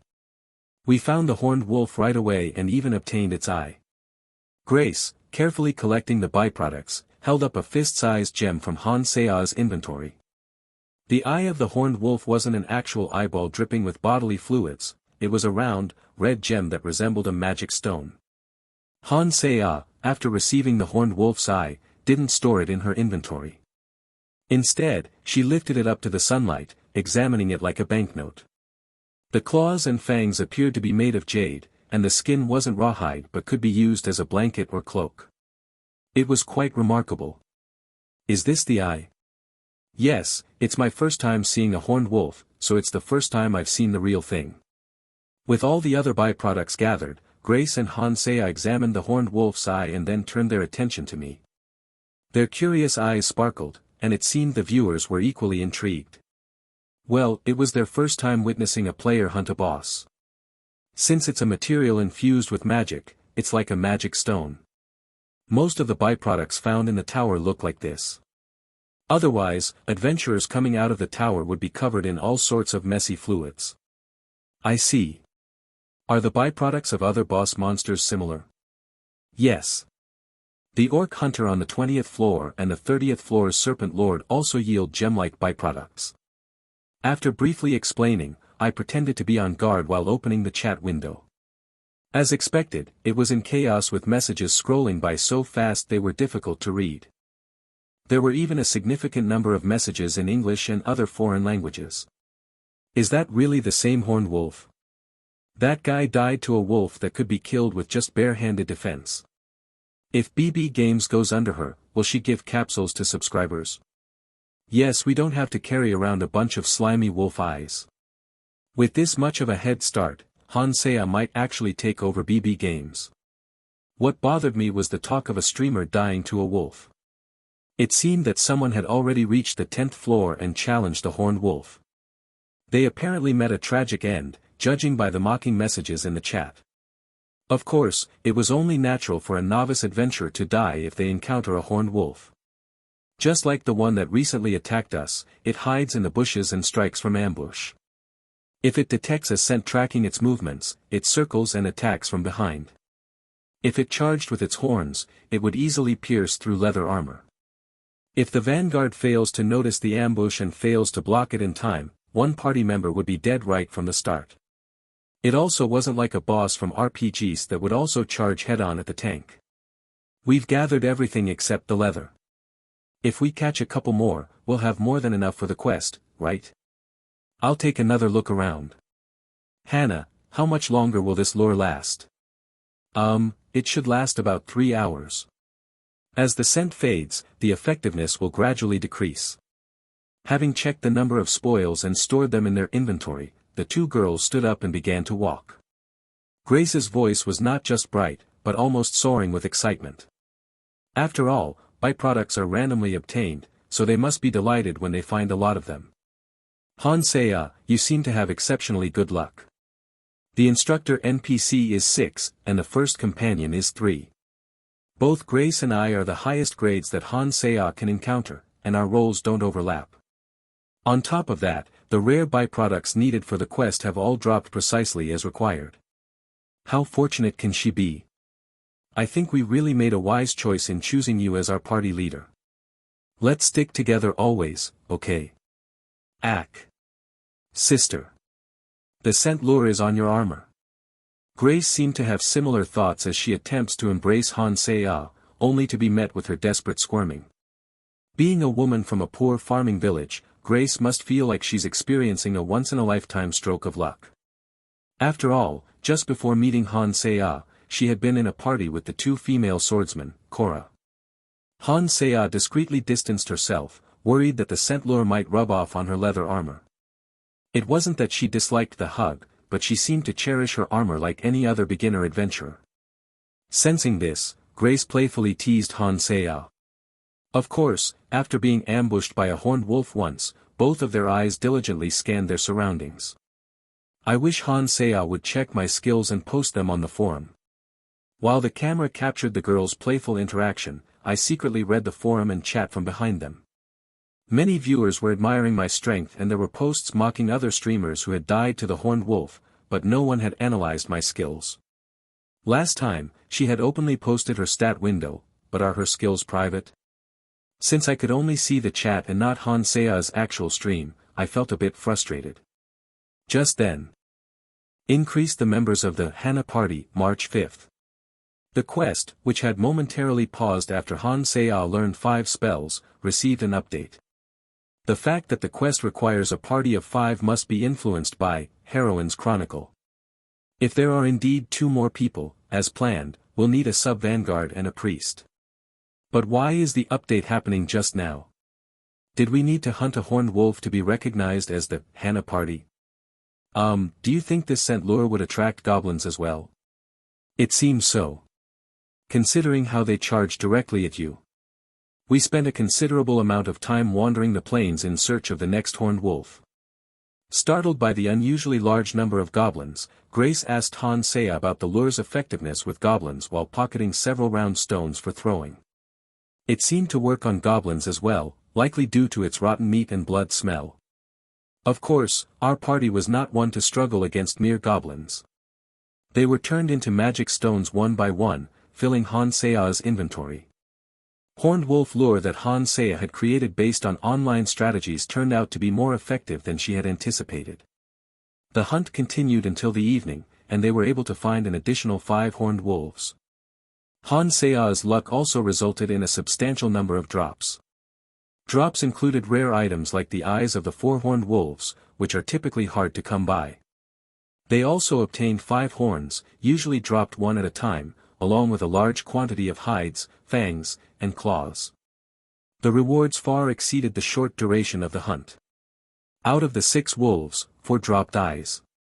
We also got 5 horns. When considering the earnings from the golden foxtail and cotton tuft grass requests, as well as the lowest grade magic stones, the total would amount to around 70 copper coins. However, from this horned wolf hunt alone, they earned an impressive 6 silver coins and 32 copper coins. If you view it as 632 copper coins, their income had increased nearly 9-fold. Such an increase in earnings for just a 1-floor difference was astonishing. It's no wonder that hunting horned wolves is seen as the path from being a novice adventurer to gaining recognition as an intermediate adventurer. Hansea was able to shed her novice status in just 3 days. Hannah. How are you so skilled at casting magic? A slightly intoxicated Grace tightly hugged Han Seiya with her ample bosom. Han Seiya had skillfully blocked a wolf's charge, then she shattered its skull with a magic missile. Grace, too, was able to hit the heart of a horned wolf with an arrow after Han Seiya startled it by zapping its nose with a spark spell. She had also used the light spell to temporarily blind a charging horned wolf, causing it to stumble. Her ability to apply magic in combat was extraordinary for someone only on their third day. We obtained so many drops, all thanks to our fortunate leader. Hey, you're the one who tracked the horned wolf, so it's thanks to you as well. You're too kind. After leaving the tower and dividing the spoils, Grace's earnings amounted to 2 silver coins. After deducting my share and dividing it, I was left with approximately 3 silver coins and 15 copper coins. When we went herb gathering, our highest earnings were usually around 40 to 50 copper coins, so our daily income had increased 6-fold. Grace, who had come to the city of adventurers hoping to see me again, came from a poor rural village. Considering her financial situation, wouldn't Han Seiya be the most lovable person in the world to her? If you meet a new colleague at work and your income increases 6-fold thanks to them, anyone in the world would like them. For our genius witch, Hannah. Oh, sis, please. Grace's shout echoed loudly. She leaned her ample chest on the table, swinging her empty glass in the air. Subtly, the other patrons, who were engrossed in their conversations, turned their attention toward us. Of course, the employees at the Lucky Scoundrel were beautiful, but they couldn't compare to a 3-gacha character. I was sitting quietly at the table, so no one was coming to bother us, but they were all looking in our direction. And also our knight. If you call me a knight, people might misunderstand. Well, if I call you a knight, then you're a knight. She was completely different from when she pretended to be drunk and nestled in my arms last time. She was so lively, witty, and cheerful that it was almost annoying. Yet, Hannah, with a bright smile, managed to tolerate the clingy Grace. Feeling content just by watching, I didn't want to interrupt. Hannah, seemingly asking for my help, glanced at me. I pretended not to notice and turned my attention to the forum. Heroes Chronicle is a really challenging game. It looks intense on camera. Drunk Grace meme.gif. Why is this game rated 19+? So, what is Roland's skill? The most talked about person was a male streamer. He had been killed by a horned wolf and was currently being ridiculed, but no one was mentioning his name. XXX, and other nicknames like wolf food and dog food were used to refer to him. It seems he was someone who closely followed in Han Seiya's footsteps and is a person with amazing gaming skills. Of course, the comments were not meant to be serious, but rather, his scream when he died was so amusing that it became a meme. Among the chaotic posts, I clicked on a title that caught my attention. So, what is Roland's skill? Horned wolf victim.jpg. Kim Sukhyun being skewered and rolled by the horned wolf.gif. Of course, other 4 NPC tanks could easily block a horned wolf. But how did the wolf die when he blocked it using his bare hands? Why the hell did BB Games make a status window but not a skill window? He said he made a mistake in adjusting his strength properly, it's just overpowered stats. Does that even make sense? Then does the flying goblin make sense? This game is so stupid, it shows stats but not skills. You pick based on stars and stats, and then there are gacha rolls again in the skill window. Trash, lol. Give Sukhyun a break, lol. That gif is being plastered everywhere. As the number of viewers increased, so did the number of people using the forum. There were significantly more comments than last time. Most of the increased comments were making fun of the streamer named Kim Sukhyun. The man known as Kim Sukhyun faced an oncoming wolf with a one-handed sword and a round buckler. With a low posture, he placed the buckler precisely against the charging horn. However, a mere 30 cm diameter small shield couldn't possibly fend off the charge of a beast. The horn and shield collided, the wrist bent to the side, the charge didn't stop, and the man was impaled through the abdomen. To protect the player, the screen turned black as he turned into dust, just like a monster, marking the end of the video clip. So when a player dies, does the game reset to that morning? That's valuable information. Anyway, it's absurd that the skills are random. I'm not sure if the players still don't know how to check the NPC's skills, or if BB Games hasn't patched it, or if they never intend to show it. What's certain is that neither I, Hansea, nor the viewers watching know what my skills are. Roland. Your glass is empty. While I was leaning on the table, engrossed in the forum, a glass of alcohol was suddenly placed in front of my eyes. Grace, having left a spiritless Hansea, now clung to my side. Judging by Hansea muttering sexual harassment, ban, lawsuit, NPC, among the noisy crowd, it seems the increased viewership has resulted in a lot of inappropriate comments about Grace. She's so busy the camera is no longer moving. Or do you need a woman by your side for the alcohol to go down? Our lecherous night. She was swaying drunkenly, leaning on me, trying to pour me a drink with an empty glass. From the empty glass she held came a sweet yet strong smell of alcohol. With her thickened wallet, did she order expensive liquor out of curiosity instead of the cheap, bland one? A lifetime beer and soju drinker drinking 40-proof liquor like beer, of course she would get this drunk. She pulled a chair next to me and sat down, but her upper body was swaying as if she would fall off the chair. She might have some stability if she put her heavy chest on the table, but she kept raising her glass in her drunken state, which was the problem. As she raised her glass, her upper body leaned back, and there was no way she could maintain balance while drunk. Wrapping my arm around Grace's waist, who was about to fall backward again, I supported her so she wouldn't fall. Wooden chairs without backrests were uncomfortable at times like these. Hannah. If you're drunk too, why don't we all head back to our rooms? What? With my left hand still around Grace's waist, I snapped my right fingers to grab Hansea's attention. While I didn't mind her drinking to celebrate, I had no intention of dealing with a fully wasted drunk. If she was moderately drunk, I might consider going back together, but she was too drunk. Hannah. Your glass is empty. What are the employees doing?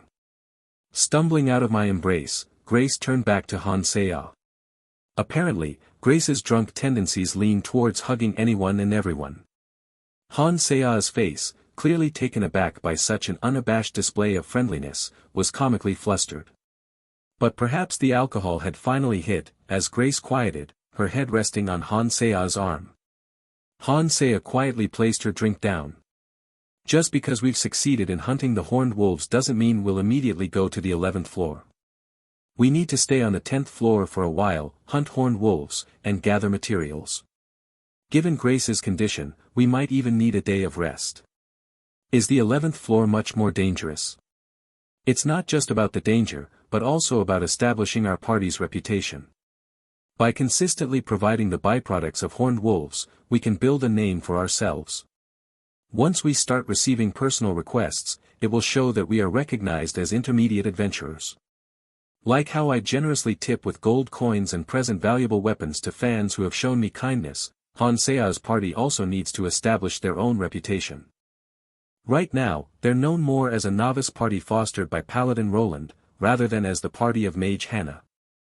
A party of adventurers capable of consistently hunting horned wolves would be more reliable than a novice party that has caught the interest of Paladin Roland. The reason I gave you the lantern for up to the 10th floor is the same. With my abilities, I could take you directly to the 43rd floor exploration camp.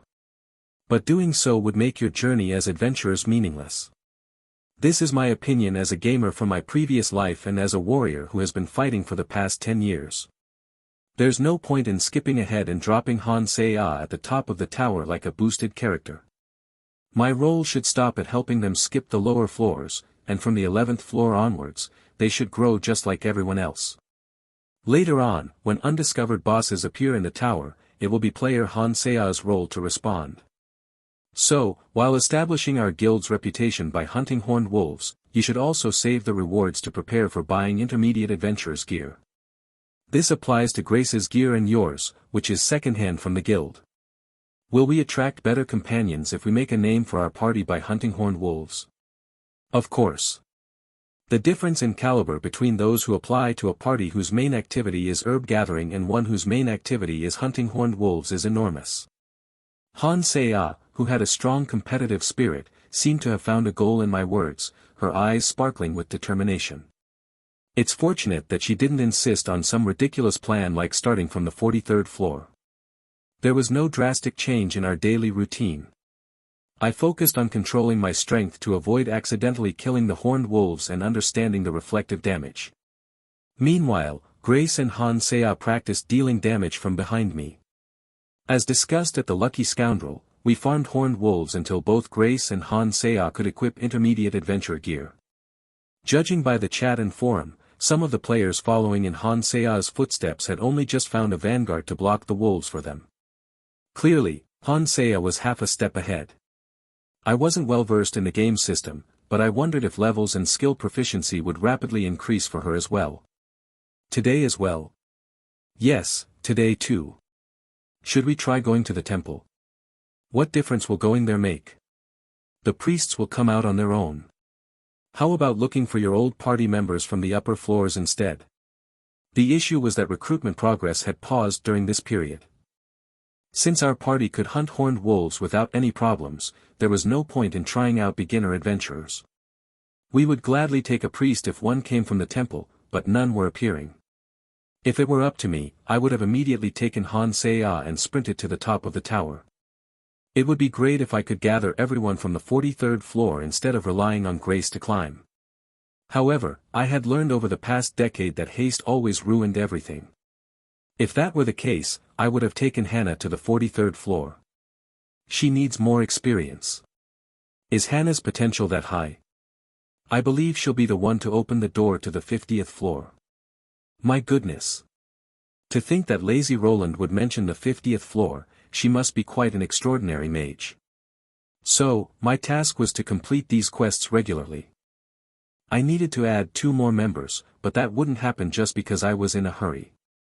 I had to choose carefully, considering the performance difference shown by the presence or absence of stars and whether the person was a gacha character or not. To be honest, if the NPCs made it up to the 43rd floor, it would be unimaginable for the tower to end at the 50th floor. Considering it's a game, wouldn't there instead be a major event on the 50th floor and the 100th floor would serve as the ending? While we were having our usual morning conversation, contemplating such matters, a notification sound interrupted us.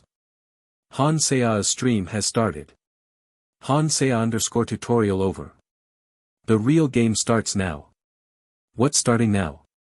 Han Sea had a talent for giving straightforward titles to her streams. Once she learned her skills, she titled it Homework Review, and after meeting Grace, she labeled it 3 Pretty Ranger Sister. She chose these titles so that viewers could get a general idea just by reading them. That's why I couldn't understand what game was starting. After all, she had to hunt horned wolves today, just like yesterday. The schedule was no different, so I couldn't grasp what tutorial had ended and what game had begun. Anyway, since the stream had started, the guild's door would open soon, and Han Sea and Grace would enter. Ray translations. With that in mind, I leaned on the table, and suddenly, the door swung open. Hey, receptionist. If you're injured, you should go to the temple, not the guild. However, the person who entered was not Han Sea or Grace, it was a bloodied middle-aged man. Judging by his worn-out gear, he seemed to be a novice adventurer who had taken a quest to gather herbs on the lower floors. His bleeding arm indicated that he had been overambitious and was attacked by a horned wolf. A man at the neighboring table, clearly annoyed by the morning disturbance, grumbled. If they attended to every situation like this, they would have novice adventurers begging for help because they couldn't afford to visit the temple. That's not the issue right now. There was a horned wolf. What are you talking about? In the artisan district. I was delivering herbs there, and I encountered a horned wolf. Has this guy taken some sort of drug? If an adventurer makes false reports to the guild, it could cause problems with receiving requests. Despite the mocking remarks from the intermediate adventurer and Ellis's concerned advice, the novice adventurer raised his voice, feeling wronged. Due to blood loss, his words were jumbled and incoherent, but we could make out the general meaning. He wandered through the intricate alleys of the artisan district, searching for the alchemist's workshop where he received a request. Suddenly, a horned wolf leaped out from a pile of junk in the narrow alley and attacked him. Unable to jump away due to the bundle of herbs he was holding, his arm had been pierced, and he had fled to the guild. I thought we cleared out those drug dealers last time. The intermediate adventurer clicked his tongue disapprovingly, as if the injured novice had taken drugs. However, I couldn't dismiss the man's words like Ellis and the intermediate adventurer did. After all, Han Sea's stream title mentioned the real game. Would climbing a tower in a game be enjoyable without anything else? Or would it be more exciting if main scenario events unfolded as you ascended? If there are status screens, inventories, and quest windows organizing accepted requests, wouldn't the game have prepared main scenario events? You mentioned the artisan district. Yes, yes. I swear it's true. My lantern doesn't even record the 10th floor. And the most telling sign was that Han Sea hadn't arrived. Even after Ellis bandaged the wound, there was still no sign of Han Sea and Grace. There was ample time to hear the novice adventurer's story and wrap the bandage, more than enough time for them to come from the inn to the guild. What triggered this? Why is there a field boss in the village, lol? This is exciting. Can you hunt wolves without Roland-sensei? But if you die, the stream will be forced to stop. Please survive. Checking the chat, my suspicions quickly turned into certainty. It seemed Han Sea had encountered a horned wolf near the inn while on her way to the guild. Without even taking a moment to grab the warhammer leaning against the table, I kicked open the guild door and rushed out. As I stepped forward, the magic I had honed for 10 years enveloped me. Although I was a tank-type character without teleportation magic, my formidable stats and accumulated mana surpassed that of any average skill. What are you doing, Roland? Ellis's scream echoed behind me as I propelled myself forward, the sound of the wind splitting filling my ears and my vision expanding. The road shatters beneath my first step, and my second step leaves a mark on the familiar roof of the inn. From the road to the roof, from the roof to the open air. FLYYYYYYY. I shout as I exert my power, releasing the breath I had been holding in my chest. The adventurers hurrying towards the tower and the bustling citizens all turn their attention towards me, surprise evident on their faces. As I leap high and survey the surroundings, I spot large furry figures lurking in a few alleys. But now, my task isn't to confront the horned wolf alone. It's time to rally other adventurers. Monsters, emerging within the city. Gravity pulls my body down, leaving yet another mark on the already battered roof. I apologize, but I can only rely on the forceful application of my magic. Propelling myself once again towards the inn, an elderly man with cheeks swollen from the sound of wood splintering beneath my feet gazes at me in astonishment and curses. After shouting and leaping onto 2 or 3 more rooftops, the quicker-witted individuals began to move. While encountering a horned wolf would mean certain death for ordinary citizens and novice adventurers, the intermediates have faced such monsters countless times before. What the hell is going on? It's real. Grab your gear. Prevent them from entering the buildings. Join forces with the district guards. My voice resounds powerfully, reaching everyone's ears. The sheer force of my energy instills belief in the adventurers, prompting them to take action. They trust that someone capable of wielding magic like this wouldn't spout nonsense. As the adventurers arm themselves and move, the soldiers responsible for maintaining order on the streets swiftly spring into action. By the time I arrive at the inn, the alarm bell tolls, and groups of armed forces are scouring the alleys in teams of 5. Hannah. Grace. Ah, Sir Roland. Although it was morning, the lucky scoundrel inn was far from quiet. Han Sea stood at the entrance, her face twisted in horror. And it was easy to understand why. The area near the entrance resembled a scene straight out of a horror movie, soaked in blood. What happened here? A horned wolf suddenly appeared, and an adventurer from the inn tried to handle it. Han Sea subtly gestured with her eyes, and I followed her gaze to see a dead adventurer slumped against the wall. His young face contorted in pain, tears streaking his cheeks, and his blood-covered hands clutched his stomach. A single longsword lay discarded on the ground near his lifeless body.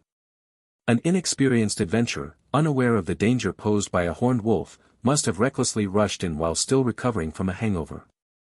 Are you and Grace injured? No, we're fine. The other adventurers in the inn blocked the entrance. Hannah and I attacked, as it tried to get inside. As I listened to Han Seya and Grace's account, the guards arrived and removed the body, carrying the young adventurer away on a stretcher. Judging by the grumbling voices, it seemed that more than a dozen people had already fallen victim to the beast. Han Seya, looking a little pale, muttered softly. I thought this was an adult game because of the romantic encounters with NPCs, but they show it so explicitly. Even with the mosaic, it's a bit. Hannah, are you alright? Do you want to rest today? Don't worry about me, sis. I'll be fine. Grace, who hailed from a farming village and worked as a hunter, was accustomed to the sight of gore and corpses. However, Han Seya was not. Witnessing Han Seya's pallid complexion, Grace attempted to guide her gently back into the inn, but Han Seya shrugged off her hand and approached me. Sir Roland? I tried to detect and track the, magic of the horned wolf. Her eyes moved subtly, fixating on the same spot in the air next to my chest as when discussing quests. She must be reading a quest window. Lead the way. I think we need to go over there. Yes. She's really not good at lying. As always, Han Seya wasn't good at lying. Everyone was panicking over the unprecedented phenomenon of horned wolves appearing in the city, but her face was a mess for a different reason. Grace, who walked alongside her, tried to comfort her by stroking her forehead several times. Grace seemed to think that Han Seya's twisted expression was due to the trauma of a novice adventurer witnessing death for the first time. Of course, having read the chat, I knew her expression was twisted because of the pressure to fabricate a story. Somehow, the city and the tower became connected. Not bad, right? My lips curled into a grin as I read the plausible opinion among countless opinions posted in the chat. Following Han Seya's guidance through the alleyways, I couldn't laugh while looking at the bloody injured and dead citizens, so I desperately held back. Neither slimes, horned rabbits, horned foxes, nor goblins appeared in the city, only horned wolves. That meant the city and the 10th floor of the tower were connected, and perhaps a gate-like function would open. As soon as I read the long chat suggesting that, I wanted to cheer. Many people had died, but it was none of my business. Frankly, more people would die inside the tower than this. Han Seya's burdened face was the same. No one would feel guilty about game NPCs dying because of a quest scenario. She was just racking her brain to make up a story. I'd play along even if her story wasn't perfect. It's this way. I feel a strong magical presence here. The artisan district was as complex as a maze. It was a slum-like area where apprentice blacksmiths and poor alchemists who couldn't afford a decent shop on the main street gathered. Complicated back alleys intertwined with various junk piled up without considering passage. No wonder the horned wolves, with their habit of hiding in bushes, ambushed people from piles of junk. Han Seya raised her staff as if to claim she was tracking magic and guided us through the alleyways, avoiding the junk. Of course, her fixed gaze blatantly revealed that she was looking at the minimap, not sensing magic. Dash. As we made our way through the back alleys, we eventually encountered a horned wolf. It seems the guards haven't made it here yet. We saw the creature chewing on a person.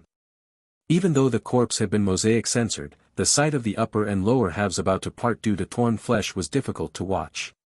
Grace immediately stepped in front of Han Seya, blocking her view. The wolf had killed someone who perhaps came to the back alley to throw something away, its long horn dripping with blood. Annoyed at having its meal interrupted, it bared its filthy teeth and growled, but it was still a 10th floor level creature.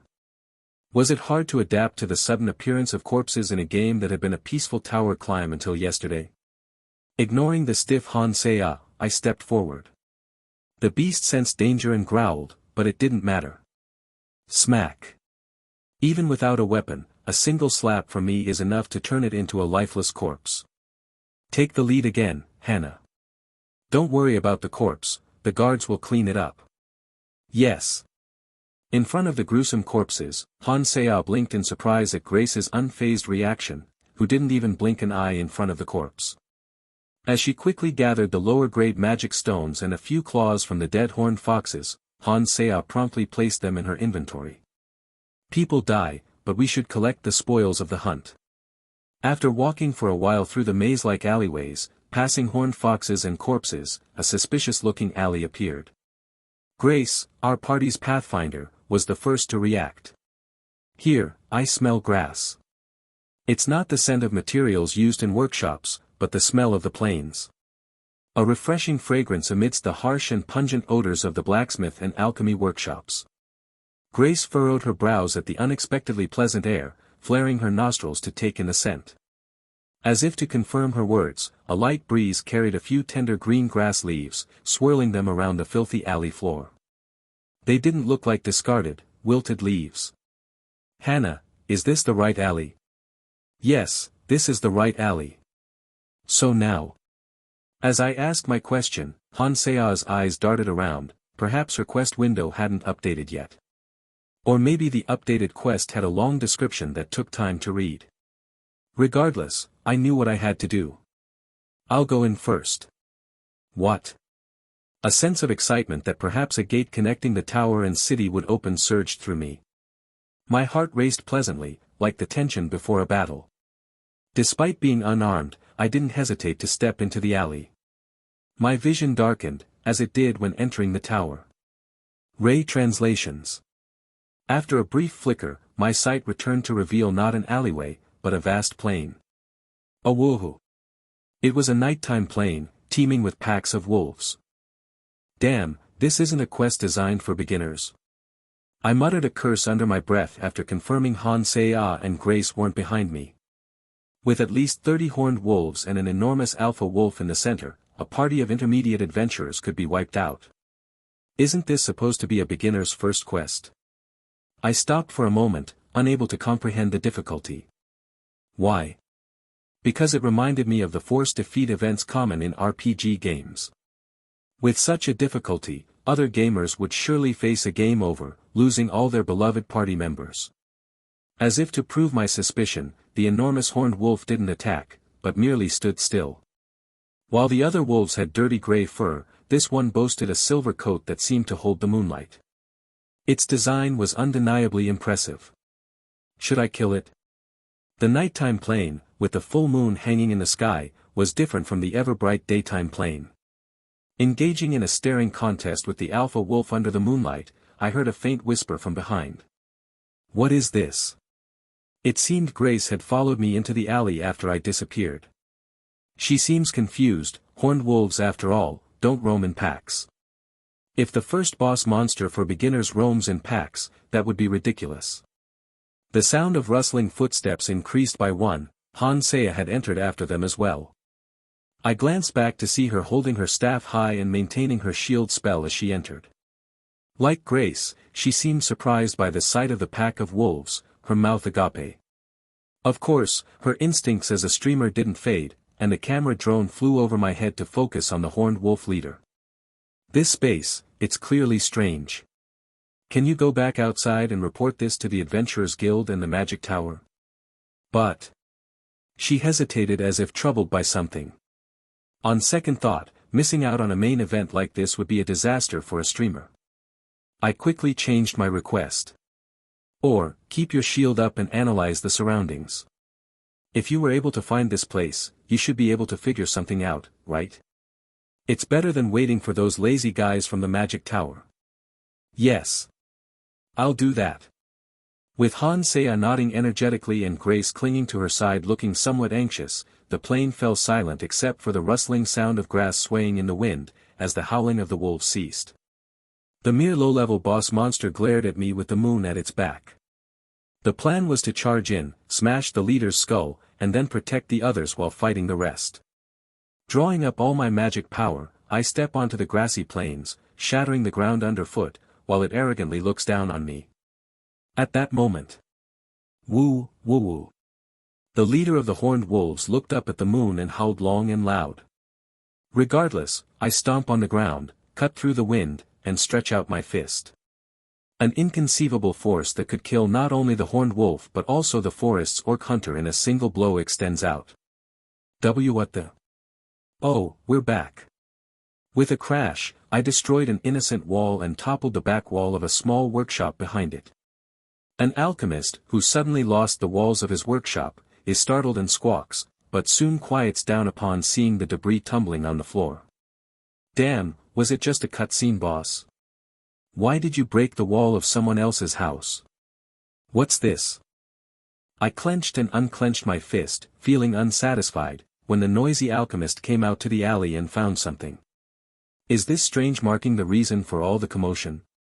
He pointed to the strange symbol etched into the alley ground, as if branded by fire. The symbol bore an uncanny resemblance to the markings that appeared when entering the tower. The appearance of monsters within the tower had caused numerous casualties. Naturally, the city was in chaos, like a hornet's nest that had just encountered an enemy. Many were proud adventurers who strutted around the city. The adventurers' city was not ruled by a single lord due to the presence of the tower. Rather, it was a complicated situation with intertwined interests among various guilds, temple bishops, and nobles responsible for taxes. The adventurers were not treated as peasants due to this setup. In any case, amidst the complex interests, the higher-ups began to argue about who was to blame and started fights for the sake of profit. The mages of the magic tower, who were investigating the tower's abnormalities, had their eyes turn white as they overturned the entire alley. The one who attracted the most attention, unsurprisingly, was Han Seya.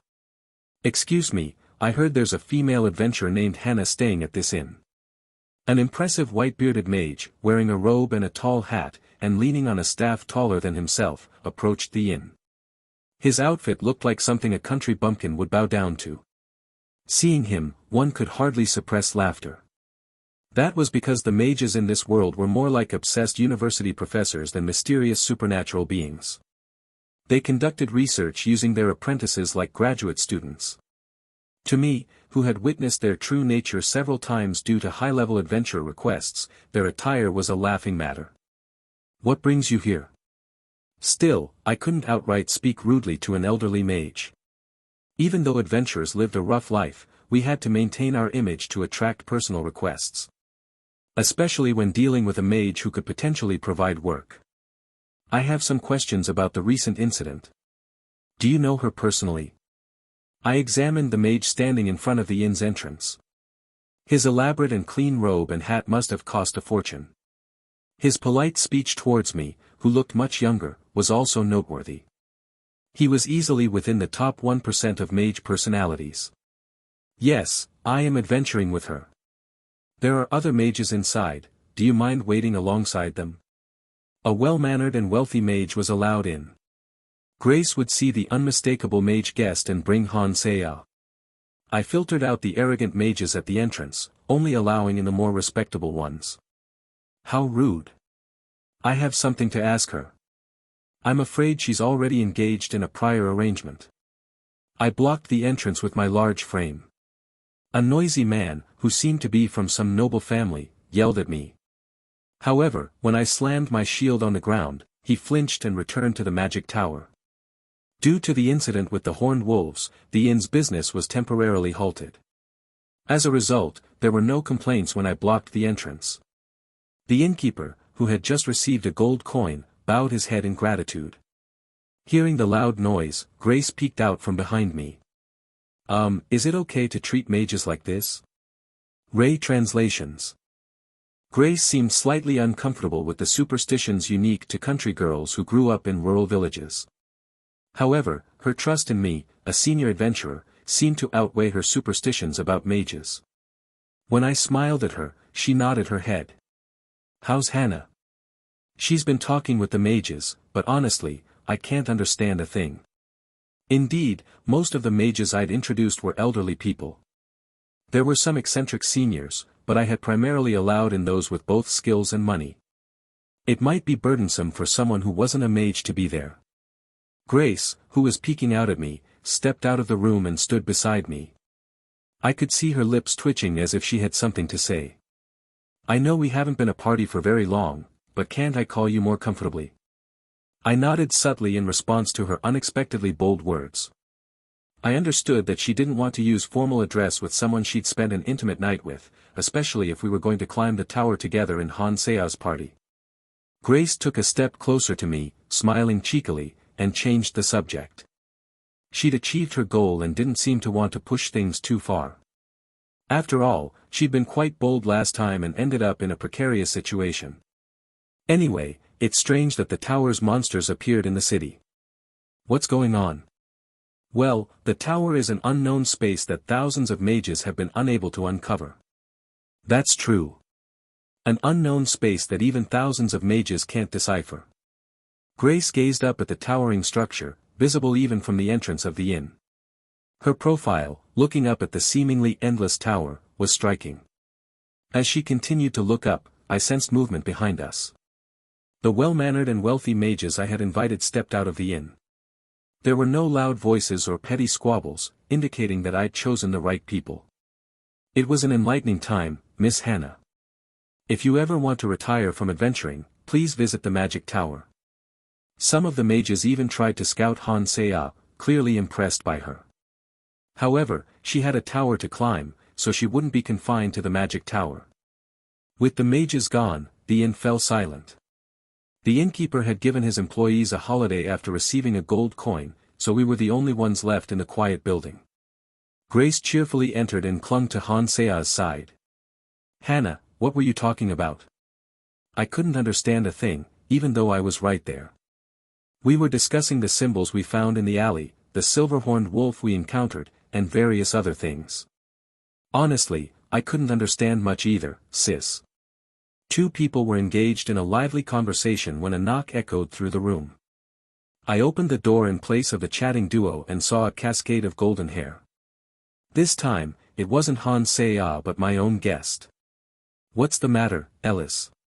Sai, what do you think I'm here for at this time? Is it okay to treat the city's hero like this? I'm talking to a public property vandalism, not the city's hero, so it doesn't matter. Ellis waved some documents she was holding in front of me. If Han Seya had attracted a horde of guests by detecting a magical anomaly in the tower, I had drawn a crowd for a different reason. I had become both the city's hero and a public property vandal, albeit as a joke. The problem was that I had stormed out after hearing some ridiculous testimony from a novice adventurer. Apparently, I had slammed the door so hard that it cracked, and a puddle shaped like my footprint had formed near the entrance.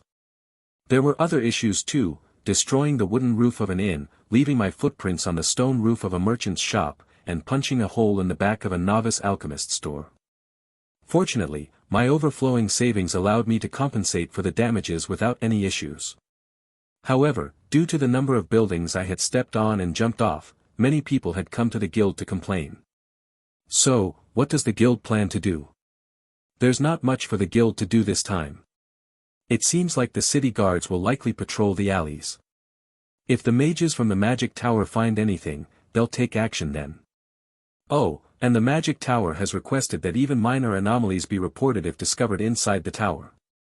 So it's just another exploration request.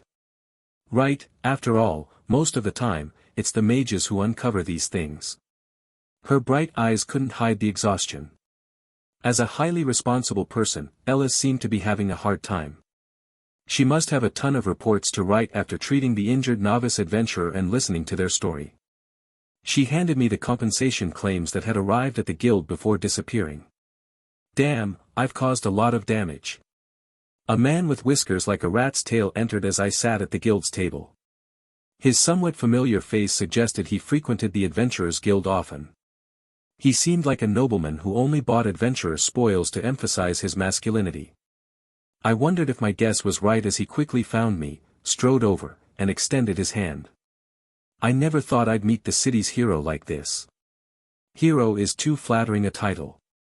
Weren't the guards who fought with weapons the ones who actually defeated the monsters? He pretended our meeting was a coincidence. Huh, so humble too.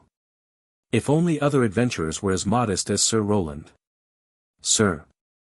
I'm just an adventurer without any knighthood. But who would question Sir Roland's honor after you saved the citizens? After praising me for a while, the man requested a handshake, handed me something in the palm of my hand, and disappeared outside the guild with a sly smile. He left me with a silk pouch containing 6 gold coins. The pouch itself was worth at least 3 silver coins. Is that man the last one? Yes. He's the last nobleman officially coming to express gratitude. Your pouch must be quite hefty now.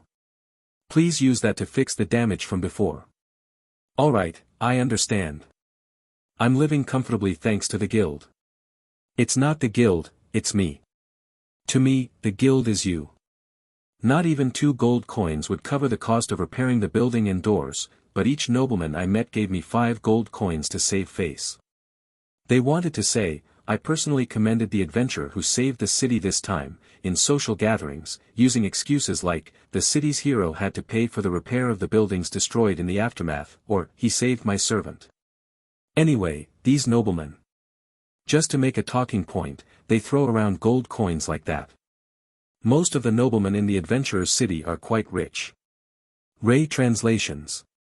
After seeing off the mustached guest, I briefly checked the statuses of other players through the forum. The information was limited since it wasn't an internet forum but Han Sea's personal forum.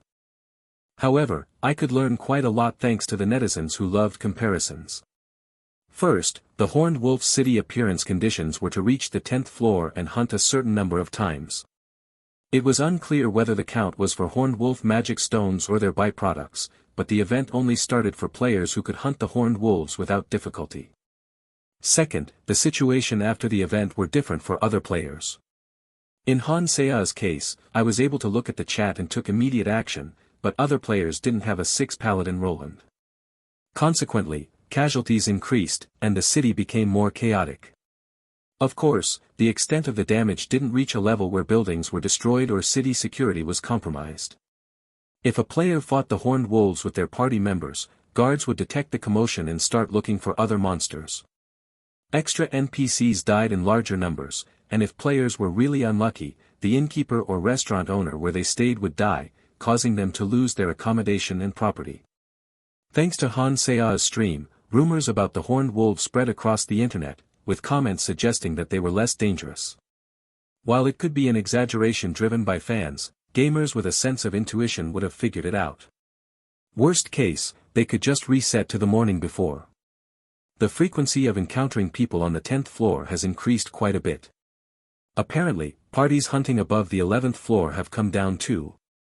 As I followed Han Sea, thinking about various things, another adventurer greeted us with a nod. It seemed they recognized my face, showing no wariness and even attempting to approach us discreetly before deciding to step aside out of politeness. Their actions were rather cute, if only they weren't a scarred man who appeared to be 2 meters tall. From the spiked armor to the massive 2-handed axe, he was definitely not a novice adventurer hunting Horned Wolves. Judging by the numerous scratches on his armor, he was a veteran warrior with his own unique battle style. The other party members trailing behind him also seemed quite skilled. They've spread the rumor about what we saw in the guild. A silver Horned Wolf, much larger than the normal ones, has appeared. Isn't it better to hunt in the middle floors? No. If you succeed in hunting that Horned Wolf, the nobles will seek you out. Grace tilted her head at my words, possibly because she didn't understand the implications of being involved with nobility as a novice adventurer. What are the byproducts of the Horned Wolves? Horns, eyeballs, fangs, claws, and skin. What were the features of the one we encountered? It was enormous and silver, ah! She exclaimed in understanding. The moment the nobles' bidding war began for the unique silver skin of the Alpha Horned Wolf, the adventurer who succeeded in the hunt could retire and live a life of leisure. While adventurers risk their lives to earn coins and silver, nobles squander gold on their portraits. Just this morning, didn't they give me several gold coins to create a talking point? Still, Han Sea will be the one to catch it. It's part of the main storyline. Wandering the plains aimlessly, I had no complaints. Han Sea knew when the quest would start, and I trusted her to handle its progression. For someone like me, it was easier to run around and take hits as instructed. Didn't they say, if your body suffers, your mind will too? Once Han Sea advanced the quest, my job was to smash the head of the Alpha Horned Wolf that would reappear. Planning and scheming for the future wasn't my style. I've never even properly followed a summer vacation schedule in my life. It seems that the full moon wolf isn't attracted by this lure. Full moon wolf. Oh, that's what they call it in the magic tower. Han Se-ah, whose acting skills still left much to be desired, stealthily approached Grace. Grace had slowed down her pace to chat with me, and they ended up huddled together while walking. But, did you really start speaking informally with Roland? Yes, I mentioned it briefly yesterday when you were talking with the other mages. Oh. Their whispered conversation was still audible due to the close distance. The way she paused and glanced at me made it clear she was eager to speak informally with me too. Of course, I didn't need to look into her eyes to understand her intentions. Just go and ask him to talk informally, right? LOL, speaking informally with the teacher because of money? We are now witnessing the collapse of the hierarchy in real time. Nope, go back to using formal speech for life and serve him. Where does a beginner adventurer get off speaking informally with a senior adventurer? She seemed obsessed with completing missions. Seeing Grace's smiling eyes or them standing side by side outside the inn, I couldn't help but feel a sense of alienation. Anyway, while Han Se-ah was hesitating and choosing her words, I took the initiative. You can speak informally too. Really? Yes. It's ridiculous for a party leader to speak formally with their companions. That's true, Yimye. Is it difficult to switch right away? Her eyes glistened happily when I naturally granted permission. The success of the mission probably contributed to her delight as well. With the warm atmosphere, we began preparing our meal. Since we had already gathered, we decided to eat something simple. Grace blankly watched Han Se-ah take a mat from her inventory. It's fascinating every time I see it. If I had something like that, hunting would be so much easier. Hunting? It would be convenient for preserving the freshness of our game. Not inside the tower, but outside. Grace looked at Han Se-ah, who could only think of hunting inside the tower, with amusement. As they talked, the image of an innocent genius which unaware of the world's ways grew more and more solid. I savored the steaming stew. It was fortunate that the horned wolf hadn't appeared at Marianne's inn. The food at other beginner adventurer inns was so bad that we'd rather spend silver coins on buying proper meals. As we quickly finished the hearty stew, a scream reached our ears. Ah, help. The sound was faint, so it was hard to tell, but Grace, with her keen senses, also put down her stew bowl and looked in the same direction as me. Sandwiched between extraordinary physical abilities and a sensitive scout, Han Se-ah asked us in confusion. What's going on? Someone screaming, right? Still not used to speaking informally. I left explaining to Grace and immediately sprang up from my seat. My first step was a smooth leap, followed by a launch up that tore through the grassy plains. Find your way back. Yes. With Grace's confident reply, I rushed towards the screams. I couldn't hear shrieks from the peculiar creatures of the plains. Therefore.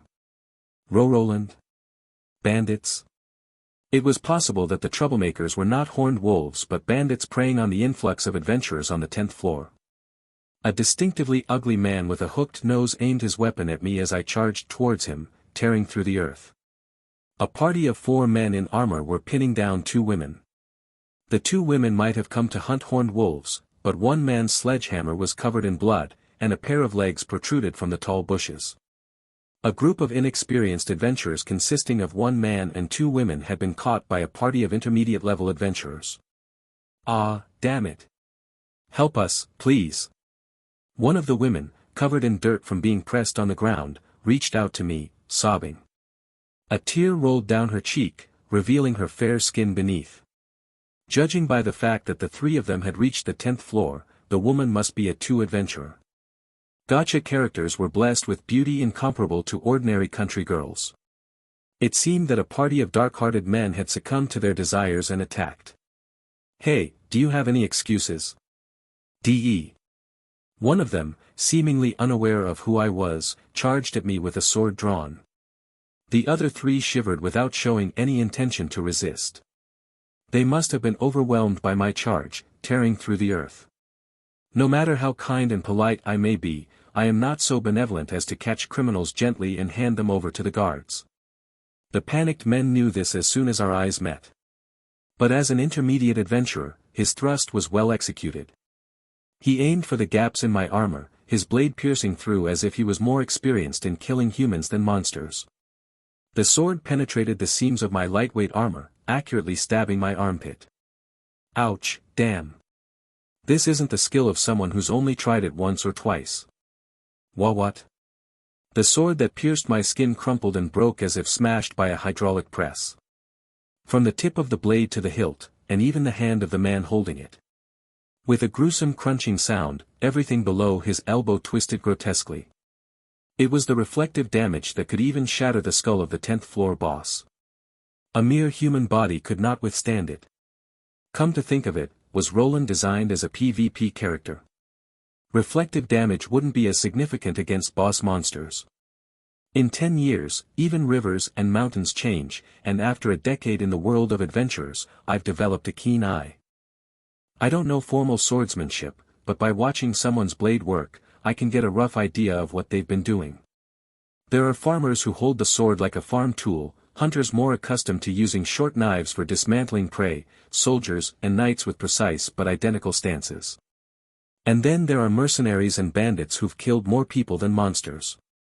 Ah, I should have just blocked it with my hand. Now there's a hole in my clothes. Ugh, my hand. But are there bounties on you guys? The other three, unable to even think of escaping seeing the speed I arrived with, stared blankly and stumbled back. The 2 female victims were barely sitting up, sobbing. The scene was almost comical, with people sitting side by side, gawking at the guy with broken arms. Hey, are there bounties on you? Ah, no, there aren't. Then I can just bury you here. We have bounties. If you catch us alive, there's a reward in the southeastern mountains of the kingdom. One scruffy guy, looking nervously at the torn-up ground, yelled loudly to refute his comrade's words. Perhaps imagining himself being buried alive, his filthy beard was trembling as he chattered away in fear. At least there was a quick response. I considered breaking their arms since I didn't have any rope. Then, belatedly, Grace and Hansea joined me. They followed the path of the grasslands that were ripped apart from my running. What's going on here? The crying women and terrified men were all sitting together, making the situation difficult to grasp. Or perhaps it was the grotesque sight of the completely shattered arms that made it hard to look. Unlike Hansea, who tried to avert her gaze, Grace seemed to understand everything. Hannah, do you have any rope in your inventory? Yes, sister. It's the one recommended by the guild. Then take it out. Taking out the long rope from her inventory, Hansea handed it to Grace, who tied up the men. A mid-level adventurer could probably untie the sturdy knots, but they didn't have the desire. The rope was a sign that I intended to spare these bandits and take them with us. They all knew that if they tried to cut the rope and escape, their bones would be crushed like their comrades' arms. With their arms hanging by their necks, they stood in a line, making me feel like a slave trader. I watched the 4 bandits while a pitiful sobbing sound came from the rustling bushes. Hook. We need to take what's important, Belle. While one woman clung to the corpse, sobbing, the other gathered their belongings. She collected the money and sword from the body and even the metal breastplate from the armor. They had invested in armor to reach the 10th floor. Leaving the shattered helmet and corpse behind, the woman with an unknown name helped the one called Belle to her feet. She had climbed up to the 10th floor. She wasn't an ignorant girl who lived in her dreams. Even as tears streamed down her face, she joined in gathering the belongings from the corpse. Hansea saw the 2 women picking up items from the body and quietly approached Grace. What are they doing? We're on the 10th floor, and they don't have the confidence to carry the corpse back down to the 1st floor, so they're just collecting valuable equipment and items. What about burying it? Not everyone has an inventory like you. I wanted to search for the full moon wolf more, but we ended up involved with bandits. As a result, we had to return to the city immediately after eating. No way, I thought this was a complete fantasy world. Even if it's rated 19+, there's no need for it to be this much of a fantasy, right? Is there a reset button so you don't have to commit suicide because of bandits like this? And it works without touch or voice recognition. This is insane. Seiya was busy talking with viewers, but Grace remained silent, lost in thought. Our journey back to the first floor was filled with the moans of criminals and the sobbing of women. Ray translations. Arriving at the first floor of the tower, we received surprised glances from people we occasionally passed by. You guys head to the guild first. Or go home for the day. I need to hand these guys over to the guards. I'll wait at the guild. Can I be there when you hand them over? Of course. But why? Well, I heard the guards were able to hunt a horned wolf, so I'm curious. The two women expressed their gratitude and left, sobbing. Seiya spun her eyes and stuttered her answer. It seemed the viewers were curious about guards. Of course, a normal player wouldn't have any interaction with the guards. There was no reason for a beginner adventurer to get involved with them, who were responsible for the city's security. It was like a student living in a peaceful neighborhood having no relationship with the police headquarters. Seiya's stream showed things that couldn't be seen on other channels. She believed that was what her viewers expected from her. They enjoyed watching a weeping ugly man with broken arms, shackled. But why do we have to leave first? That's because their tower exit is different from ours. Oh, right. With an awkward expression, Seiya moved away, seemingly lost in thought. Grace stuck close to Seiya and comforted her. She must have thought the innocent girl had only just witnessed the dirty side of the world. Adventurer's badge, who has it? I do. I then took out the adventurer's badge from the man's pocket and pressed the button. It's fortunate that the direction of the arrow wasn't directly opposite of Seiya and Grace. With their heads hung low as if they were criminals. No, wait, they were criminals, murderers and rapists. Anyway, the four shady men walked silently through the plain. We arrived at their exit sooner than expected, geometric patterns hidden through the wild grass that reached their ankles. I kicked their legs, their eyes were flickering about. As if they were planning to escape once they exited the tower. Ugh, aw. Why are you doing this? Don't worry, I won't kill you. If I wanted to, I wouldn't have brought you this far. I stepped on their ankles as they were rolling on the ground, as if I was peeling off gum.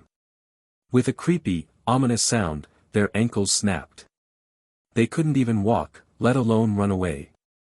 Did these bastards think I was an idiot and would just tie the four of them together and let them outside? If you don't want to die in the plains, crawl through the exit on your own.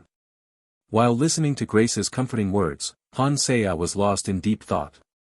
Even the usually helpful chat seemed to be filled with useless nonsense now.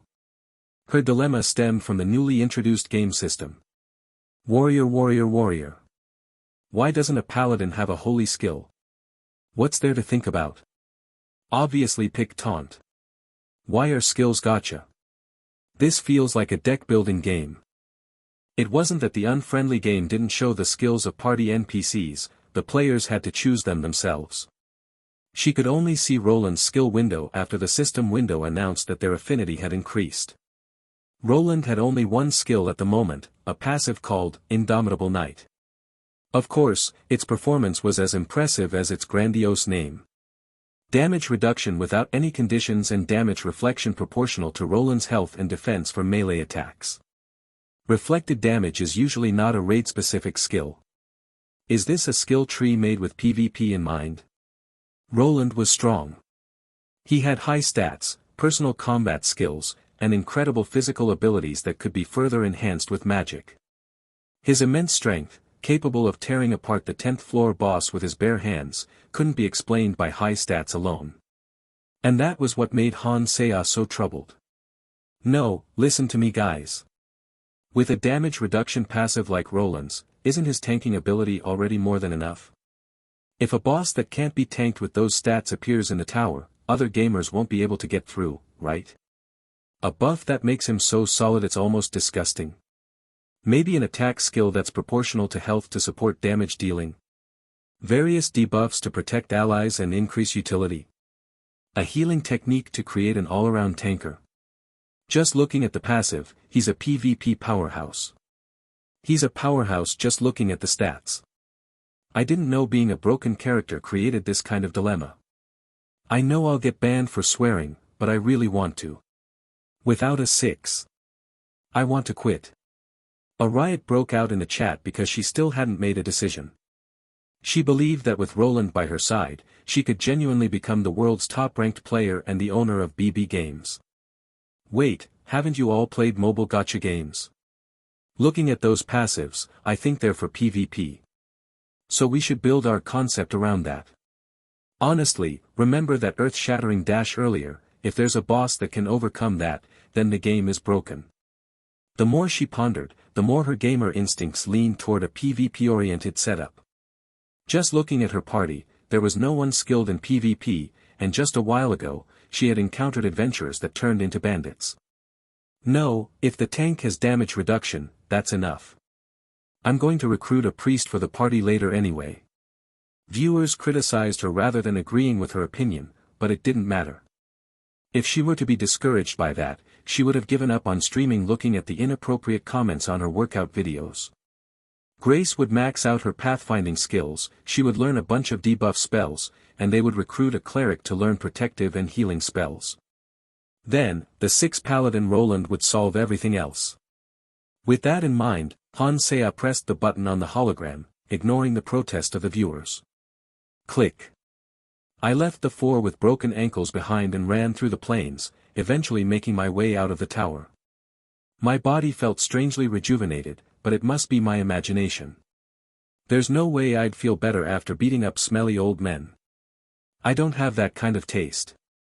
After that, everything went smoothly.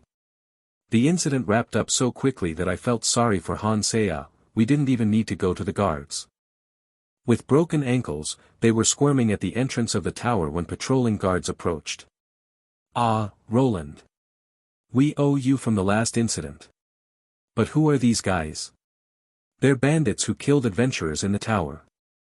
They said they have bounties on their heads. Ah, I see. We'll confirm the bounties and send them to the guild. There should have been tedious procedures. After all, it's a violent incident that is related to the city. However, all of that was neatly handled by the guards' goodwill. If the Horned Wolf incident didn't get resolved quickly, the guards would naturally take the blame.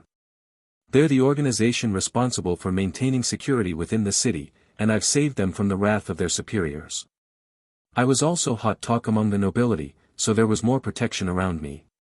My reputation as an adventurer also made it easy for them to overlook the rights of mere bandits.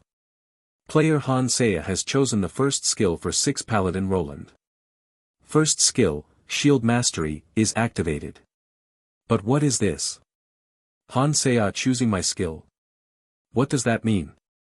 After handing over the bandits, I took a detour into an alley to check the forum. The chat and the forum were in chaos after she revealed my skills to the viewers and let them choose. The viewers were discussing my skills, which even I hadn't known about. There was already a document similar to a wiki page created about it. The passive skill that activated on the day I encountered the Horned Wolf was called Indomitable Knight. Its effects were twofold. It reduced all damage taken by 50% without any conditions, and it reflected damage to nearby enemies based on my health and defense. Didn't I spend 850,000 won for one draw? It was worth it. No wonder the expected value for a single draw was 1 million won. I couldn't help but remember my trembling fingers as I pressed the gacha button 10 years ago. Were the developers of Heroines Chronicle blinded by money, or did they have terrible balancing skills? Probably both. The next skill Hansea chose was my first skill, Shield Mastery. From the name alone, it seems like a passive skill, but there's a friendly note explaining that it's an active skill. The effect states that when the skill is used, all attacks are countered for a short duration. How does that work? What does it mean to counter all attacks? It probably counters ranged attacks too. Then it's a seriously overpowered skill. Hansea got criticized because his other skills were too good as well. For real, no matter what she picked, she would have been criticized. Just looking at the skill list makes me cry. Is this really a 6? I didn't learn it from anyone, I just mastered shield techniques through trial and error. What can I do about it? Dozens of comments echoed my doubts. Of course, until I met Hansea, I didn't have any skills like counterattacks or reflecting damage. Whether a goblin threw a stone at me or a dragon spewed its breath, all I could do was block and endure. I had no idea how to counter ranged attacks with a shield. After reading all the relevant information, I left the alleyway and slowly headed toward the guild. I found information about my skill, and while killing time, I browsed popular posts. Many people were chattering about the skills Hansea had given up to choose her shield mastery. There were people arguing about whether intimidating roar, which Hansea had ignored, was an area debuff or an area taunt. There were also people fighting over whether or not a self-healing skill was needed when a priest would join the party. It's probably a parallel world. The passion for gaming among Koreans remains the same. Ah, you're back. What happened to those thugs? The guards at the tower entrance took them away immediately. I see, they were patrolling earlier. I arrived at the guild while reading the forum. Hansea greeted me with an indifferent expression, either because she had thick skin or a strong spirit. The forum and chat were in chaos due to the skills she had given up, but she seems unaffected by it all. Although the chat mod was actively banning insults and criticism, I would have thought her feelings would be hurt. But she appeared unfazed, which I found quite impressive for a streamer. The guards agreed to sort out the bounty and send it to the guild. With the amount we'll get, which is equal to the equipment of intermediate adventurers, both of you can easily buy new gear. Intermediate gear already? At my words, Grace and Hansea were both visibly surprised.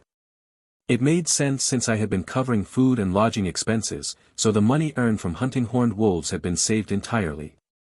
We were earning a few silver coins a day, but the only expenses were Grace's arrow purchases and the cost of the horned wolf lure Hansea created. As a result, our party's savings were incomparable to ordinary parties. If we sold the byproducts of the full moon wolves, both of them could afford to fully equip themselves with intermediate gear. But the full moon wolves won't bring in that much money. I had told Grace that the full moon wolf's hide was worth tens of gold coins, close to 100 gold, but I doubted we would actually get that amount. It seemed problematic from a game balance perspective. If it were another player instead of Hansea, a day's worth of income would be just 1 or 2 silver coins from field grinding. 1,000 times that amount from the first boss drop. In reality, it would be like finding a winning lottery ticket on the street.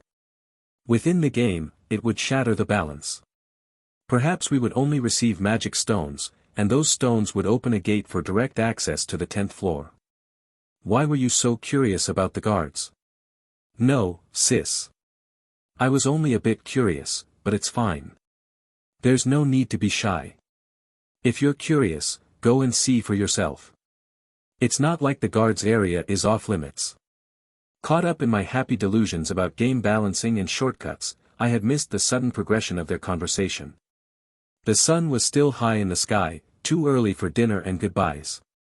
We could make up for a day's worth of income with the bounty, but there was no way to fill Hansea's lack of tower content for her stream.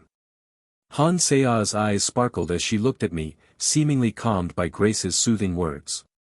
She probably thought it was inappropriate to go without a purpose since it was a place responsible for maintaining security, like a police station. Grace sent me a pleading glance from Hansea's side. If we tell them we need to verify something with the bandits we captured earlier, they should let us in. What do we need to verify? Well, we can make up a reason. Ellis, we caught some mid-level adventurers who were committing robbery. Can you help us verify their badges?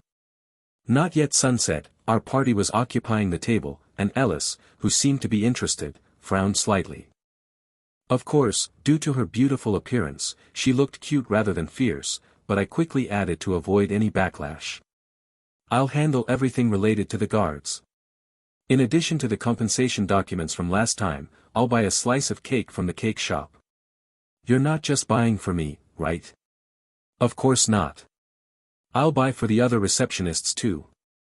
As soon as I promised a certain reward, she gave a beaming smile and took the adventurer's badge I had brought out. Seeing her, Hansea quietly approached me and whispered. It seemed strange to her that the receptionist of the Adventurers Guild was getting something out of every transaction. Don't we have to verify the badges if we catch a robber? No. The Adventurer's badge is just for show, aside from its use in finding the exit. Even if we say we're checking, there's no way to prove whether it's their badge or not. Then what are they verifying? Since they heard our conversation, they're providing us with an excuse to enter the guard's headquarters. It doesn't mean much, but they can at least provide us with an official document. Ellis could stamp the document with the receptionist's seal and write an opinion like, "This badge is suspected to be stolen." After all, the bandits were going to be executed or imprisoned anyway, so a minor pretext would be enough for a brief visit. Why would bandits be stealing within the tower if they had backing? The guards would be itching to execute them, and I had no interest in listening to their sob stories. I should swing by the guards' headquarters, deliver the dessert, and practice my skills early. My schedule was free, so I planned to practice my skills as I received a document from Ellis. The receptionists inside the office, visible through the open door, all had sweet smiles full of longing for the dessert. I had asked Ellis for so many favors that the equation, Roland asks for something equals Roland buys snacks, seemed to have been engraved in their minds. Still, all the receptionists inside the office were beautiful women, the faces of the guild. No man would dislike being kindly treated by a beauty. After exchanging a quick glance through the door, I opened the guild's door and stepped outside. Now, don't break the door. I won't, the repair costs are too scary. After responding to Ellis's playful comment, the two girls, Hansea and Grace, subtly stuck close to me. Hansea seemed curious about something, and Grace watched her with an amused expression. To Grace, Hansea probably looked like a child begging to see the guards. The quiet street still basked in daylight. It was the time when adventurers would be busy exploring the tower, so the streets were empty. Walking down the empty street, Hansea began to speak. Although I asked for a favor, is it okay for Ellis to just create documents like that? She appeared to be more comfortable with casual speech now. Her eyes darted around, seemingly worried about the guild documents in my possession. After all, forging official documents is a criminal act punishable by imprisonment in modern society. However, this world was based on a medieval fantasy setting from a mobile game with broken balance. Most documents aren't an issue unless they're really strange. The guild is an organization formed by merchants, craftsmen, and others for profit in free cities without lords. In other words, the Adventurers Guild is a group of adventurers who have come together for mutual benefit. As a result, the guild is not a dictatorship under a single person's control. The city's power is divided among various guilds, temples, and nobles, and the Adventurers Guild is similarly distributed among the guild master and other key figures. Ellis is one of them. Receptionists who were hired for their looks often receive training and support for other tasks. She has the most seniority among them, so her authority within the guild is quite substantial. The executives of the Adventurers Guild include retired famous adventurers, accountants, and the older sister of the receptionists, Ellis. As a group formed for profit, their internal voices cannot be ignored. If you become close with her, you'll benefit greatly. She tends to overly pamper beautiful people. All the receptionists are beauties, and Ellis is incredibly kind to them. Perhaps it's due to her kindness and incredible social skills that the guild's influence has reached this level. Grace and Hansea nodded with stunned expressions after hearing my explanation. Their image of Ellis was probably closer to a persistent saleswoman who kept asking if they had any intention of becoming a receptionist. After observing the unremarkable guard HQ and delivering dessert, our party disbanded before dinner. Grace seemed to be going shopping with her now heavier wallet, while Hansea appeared to be wandering around the city to fill in the blanks on her mini-map and to console her disappointed viewers. I grabbed my equipment and dashed back to the tower to check out the skills Hansea had chosen. Running through the plains without having to match my pace to my party members, a refreshing breeze rustled my hair. My speed was probably similar to a horse's when I ran without shattering the ground. Crossing the plains, I broke through the 11th floor forest, which Hansea and Grace had not yet visited. Plowing through the tangled branches, I followed the fragments of the lantern in a straight line. Most of the monsters that appeared in the forest were beast type, like the helmeted deer and moss wolf, making it difficult to practice my shield techniques. Thus, my target was the goblin and kobold tribes that started appearing on the 11th floor. Considering my stats, I should have fought stronger monsters above the 20th floor, but going up there is too much of a bother. Reflective damage, it's definitely powerful. The moss wolf, which used the moss on its fur to camouflage itself in the forest, and the helmeted deer, charging with its horns sharper and sturdier than an ordinary wooden spear, both met their end, rushing at me and falling to the reflective damage. It was too much trouble to stop and pick up magic stones, so I just kept running to find the goblin and kobold tribes. If I left them, some lucky adventurer would eventually pick them up. Relying on my enhanced senses rather than any scouting skills, I wandered around the forest until I faintly heard the cackling sounds of goblins. They were more likely to use ranged attacks, which was perfect for my purposes. Cackling and grumbling, the goblins seemed to be exchanging opinions amongst themselves. They were about 10 centimeters taller and had more supple skin than the ones I'd seen on the 10th floor, but they were still goblins. Behind them were huts made of branches, filled with goblin dwellings. Hey, look at this. Ignoring the noisy goblins, I kicked and destroyed several huts, then banged my shield with the handle of my warhammer, making a loud noise. Furious at me for destroying their homes, the green creatures swarmed out. Kayak. Cackle, chuckle. At least they weren't stupid, as they quickly surrounded me and prepared their ranged weapons. As they cackled, rocks and poisonous darts flew at me from all directions. My armor unscathed, I raised my shield against their attacks. How do I use this? Of course, the skill didn't activate right away. I pushed magic into my shield, like I did when strengthening my body, but could only block the chaotic barrage of rocks and darts. Counterattacking was another story. I shouted the skill name aloud, just as Hansea recited her magic spell. Although we were in a forest filled with nothing but goblins, I spoke quietly. If I kept shouting skill names, I might end up denying reality and start shouting things like logout or stat window, just like my embarrassing past. My shield, which had been with me for 10 years, sparkled and emitted a brilliant light for the first time, perhaps due to my brief embarrassment. At the same time, a stance instinctively popped into my head, as if the system was hammering it in. I wondered if this was how Grace felt when she saw her inventory and naturally thought of magic. Unconsciously, I lowered my stance against the goblins, extending my shield and adopting a complete defensive posture. Kayak. The goblins scattered in all directions, fleeing in panic. They left behind the remains of their collapsed huts, with tree fruits and other items gathered from the forest. They didn't seem to care about their food or shelter as they fled. I couldn't help it when the poison needles deflected by my shield targeted my face. The attacks that struck the back of my armor didn't reflect, but the stones and poison needles that hit the front of my shield went back to their owners, cleanly taking their lives. Could it be that my passive skill is involved in counterattacks? My passive skill, Indomitable Knight, which reflects fixed damage, and Shield Mastery, which reflects all attacks for about 10 seconds, seem to have an unexpected synergy. Although 10 seconds might seem short, for superhumans who use magic, it's an incredibly long time. I became stronger without any effort while fighting goblins and horned wolves on the lower floors. Joy surged within me. However, my skill in wielding my warhammer was abysmal compared to my learned shield technique. If I were to engage in friendly competition with adventurers on the 43rd floor, it would result in a 100% stalemate. My opponents wouldn't be able to break through my defenses, but I wouldn't be able to land a single hit on them with my warhammer. I just swung my warhammer from right to left, top to bottom, like chopping wood with an axe. The force contained within was incredibly powerful but crude, and agile adventurers, especially those who enhanced their bodies with magic like me, could easily dodge it even with their eyes closed. However, having mastered shield techniques changed the story a bit.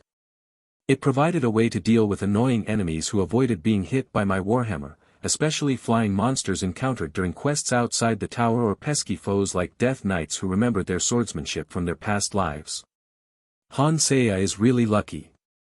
She's not only good at games, but she also has good fortune when it comes to passive skill synergy. The damage taken by passive skills was halved, and my magically enhanced shield counterattacked. My armor, which came with my 6 body, further reduced the damage, and my body, strengthened by magic, absorbed what remained.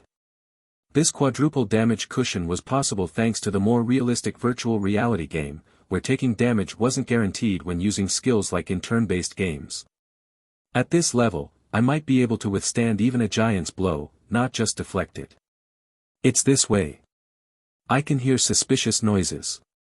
Looking at the chaos the goblins are in, there must be something going on. I paused my near-massacre hunting session, where I comfortably pushed my shield into the monsters, dealing reflective damage. The tracks are large. It doesn't seem like a small creature. The tense voice coming from beyond. A tense woman's voice came along with rustling sounds. Her stealth ability seemed to be inferior to her tracking ability, as the sound of swallowing saliva and whispered conversations between them were audible. They probably thought the chaos was due to the full moon wolf, which had chased me and caused a strange phenomenon. Of course, their misconception would only last a few seconds. Adventurer, right? Yeah. A man, holding his shield and visibly tense, emerged from the bushes, as if expecting a monster from a higher floor to cause havoc on the lower one like the horned wolf did. Naturally, what greeted him was not a 20th floor boss monster like an orc hunter, but me, clad in full heavy armor. The unknown tank finally realized that the cause of the commotion was another adventurer, and his arm relaxed. As his kite shield lowered, the rest of the party members, realizing they were not in a combat situation, approached cautiously. The party consisted of a tank wielding a kite shield and a one-handed axe, a rogue who had silently descended from a tree, a mage who brushed away branches with her staff, and a woman in a pristine white nun's robes. 1 man and 3 women made for an interesting combination. Did you also destroy the goblin settlement behind you? Yeah. The 3 women were taken aback by my words. The male tank seemed to accept it naturally, but the women looked as if they were in a similar situation as my party. The seasoned mid-floor adventurer tank was probably guiding the inexperienced trio. The forest boss that appears on the 20th floor, no. If something like the full moon wolf is the real boss, then what appears on the 20th floor would be more like a named mob. It was slightly stronger but appeared in numbers. In any case, the orc hunter that should have been on the 20th floor was closer to a silent assassin. It utilized ambushes in the forest with moss wolf hides, powerful arrows propelled by orcish strength, and various traps befitting its name as a hunter. I told you. An orc hunter would never leave traces like these. Alright, we get it, sir. Leaving me standing there dumbfounded, they resumed their whispered conversation among themselves.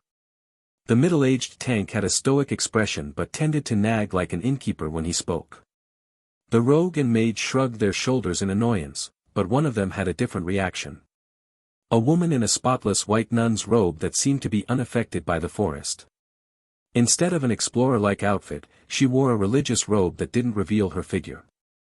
Her hood was properly worn, not showing a single strand of hair. Everything that needed to be covered was covered, but her exposed face was striking. It might be a prejudice, but her face alone looked like she could be at least 4. On the 11th floor, I encountered a beautiful priestess, but nothing really happened. Our current party was composed of an experienced tank, a pathfinder, and a mage. Furthermore, priestesses climbed the tower for their faith, not for money or fame. It was impossible to lure them away. In an awkward atmosphere, we simply exchanged formalities and parted ways. At least, that's what I thought. Roland? We received a party request from the temple. Isn't that a good thing? Why are you reacting so nervously? To be precise, a priestess who was already adventuring requested to join your party. In the morning at the Adventurers Guild, Ellis came to our party's table and shared some odd news. Priests serving the goddess, the only god and the creator, regarded the suddenly appeared tower as a blasphemous space. They believed that venturing into the tower to aid injured or dying adventurers was a form of asceticism. This meant that once a priest joined a party, they rarely switched parties. They willingly took on this hardship for the sake of adventurers, not for wealth or fame. Did their party disband due to issues? No, it's a party led by a veteran tank who descended from the 24th floor. Ellis, as a guild receptionist, seemed a bit flustered, as if this was her first time encountering such a situation. As we discussed the priestess, Hansea and Grace naturally joined our table. The 3 women began to chat immediately. Sister, what's going on? A priestess wants to join your party. During their free time yesterday, Hansea and Grace had somehow managed to win Ellis over, and Ellis now regarded them as sisters. I stepped back and listened to their lively conversation, which naturally led to Ellis explaining the situation. She told them why priests climbed the tower, and why the Adventurers Guild made an exception to actively arrange parties for them. In their doctrine, the tower is a blasphemous space not created by the goddess. The real problem is the criminals who target priests, thinking that the goddess's eyes don't reach them. I see. Even bandits in the kingdom's remote areas knew to fear the goddess, so they rarely killed priests. They might steal valuables made from silver, but they usually let priests go unharmed, unless they were truly desperate. There was also the belief that if a priest was harmed by bandits, inquisitors and holy knights might turn over the entire area. But the tower was different. Empowered by the belief that the goddess's gaze didn't reach the tower, some adventurers who doubled as murderers didn't discriminate between adventurers and priests. They believed they wouldn't be pursued since any evidence would disappear within the tower. So, was there a problem with the priestess's party? That's the strange part. There's no issue. Instead of discussing it here, why don't you just talk to the priestess directly? Grace and Saya seemed to understand the situation after listening to Ellis' explanation. As Ellis said, this was a question that couldn't be resolved without hearing from the priestess herself. No matter how much we speculated, it would be best to hear from her directly. Is she here? Yes. She was waiting even before the guild opened. Being a priestess, she's incredibly diligent. Ellis nodded, giving a knowing smile to Saya and Grace before standing up from the table. As a receptionist who loves beauty and elegance, she quickly befriended the two due to their attractive appearances. Not long after heading to the reception room on the second floor, Ellis returned with a woman. The woman walking down the wooden stairs with Ellis was the priestess I had seen in the forest on the 11th floor yesterday. She wore a simple, yet elegant nun's robe that concealed her figure, with her hair meticulously hidden beneath a bonnet. Her small, pale face was framed by the bonnet, with golden eyebrows and light blue eyes. She looked beautiful, but her expression was somewhat blurry. Ah, hello. Hello. You're Roland, right? Hansea, surprised by her extraordinary appearance, quickly looked around as she greeted her. However, the priestess, with a voice barely above a whisper, acknowledged Saya's greeting while staring intently at me. It could be considered rude, but Hansea's excited voice made me realize that now wasn't the time to dwell on such things. Oh, a 5 healer has appeared. Not just a 4, but a 5 healer, as Hansea blurted out. Are you okay? Yes. I just got a cramp in my leg. The priestess whispered worriedly, looking at Hansea who had abruptly jumped up from her chair. I took a quick glance at the chat window as the excited camera focused on the priestess. Of course, with the priestess' gaze locked on me, I couldn't openly read the chat, just sneak a peek. As expected, the chat was going wild, flowing like a waterfall. If it weren't for my magically enhanced vision, I wouldn't have been able to read the frenzied messages. Our party was already strong, with 3 Grace leaning more towards being a guide than a combatant, but still above average. Add a 5 healer, and our party would become disgustingly powerful. May I ask why you sought out our party? Isn't it Roland's party? Hannah is the leader of our party. The priestess tilted her head, seemingly puzzled. Finally, her gaze shifted from me to Hansea. She must know that to join the party, she needed the permission of the party leader, Hansea, who had come looking for me. I wondered why she had sought me out after only seeing my face on the 11th floor. The drone camera buzzed busily in front of the priestess, and Hansea's eyes spun as she conversed.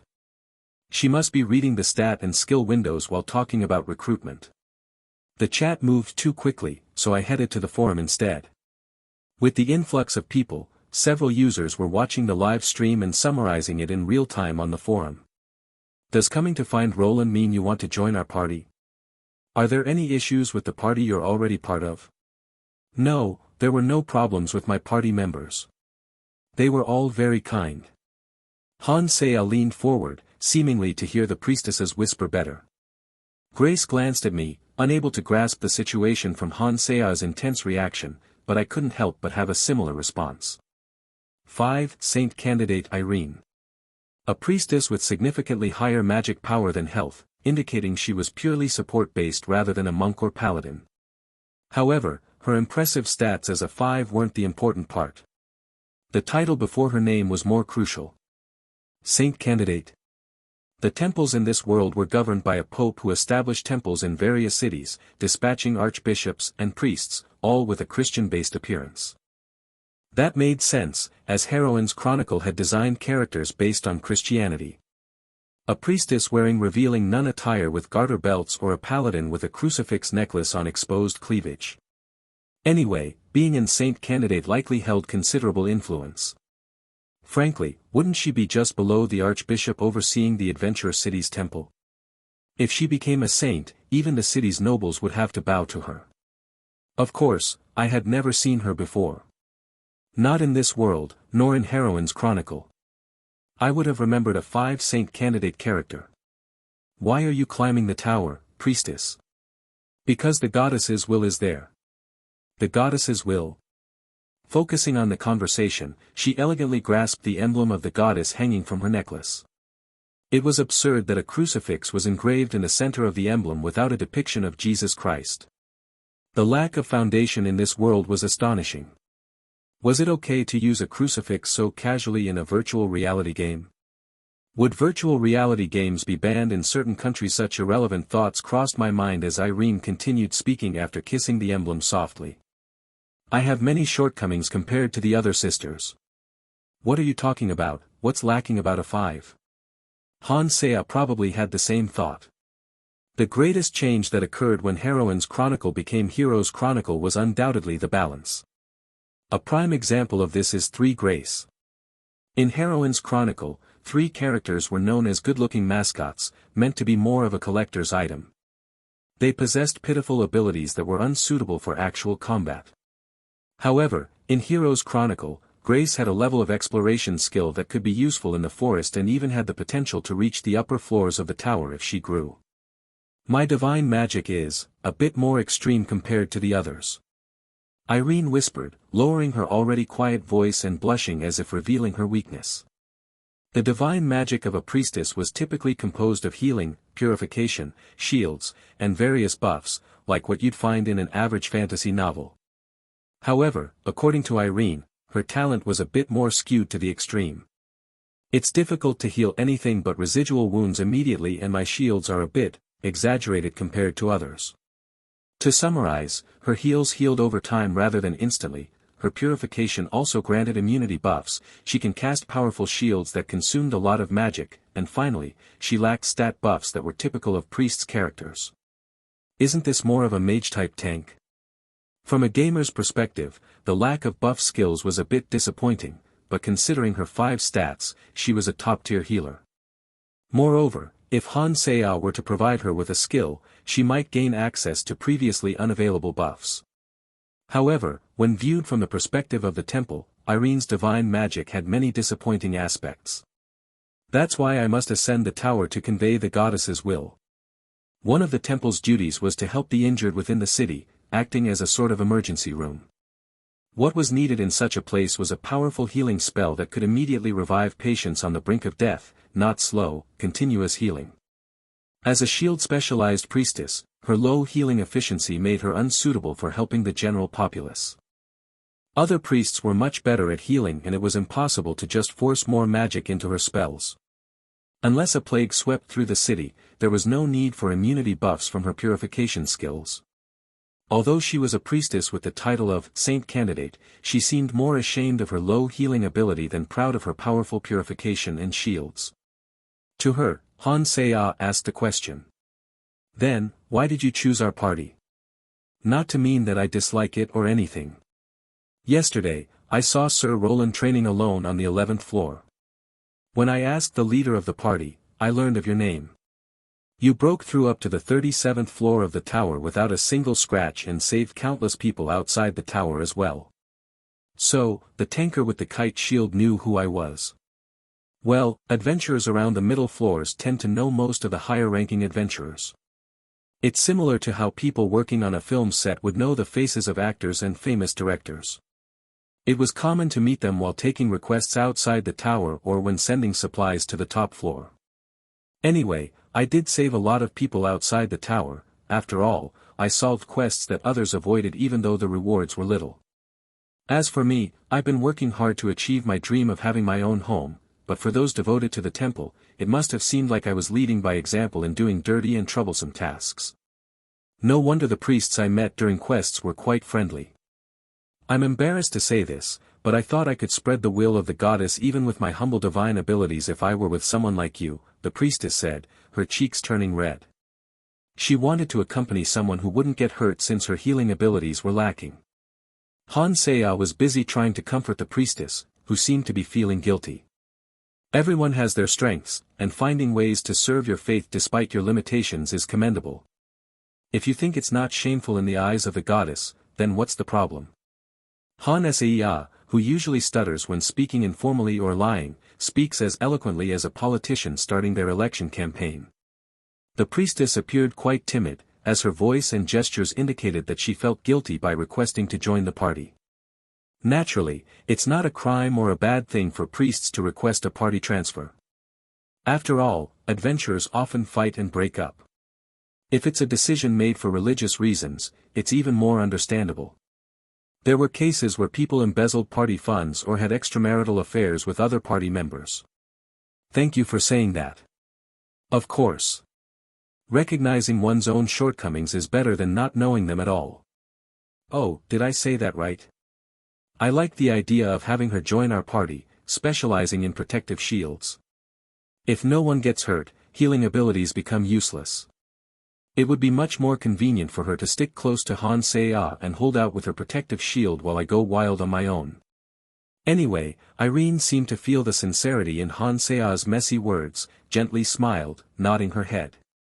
I want to accept the transfer request right away. Ellis, it's okay for her to join our party, right? Of course. The priestess herself wanted it, and there's no reason to disqualify her. Asking for consent from previous party members isn't exactly mandatory either. I explained it to them yesterday. Her previous party members reluctantly agreed while respecting her wishes. After all, no one would forcibly retain a priestess who wanted to move on her own accord. It seemed like they unintentionally lost a talented individual, but I wasn't concerned with their situation. Han Seya sat on the left, Grace on the right, and Ellis behind. Irene, buried between the women, whispered in a small voice, and the three enthusiastically responded. Han Seya was captivated by the 5 stars, Ellis was smitten with Irene's beauty, and Grace was heavily superstitious and God-fearing. Then, since we're all together, can we check your divine abilities? I gently cut off their conversation. It's always a welcome event when a priest joins a party, but we can't just blindly head to the tower without checking our compatibility first. Han Seya vigorously nodded at my words. She seemed eager to see the power of a 5, with an excited and curious look in her eyes. Given Irene's seemingly passive personality, this kind of attention might be burdensome, but she confidently nodded her head. Let's head to the open area behind and check your protective barrier. Sure. How will you test it? Despite the fact that her healing didn't help the citizens, she had a strange confidence that her protective barrier would work inside the tower. If she didn't have at least that much self-esteem, she wouldn't have decided to climb the tower. Ellis and the rest of the party headed to the guild's open area. It was a rare sight to see 4 beautiful women gathered together, causing some men in the area to flex their muscles in an attempt to impress them, but they failed to draw any attention. Can the barrier only be used for yourself? Yes, it can protect a certain range centered around me. With a clearer, yet still small voice, she raised her short staff. It was slightly shorter than a mage's staff and had a religious symbol instead of a magic stone at the top. O light, grant us protection. The symbol flashed, and a different kind of shield from a mage's formed, a brilliant white curtain of light enveloped the women. The shield was large enough to protect Grace, Han Seya, and Ellis, even as they maintained some distance from Irene. It was much more intense and expansive than Han Seya's shield. This is quite impressive. In fact, it was an incomparable light to any other priest's protective barrier. It wasn't an exaggeration to say that it was more radiant and beautiful than any barrier I had seen in my various quests. I reached out my hand to the shining barrier. I pressed my index finger against the barrier, like I did when testing Hansea's shield, but it didn't budge. It's unbelievable that it could be so strong. I put more force into my grip, as if I were digging my fingers into clay. What is this? My fingers slipped off with a terrible noise, unable to leave a scratch on the barrier despite my enhanced strength. It was impressive that it remained unscathed even with the force that could have crushed a monster's skull like an apple. Wow, it's very strong. It's a priest's divine protection. It's so beautiful. From within the barrier, the women marveled at the flickering light, but I was simply bewildered. Irene's barrier remained intact until I put all my strength into a magic-infused punch. With a loud crash, the barrier shattered into pieces. Irene looked at me with confused eyes, but it seemed that there was no damage to her when the barrier was destroyed. It was Hansea and Grace who were startled instead.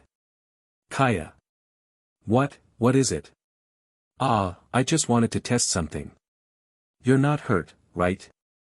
No, breaking the barrier doesn't hurt me. Although I hadn't seen the character Irene, the Saint candidate, before, I had an idea of what her passive ability might be. It seemed that characters with 5 or higher had a passive ability from the start, like me. This was the same protective barrier passive that the Steel Saintess, Johanna, had.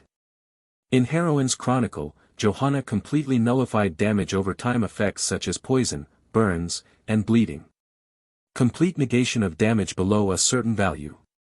The protective shield could only be shattered by my punch. Hansea's lips curled into a mischievous grin. I think she recalls how her own shield had been punctured with a simple press of a finger. Why did Irene seek me out? Frankly, there were plenty of sturdy warriors who never get hurt on the 43rd floor. Only Hansea and I knew about my 6 status. Objectively speaking, although I was well known, I didn't think I was at a level where someone would seek me out after seeing me just once. Wouldn't it be more appropriate for her to seek out the top adventurer on the 43rd floor? Choosing someone who had given up on the 37th floor and descended, rather than an adventurer who persevered and reached the 43rd floor, seemed strange.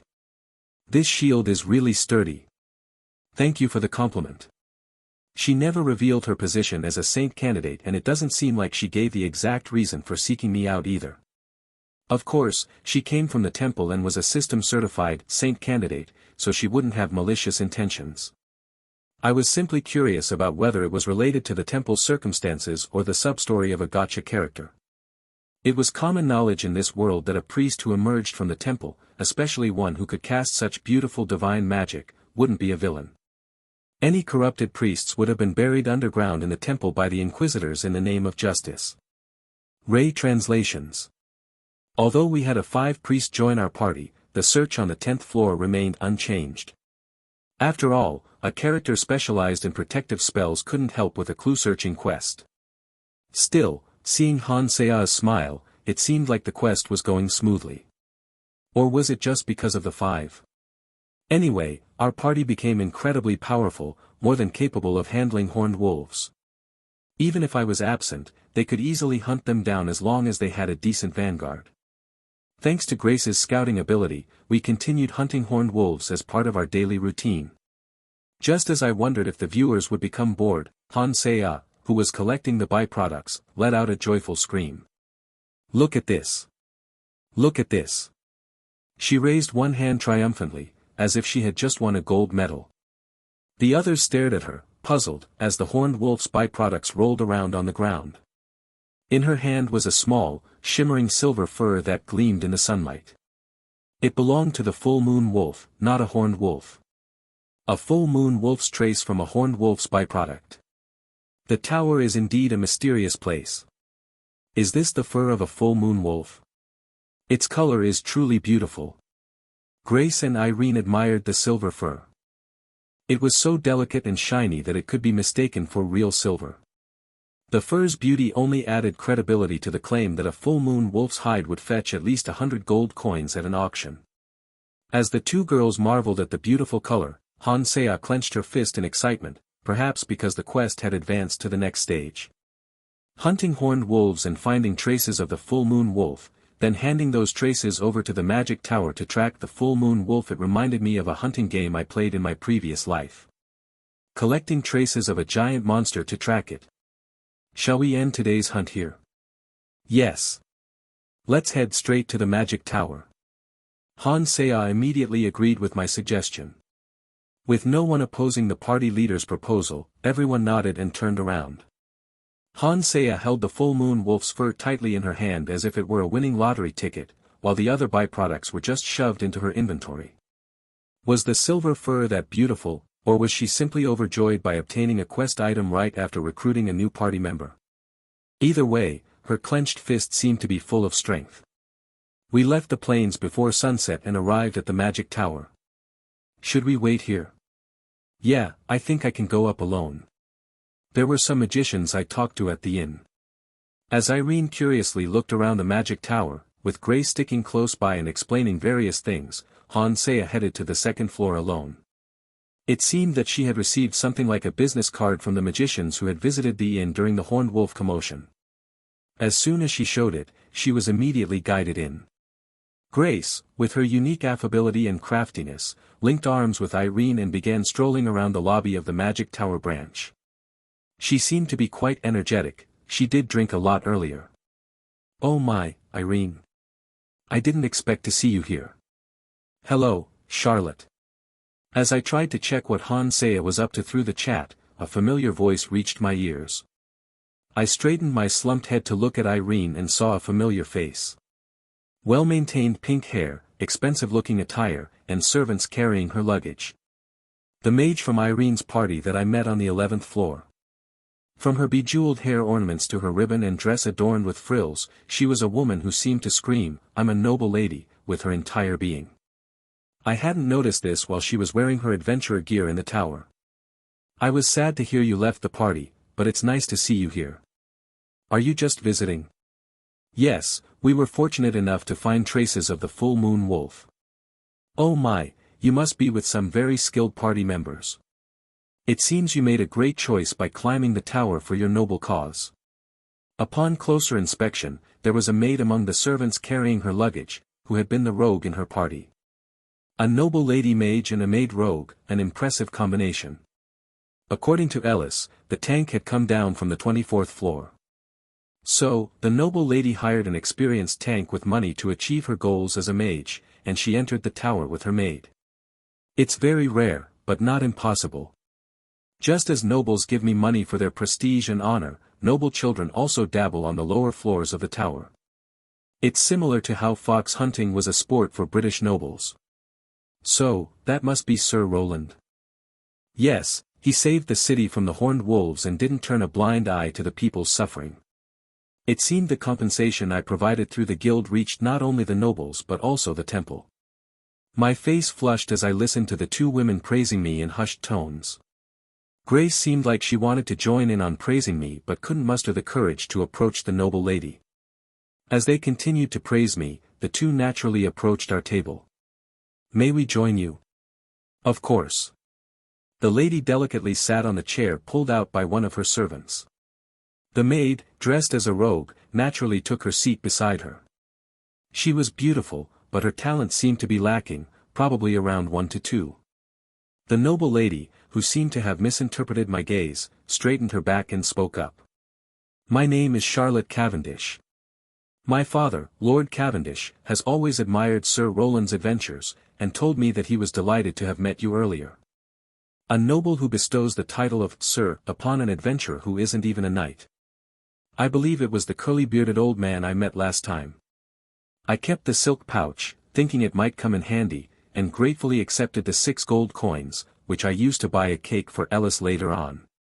The man, who only cared about using me as a talking point, handed me the gold coins without introducing himself and disappeared. Recalling him vaguely, Charlotte doesn't seem to care about my lukewarm reaction and starts chatting. I became an adventurer to achieve greatness as a mage, but this unprecedented event happened, and I met all of you. It feels like fate, arranged by the goddess herself. The goddess embraces everyone. Grace seems a bit taken aback.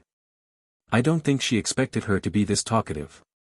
She treated Grace as if she didn't exist, and I was treated like a scarecrow made for listening. Her chatter would match nobles at social events. From her constant mentions of the goddess and of fate, she seems very into mysticism and the like. She wasn't arrogant, but she did seem a little self-absorbed. In fairness, she does look like she grew up in a greenhouse. Even in my previous life, there were plenty of kids with superpowers, even without the existence of magic. Who would stop the chinibyu of a noble lady with actual magic abilities? She was born into nobility, raised under the care of her servants, and had powerful magic. Young lady, if you delay any longer, it may cause problems for your schedule later. Oh dear, thank you, Mari. I'd love to chat more, but I have a prior engagement, so please excuse me. Charlotte, who happened to meet a priestess and join a party of adventurers she met by chance, then led by the goddess to the one who saved the city and even has a connection to her father, she inflated this story in the typical way nobles do and chatted endlessly. But her endless chatter was finally interrupted by the maid who had been quietly standing behind her. Just like how her father had handed me the money pouch, chuckling as he disappeared, Charlotte gracefully gathered the hem of her dress, slightly bent her knees, and took her leave. As she disappeared into the distance with her attendants, Grace muttered softly. Is it because she's a noble, or a mage that she talks so much? Well, both are known for being quite talkative. Well, even so, it was interesting to listen to. No, not so much as interesting as it was as strange. Han Seah descended from the tower after discussing the quest with the mages. She found us in a state of strange exhaustion. What happened? We were talking to someone from the party I was previously in. Do they hold a grudge or? No, they were just a bit talkative. Despite Irene's explanation, Han Seah seemed lost. Unless you experienced it for yourself, it would be hard to understand how talkative a young noble lady could be. It was an ability that could mentally tire out a six tank after all. Han Seah sat down at the table with us, still looking puzzled, and shared her talk with the mages. They're extracting magic from the full moon wolf's traces. All the mages of the magic tower are on it, making a magical tool to trace the extracted magic. It's likely a compass that tracks the full moon wolf like a beacon. Are we certain it's on the 10th floor? Her eyes shifted subtly. The plains we saw that night is likely hidden on the 10th floor. We need traces of the full moon wolf to unlock the entryway to the hidden space. It looks like this information came from the quest window. The extraction process just started, how could they be so sure about the hidden space? Grace and Irene seemed to accept that the mages had figured it out. There also weren't any reasons to claim otherwise. Grace, finding Han Seah's animated expression adorable, approached her and crossed her arms. I wonder when they became so close. You want to see the full moon wolf that much? You can't stop grinning. Well, it's fascinating. As a mage, it's very intriguing. So, are we calling it a day? At Irene's question, the girls exchanged uncertain glances. This was the issue with the Tower of the Sky. It took a considerable amount of time going up and down. It made re-entering after an early departure awkward. Of course, if we were camping inside the tower, there would be no problem going back in now. But the timing was tricky. Today was Irene's first day in the party, and we had just given a trace of the full moon wolf to the magic tower. If we're short on money, we would roam the plains until late at night, but our party had me for a generous sponsor. If we have time, could we visit the temple? The temple? Sensing their hesitation, Irene still murmured in her small voice. Han Seah, preoccupied with thoughts about the stream, welcomed the idea enthusiastically. It looked like Grace was curious about the large temple in the city as well. I've been hearing about Roland's party, so I talked to the priests at the temple. One of them wants to thank the person who rescued them from the horned wolves, and another is thankful that you accepted my insistence. Hey, insistence. We were looking for a priest to recruit in the guild anyway.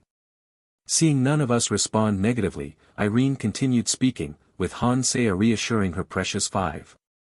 It might be due to her title as Saint Candidate, which she has not yet revealed. Or because she's religious and has a natural interest in others, but she's eager to introduce us to the temple. The party members don't seem to mind, and there's no reason to refuse when they're this welcoming of us. We should go visit them. Ray translations. If the magic tower makes a variety of magical tools and alchemists process herbs to create potions for sale, the temple, naturally, sells holy water. It's not a panacea that solves everything, it's water imbued with divine power and blessings. It's a healing potion that also purifies and buffs. It's very useful to have when taking requests without a priest. Irene, it's almost dinner time. How about we buy something from the market for the children at the temple? Ah, could we do that? If it's Roland sharing food, the children will be really happy. At my suggestion, Irene clapped her hands joyfully. Since the temple also looks after orphans, buying food for the children is the easiest way to gain the temple's favor. The ladies who take care of the orphans wouldn't dislike a person who buys food for the children. After deciding to go to the market, not just Irene's, but also the gazes of the other two fixed on me. Because the clergy aren't corrupt, the temple's finances are tight. The children can only eat so much, and how expensive could it be to buy food for orphan children? It's not like I'm going to buy a ton of steak costing several silver pieces each. Even though I only plan to share something just a notch above the typical and fair decent homemade bread and vegetable stew, their eyes look like they're dripping with warmth. I feel a little guilty. I guess I'll grab a few more food ingredients. Hannah, do you have room in your inventory? There's plenty of space. This is a good opportunity to show some goodwill to the temple. Sure, it's using Roland's wallet and not mine, but I'll be providing the inventory. Plus, we now have a 5 priest in our party, so volunteering for half a day won't hurt, right? Then let's head to the market and buy some bread, flour, vegetables, and meat. There's a shop frequented by the temple's novice priests. Shall I lead the way? The market street in the late afternoon is fairly quiet. It's not the hour when adventurers spill out, nor the time for industrious citizens to shop. The air is filled with the solicitations of merchants, each vying for an extra penny. Unsurprisingly, the most popular figure on the street was Irene. People stare wide-eyed at the extraordinary appearances of the 3 women. But at the sight of Irene, they quickly regain composure. No one would dare ogle a nun, unlike an adventurer flaunting their physique. As we stroll down the street, we come across a peculiarly bustling area. Oh my, the nun is here. What brings you around this time? Do you need something? At the sight of priestly garb, a plump middle-aged woman greets us familiarly. Despite her considerable size and chubby cheeks, she didn't seem to be an ordinary citizen. Intrigued, I open the chat while dodging the drone camera, and it's flooded with S. Among the waves of, I spot the name one, kind baker, Johanna. So even non-combat characters get stars. After encountering the paladin, the saint candidate, and the novice ranger, the next gotcha character turns out to be a baker. I can understand why the viewers are laughing. As I'm mulling over this, I notice small children waving wooden sticks, shouting as they run past the bakery. The area had seemed unusually noisy since earlier, and now it was clear why. All the kids were playing in this alley. Hello, Aunt Johanna. We came to buy dinner for the children at the temple. Dinner at this time? Is something happening at the temple? Nothing of concern. A visitor at the temple wants to purchase food for the children. Oh, what noble souls. The goddess will be pleased. The baker enters her shop with a hearty laugh. As I stand by the open door, the pleasant aroma of baking bread wafting out, Hansei quietly moves beside me. Just as I'm wondering what's going on, all the children running about in the street suddenly converge in front of the bakery. Around 10 children encircled us, their stance bordering on threatening. I move to shield Hansei suspecting these seemingly innocent children might be troublemakers. I wasn't particularly worried about pickpockets with our inventory, though. A larger child then stepped up, looking up at me. Perhaps the leader of this little gang. What's up? Mister, you're an adventurer, right? Can you fly? What? Don't be ridiculous. Only mages can fly.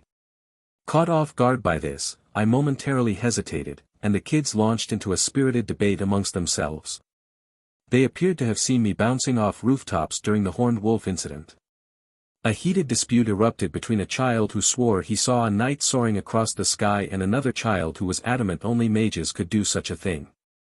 I felt the warm gaze of my party watching me and the children.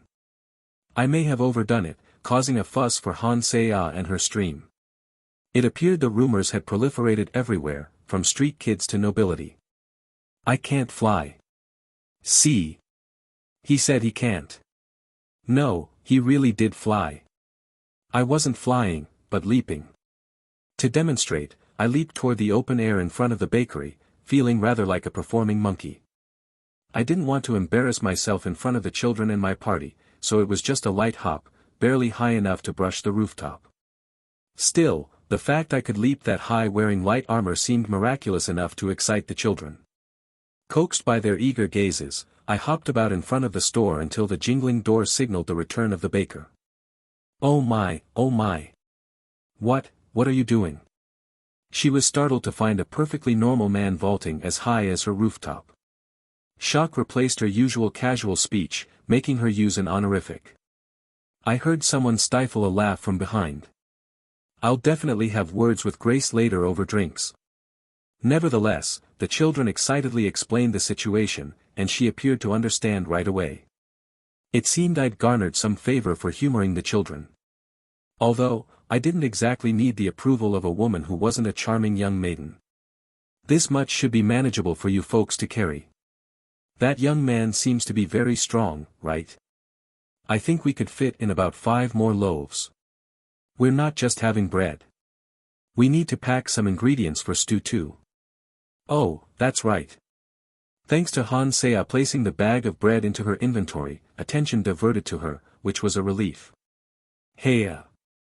A comment from the previous chapter mentioned that superpowers were real in MC's previous life. From this sentence within chap, even in my previous life, there were plenty of kids with superpowers, even without the existence of magic. Sorry for the misunderstanding, the way I meant it was hypothetical superpowers. Maybe superpowers would have been better. This part of the sentence, kids with superpowers, even without the existence of magic, was meant to counter each other, but I forgot for a sec that magic and superpowers, depending on the story, aren't the same thing. The more literal meaning of that sentence would be, kids pretend to have superpowers even though they live in a world without magic/supernatural abilities. Also, a few chapters ago someone asked for a spoiler. I'll be reading ahead a little and I'll hide a spoiler somewhere in the comments of the next chapter. With bread, vegetables, and chunks of meat stowed in Hansea's inventory, we ambled down the street as dusk cloaked the surroundings. The street was far from silent. Youngsters frolicking in front of the bakery were now scurrying towards the temple, likely orphans entrusted to the temple's care. Unsurprisingly, their focus was entirely on Hansea. More fascinating than the man who leaps up high was the attractive magician who seemingly tucked countless loaves of bread and vegetables into nothingness. Sister. Are you a magician? Fool. Women aren't magicians, they're witches.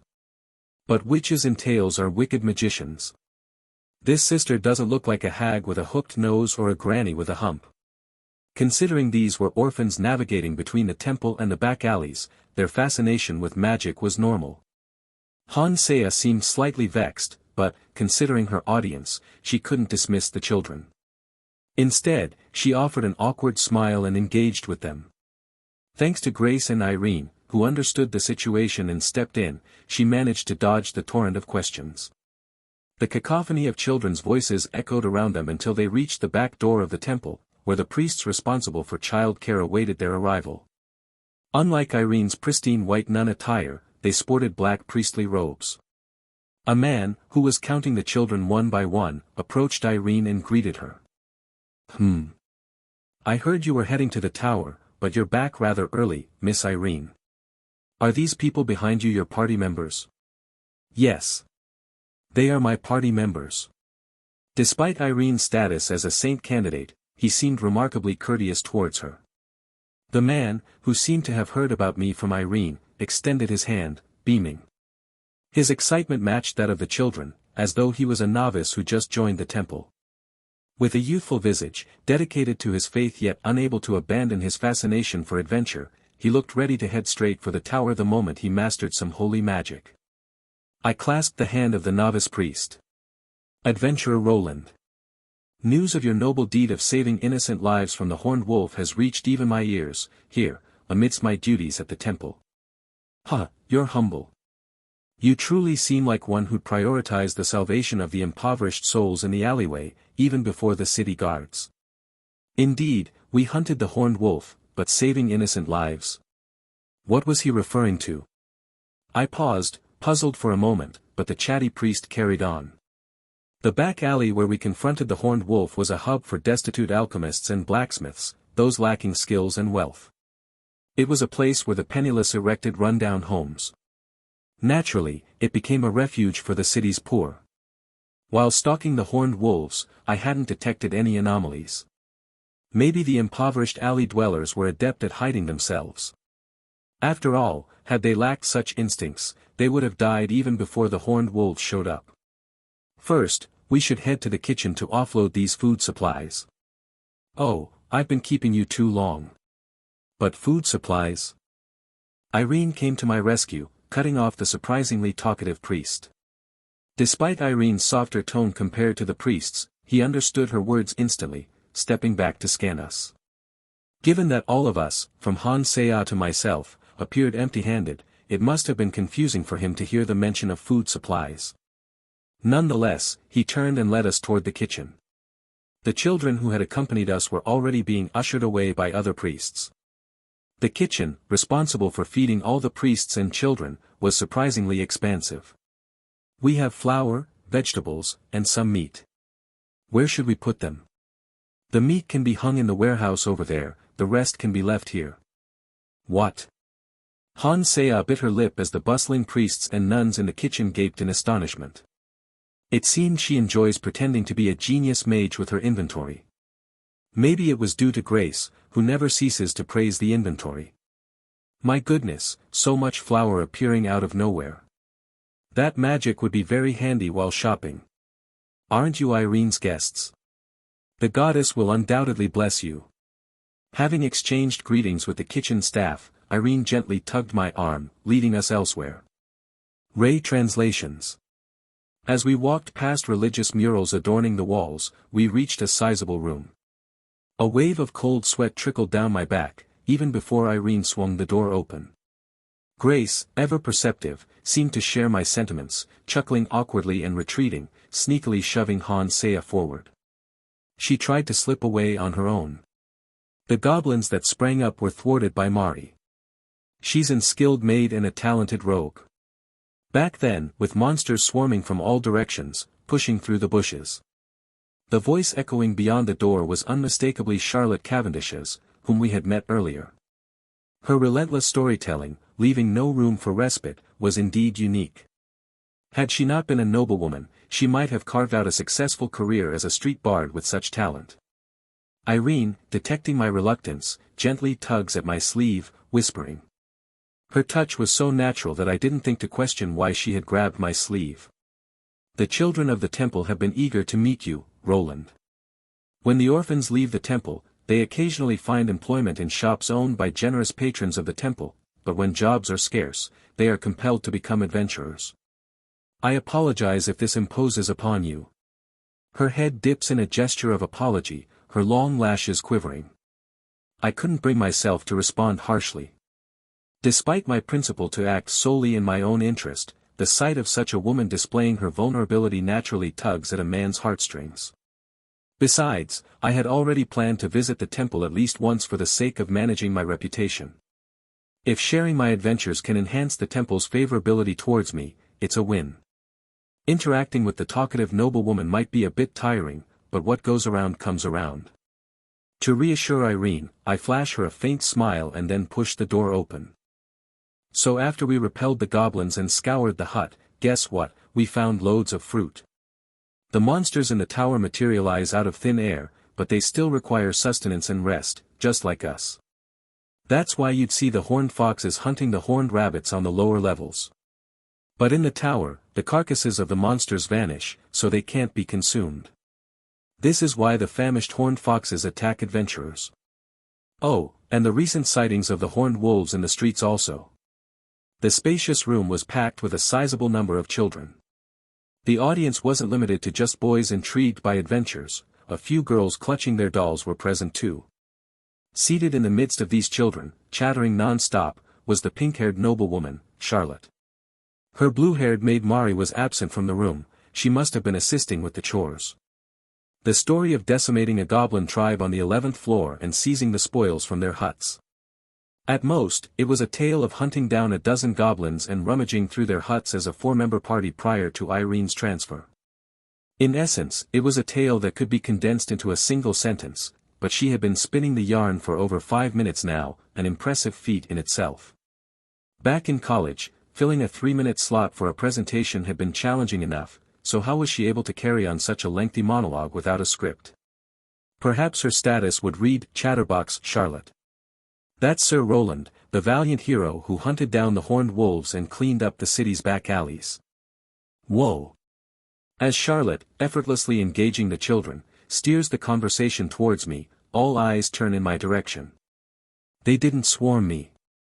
Seems like they've been taught basic manners. The children within the temple demonstrate more restraint and decorum than those out playing in the street. It's as if a division exists between the ones venturing outdoors and those residing within. Still led by Irene, who maintains her grip on my sleeve, we weave our way through the sea of children. Hansaya and Grace trail behind, their expressions awkward. It's funny watching the two, seemingly unacquainted with children, recoil under the scrutiny of wide-eyed gazes. Where did we leave off yesterday? When Sir Roland was on the 11th floor all by himself. Irene begins narrating once we're comfortably settled. Despite her soft-spoken nature, her clear tone and precise pronunciation captivate the children. Irene, curious about adventures in the tower, was joined by Charlotte, a noble lady mage who frequented the temple to prove her piety. Charlotte's devoted maid, Mari, is also a part of the narrative. The tank of the 24th floor is said to be a person that Charlotte recruited with her wealth. Much like how I helped Hansaya, I guided Irene from the first floor and gradually ascended the tower.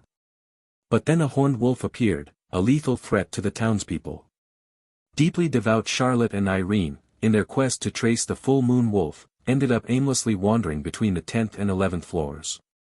That's when we met Roland here. Do any of you have questions about our story so far?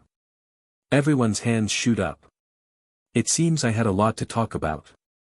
As I awkwardly smiled under the children's expectant gazes, both Irene and Charlotte cast amused looks my way. But something about Charlotte's gaze strikes me as peculiar. Our evening at the temple went smoother than I'd anticipated. Hansaya had the children's full attention, repeatedly pulling toys from her inventory. Grace was busy helping with cleanup. Meanwhile, I regaled the children with the tale of an orc subjugation, a request from a nobleman. While sharing the story, I glossed over the scheming and high civilian casualties. What the children heard was a classic adventure, with me blocking a narrow valley path giving the knights an opportunity to take down the orcs. Alright, see you tomorrow at the Adventurers Guild. Be careful out there. The money we'd splurged on fresh, high-end ingredients had definitely paid off in our meal, which was a clear step up from what the inn served. We bid Irene farewell, each of us holding a temple emblem. Being a nun, she stayed at the temple. Her emblem was slightly larger than the one around her neck. Not pure gold, but it shone with an uplifting, golden hue. Hansaya inspected it up close in front of her camera drone, asking, "What's the purpose of this? Is it like an adventurer's badge?" "Something like that. It's handy for external quests. It's an overly generous thank you for just half a day's babysitting." The temple must have seen our actions with the full moon wolves as similar to saving the children.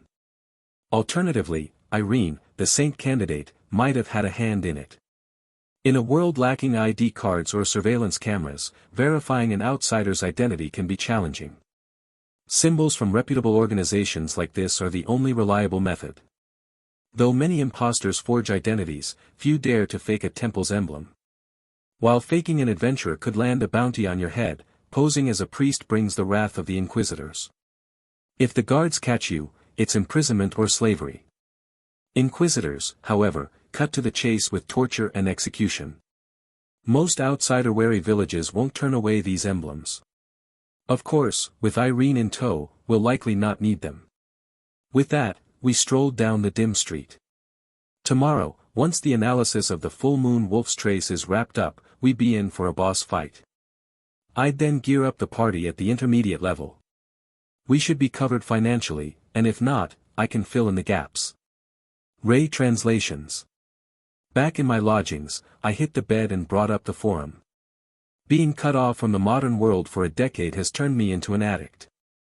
Sure, I only had access to Han Sea's forum, but it was more than enough. With Han Sea's speed of progression captivating the world, her forum user base has grown considerably. Currently, 2 individuals dominated the forum discussions. The first was the noble Charlotte, who was seen caring for the orphans at the temple, and the other was fellow streamer Kim Suk-hyun. This maid. Why is she so good with the dagger? The pink princess has appeared. This guy Carrot seems to have read some novels. The logic in this game does not make sense. The introduction of a new beauty naturally drew the audience's attention. The classic pairing of a young lady and her maid was simply too enticing. While no one proposed adding 2 ambitious Charlotte and 1 maid Mari to the party, they nonetheless filled half the forum's discussions. After all, who can resist the cuteness of children and the charm of beauties? A beauty caring for children in a temple was bound to leave an impression on viewers. Charlotte's ambitious title likely tied in with her adventuring activities and service at the temple. As a noble lady, she aimed to be an active noblewoman, not a trophy, so she sought the temple's power. Noble young ladies seldom turn adventurers. In mobile games, even nobles, princesses, and noble ladies scale the tower. However, this world strived for utmost realism.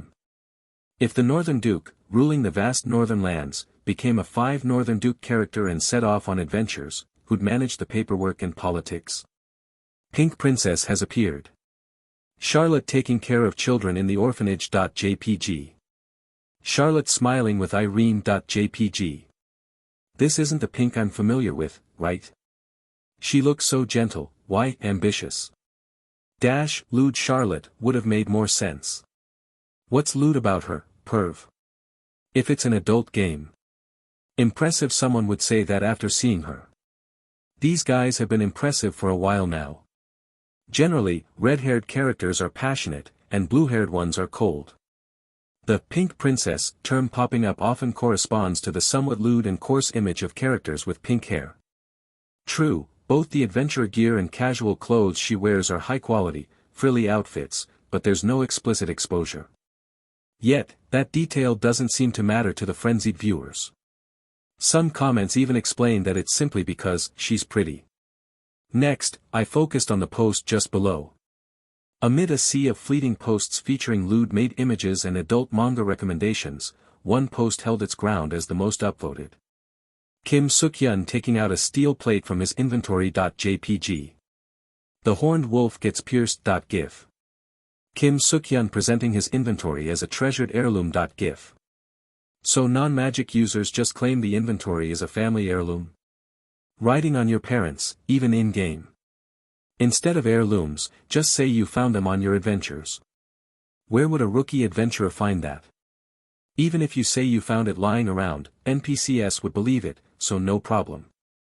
Kim Suk-hyun, a man who passed off his inventory as an adventurer parent's heirloom, seemed to have a decent grasp of the system. In a previous stream, he held a small buckler shield to confront the charging horned wolf, only to end up impaled by its horn in a stream clip that made its way to the forum. It looks like he's using Han Sea as a guide, tailing her progress closely. In response to the sudden charge of the horned wolf, Kim Suk-hyun reached into thin air, producing a metal plate larger than my shield, barricading the attack. Whether he had learned from experiencing the horned wolf's charge firsthand or if it was a premeditated move for the stream was unclear, but it certainly made for an entertaining watch. The inventory system, allowing one to reach into the air and withdraw items, allowed for such applications. According to the forum posts, a majority of players use their inventories as weapon storage. Users who favored great swords or hammers would stow these enormous, cumbersome weapons in their inventories, conjuring them out of nowhere as battle commenced. There were also stories of players fumbling over their weapons after a surprise horned wolf attack, only to be met with a game over. After some time lying down, I noticed the moon slowly receding outside the window. If I shut my eyes now, I could squeeze in a couple of hours of sleep. While my former self would have been wiped out from being awake since dawn, Roland's superhuman physique could maintain near-optimal condition with just 2 hours of sleep daily. It felt strange to use this superhuman body for forum browsing. It didn't seem like 2 hours had passed when I awoke to the sound of a rooster crowing. Despite the extremely brief sleep, a quick stretch in bed was all it took to shake off any drowsiness. With a sense of awe at how a superhuman physique could enhance life's simple comforts, I freshened up and made my way to the Adventurers Guild. Unfortunately, there weren't any notable requests posted. Ah, you're here. You're up quite early. The temple starts its day early. I completed my prayers and came straight here. Typically, I was the first to arrive and wait for my party members each day. However, today, Irene was already seated at the guild table, waiting. In retrospect, Ellis had mentioned that Irene had arrived even before the guild doors were open to request a party transfer. I initially assumed her early arrival was due to eagerness, but looks like she was simply a dutiful individual. Irene, who had been lively and talkative the day before, greeted me with a broad smile. If a mere half-day of volunteering at the temple improved my relationship with such a stunning beauty, it was one hell of a deal. So, are we heading to the tower after meeting up here? We'll head to the magic tower to receive the analysis. Ah, I see. Will the results be ready in just a day? They should be, considering they're mages. Strictly speaking, it was a matter of quest progression. Would they make us wait for 2 or possibly 3 days after uncovering the boss monster's traces? I responded to Irene, who nodded understandingly, her petite head bobbing. She seemed to be preparing herself internally, licking her lips. The guild's door abruptly swung open. Wow, you're really early today. Hello, Irene. Since we're all here, let's go to the magic tower. Grace strode in, her usual lively self, closely followed by Han Seya. Seeing how confident Han Seya was, even proposing heading straight for the magic tower, there must have been some progress with the quest. Han Seya proposed we head straight to the magic tower as soon as the morning sun rose. If it had been anyone else, they would have likely suggested waiting for a message from the guild. However, Grace, who viewed Han Seya as a genius witch, and Irene, who was always compliant, readily agreed. Being aware that she was both a player and a streamer, I also stood up from my seat. Breaking away from the flow of adventurers heading to the tower, we moved towards the magic tower. A few mages milled about. They were likely apprentices, enjoying their scarce holiday before coming to work in the morning. Why do you think the traces of a full moon wolf appear on a horned wolf? When we first saw it, the full moon wolf was moving in a pack with the horned wolves. While horned wolves do have some wolf-like similarities, they aren't monsters known to move in packs. Grace began to softly explain, sticking closely to Irene, who didn't know the situation as well as we do.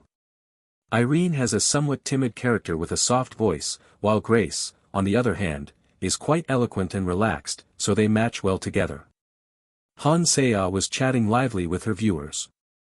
Thanks to her explaining the progress of the quest to them, I was able to overhear and keep track of the situation. We'll probably get a shortcut to the 10th floor if we receive a quest to track the full moon wolf at the magic tower. Tell Roland to invest in real estate. Wow, you're quite clever. Judging by the realism, you could probably make some money if you set up shop next to the gate. Once a player reaches the 10th floor and begins hunting horned wolves, Chapter 1 of the main scenario opens. The quest is to hunt a certain number of horned wolves. Following this, Chapter 3 involves hunting horned wolves on the 10th floor and tracking down a horned wolf of the full moon wolf's pack, among the countless horned wolves. This is the content of the main scenario our party has progressed through. It wasn't particularly difficult to understand, so it seems the viewers understood perfectly. Of course, you would need to know the location of the gate. I wonder if any viewers will succeed in setting up shop after watching my stream. But can you buy land and buildings with the money from hunting horned wolves on the 10th floor? How much grinding would it take to get that kind of gear? We eventually arrived at the magic tower. Today's receptionist, who seems to have received advance notice of our arrival, approached us as soon as we entered. "Are you the mage Hannah and her party?" "Yes, I'm Hannah." Like last time, Hansea was led upstairs after receiving the guide's instructions. As for Grace and Irene, the two of them sat at a table, continuing their discussion about the full moon wolf. Grace's voice, eloquently explaining various aspects, captivated Irene, who was hanging on to her every word with her small mouth slightly ajar. "My goodness, you really experienced something amazing." "Charlotte." Next to Irene, who was listening to Grace's eloquent storytelling, sat the pink-haired young lady, Charlotte. She knew that Charlotte was both a mage and an adventurer, but we didn't expect to cross paths with her at this hour. Her maid Mari, with her dark blue hair, pulled out a chair and swiftly sat down as well, naturally joining the conversation between Irene and Grace. The social gap between Grace, an adventurer from a rural village, and Charlotte, a noble young lady, was bridged by Irene, who acted as a buffer between the two. "But Charlotte, what brings you here?" "It's because of the full moon wolf you were discussing." "Oh, you're already here." As the conversation was winding down, Hansea descended the stairs with perfect timing. Seeing Charlotte sitting at the table didn't seem to surprise her, maybe the mages had something discussed among themselves already. Just as I was thinking about it, Hansea, who joined the table, went straight to the conclusion. "When we go hunting the full moon wolf, Charlotte here will join us." "What? Huh, why? Why would Charlotte, who already has a hired tank and a maid rogue, join our party?" With such questions in their eyes, Grace and Irene turned to Hansea, who continued to explain. "Charlotte isn't joining our party alone, a few parties of mages designated by the magic tower will also join us. There was a pack of horned wolves present when the full moon wolf showed up, and the mages wanted to investigate the anomaly themselves," explained Hansea. The statement that the mages desired to conduct the research themselves made the pair nod their heads in agreement. Generally, mages are seen as eccentrics, so their willingness to venture into the tower was easily accepted. Charlotte Cavendish took over from Hansea, adding to the explanation, "Monsters escaping from the tower is an unprecedented event. Not only the city's nobles but also the temple, which declared the tower a sacred space, have a keen interest in this. The City of Adventurers was created because of the tower, and it exists in its peculiar form due to the tower. Typically, a city is born out of commercial development. Unlike a fief where peasants labor under a lord, a city comes into existence with the growth of trade and markets. The guild is also a cooperative of merchants created for profit, including blacksmiths, carpenters, bakers, and innkeepers. However, this world is a fantasy realm where mana exists and monsters roam. Before blacksmiths, carpenters, or bakers, it was the adventurers who gathered first for profit. Through mana, they possess direct power and can voice their opinions louder and faster than anyone else. Adventurers gather at the tower, and merchants flock to the money spent by these adventurers. The magic tower and the temple join for research on the tower, but the rest of the city's population is there because of the adventurers, or more precisely, because of the magic stones and byproducts from the tower. The tower, although religiously declared as an unholy space, paradoxically plays the role of a mine that feeds the city's citizens. If a mining city's vein dries up, all the miners become unemployed, and the city becomes a ruin. Similarly, in the City of Adventurers, if something goes wrong with the tower, all the adventurers become unemployed. The economic impact would inevitably shake the lives of the citizens. The magic tower is trying to learn the full moon wolf's abilities. It's the only monster so far that has the power to cross the tower's boundary, and it can even create a special field called the Night Plains. The magic tower plans to use this to create a teleport gate inside the tower. Wow, a gate? Yes. There were requests from some of the mages at the top of the tower. To send supplies up, a large expedition is needed, but an expedition. There's the problem of experimental materials and reagents getting ruined if they're not stored properly in time. Adventurers would benefit from easily conquering the tower and quickly transferring the spoils. The magic tower, once it opened the gate, could make a profit from the fees and receive the steadfast support of the mages. Although the stance of the temples was unknown, there was ample reason for the Adventurers Guild and the magic tower to join hands. When the shortcut appears, the players will simply think, ah, this is convenient. However, for those living in the city, it's nothing short of a revolution. It's like having a highway connecting cities. So, what's the schedule? Analysis is mostly done, so an expedition is said to leave at noon today. That leaves some time, then. They had gathered early in the morning, so there was time to kill before noon. One might wonder why they couldn't just set off immediately, but it was quite impressive that they managed to complete the analysis and recruit an expedition team within a day. Of course, it's not as grand as it sounds when you say expedition. It's merely a group going to the 10th floor, made up of individual wizards hired or recruited by someone like Charlotte. We have some time left, why don't we go to the market? Oh, this is soft. Grace, who had abruptly stood up from the table, naturally took Irene's arm. Grace seemed to be trying to bond. Seeing this, Hansea also glanced at me before taking Irene's other arm. No need to intrude clumsily when the three of them decided to go shopping.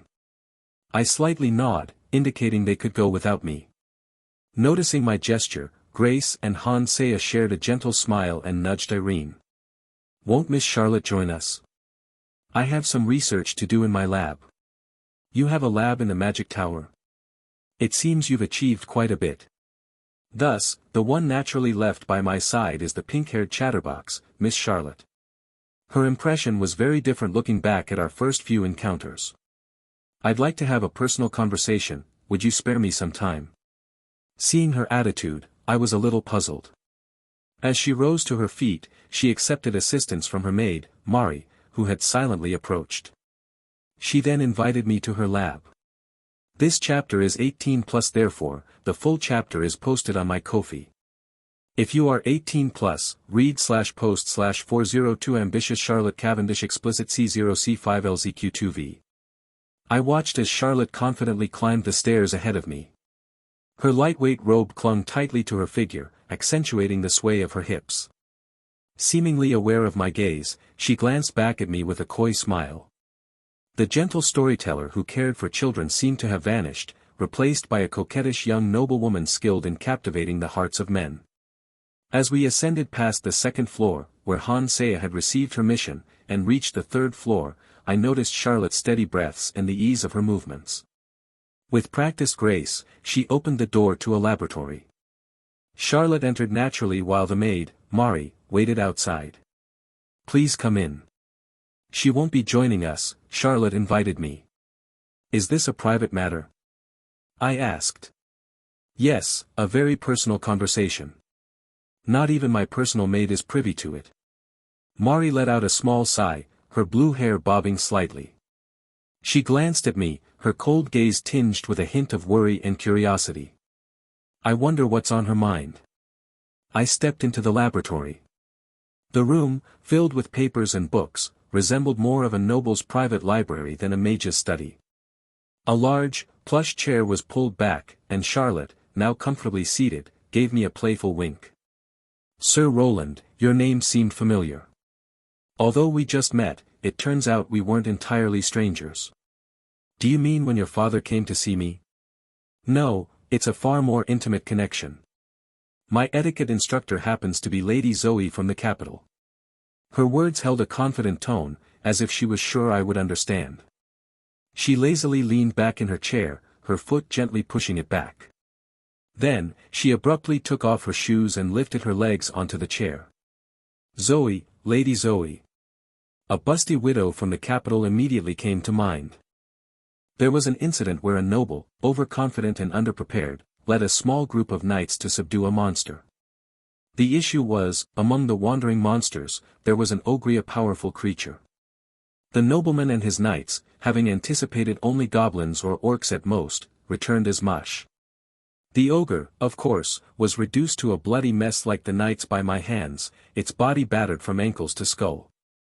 As for the widowed lady who had lost her husband, she chose an adventurer soon to depart to comfort her in her grief. Ah, Lady Zoe, such a nostalgic name. Is it only the name you find nostalgic? TL/editor, Ray. Schedule, 5/week Wednesday through Sunday. Illustrations, here. Discord, here. Stepping out of Charlotte's laboratory, I found the area outside the tower bustling with activity. Around 10 carriages were stationed outside, a testament to the intense curiosity around the full moon wolf. It appears they're planning to camp on the 10th floor until they find it. The planes of the 10th floor were free of venomous bugs. If you could disregard the monsters, the area could rival the most luxurious campgrounds that people would pay top dollar to visit. Normally, each floor of the tower has a safe zone where monsters do not appear. However, it seems like they're planning to completely disregard these safe zones to pursue the full moon wolf. This would deviate from the usual supply routes and paths, but it's only to the 10th floor, so it shouldn't be an issue. As I was studying the carriages, Hansea, leading Grace and Irene, approached me. Irene, seemingly curious about the larger-than-expected operation, voiced a question. All of this is going into the tower. Most of them likely carry items required by the mages. They're probably doing their research inside the tower as well. Mages were keen on observing unique creatures firsthand, hence their decision to enter the tower. Would they stop their research on the tower while they were busy chasing the full moon wolf? I would bet my armor that at least half of those carriages were filled with experimental magic tools. As if to confirm my speculation, a group of apprentices, mage assistants more accurately described as slaves, poured out from the magic tower. They began to unpack boxes, revealing flasks, reagents, and other items unrelated to the expedition. Indeed. Those mages are truly remarkable. Irene mused, her eyes filled with reverence. From Irene's perspective, as a priestess devoted to the temple, the near-mad curiosity of those mages was admirable. They were determined to conduct their research directly inside a dangerous area, like a priest leaving on a pilgrimage. One by one, people gathered around the carriages. Most of them were adventurers, presumably hired like Charlotte's party, sporting gear that seemed out of place for the 10th floor. Among them, a prim and proper Charlotte emerged. She sent a gentle, teasing smile my way. I returned it with a nod, after which a striking old man with a snow-white beard stepped forward. If everyone is ready, let's set off. I trust everyone knows the purpose of this expedition, so there's no need for further explanation. It was the same group of wealthy mages who had visited the inn last time. A seemingly affluent elder was casually giving orders to the coachman to start the carriage. It appeared as though all the parties had discussed the plan beforehand, as they all took their spots in the carriages under the mage's guidance. Hansea led us to the right side of the first carriage, a position that could be regarded as the vanguard of the expedition. Ah, Miss Hannah. Would you like to step into the carriage for a moment? Please, do come in. What on earth was happening? The lead carriage wasn't a cargo cart, but rather a luxurious one capable of accommodating several people. I was curious about the reason, and upon seeing the faces inside, I understood. The carriage was packed with elderly men, each of them with gray beards as a standard feature and faces filled with deep wrinkles. These were men who'd struggled to walk from the magic tower to the entrance of the tower, let alone up to its 10th floor. These affluent, high-ranking mages all beamed widely, calling Hansea as if she were a beloved grandchild. Really, what on earth was happening? This old man couldn't sleep at night because of our last conversation. Don't be too shy and come in for a moment. Ah, if you're worried about your party, I have another carriage. No. I'll be back in a bit. Even Hansea appeared taken aback by the mage's warm reception, blinking her large eyes before hastily clambering in after the offer of an extra carriage. It seems like Miss Hannah is very close with the mages of the magic tower. I don't think that's the case. Grace replied to Irene's hushed comment. What kind of conversation took place at the inn to elicit such a response? Was it due to Hansea's unique charm as a top-tier streamer? The line was full of people wearing robes and pointed hats, screaming, "I am a mage." The unusual scene attracted the curious glances of the citizens in broad daylight. However, having witnessed the mage's antics before, they merely glanced at the multitude of cargo carriages and continued with their business. Compared to the past when bipedal dolls ran amok causing a mess, the carriage was so normal it was dull. Ray translations. Eventually, after a significant trek, we arrived at the 10th floor. That was quite easy. Even the monsters in the tower have the same instincts as the monsters outside. Monsters still retain basic instincts such as hunger and hunting. In other words, a lone fox wouldn't dare charge at 100 humans bustling around. Grace muttered in apparent disappointment, possibly having fancied the term expedition to mean something more thrilling. Irene, standing by her side, was subtly nodding, seemingly sharing the same sentiment. Beside the strangely disappointed duo, a visibly drained Han Saya descended from the carriage and approached them. I briefly checked the chat and forum. It looks like modern knowledge had piqued the curiosity of the mages. What was the conversation in the carriage about? Just magic-related topics. It seemed to be due to a mission from the chat. The act of pulling a metal plate from the inventory as a shield left a deep impression, as the chat began asking about various applications of magic itself. Like combining high-level water magic with lightning magic. How about the use of wind and fire magic simultaneously to produce destructive firepower? Is there something like double casting for these magical combinations? Could you use magic tools with your hands while simultaneously reciting spells with your mouth? Her viewers, who could hardly dream of an encounter with the Magic Tower's high-ranking mages, had the chance to ask through Han Saya dozens of questions about the various applications of magic. Each of which cost tens of thousands of won. Han Saya transformed into the personification of curiosity, which resonated deeply with the old folks of the Magic Tower. All this is your doing. Well, of course, the money was sweet. I feel like I might end up climbing the Magic Tower instead of the Adventurer's Tower. The result was what you see now. Among the old folks with enough curiosity to visit the tower themselves, it was endearing to see a young person relentlessly questioning magic and testing it with all sorts of unique ideas. You seem quite exhausted, are you okay? Would you like me to cast a healing spell? Yes, could you, please? Irene, who was worried about how much energy had been drained inside the carriage, was ready to cast a healing spell. It looked like Han Saya herself had pulled the carriage instead of the horse.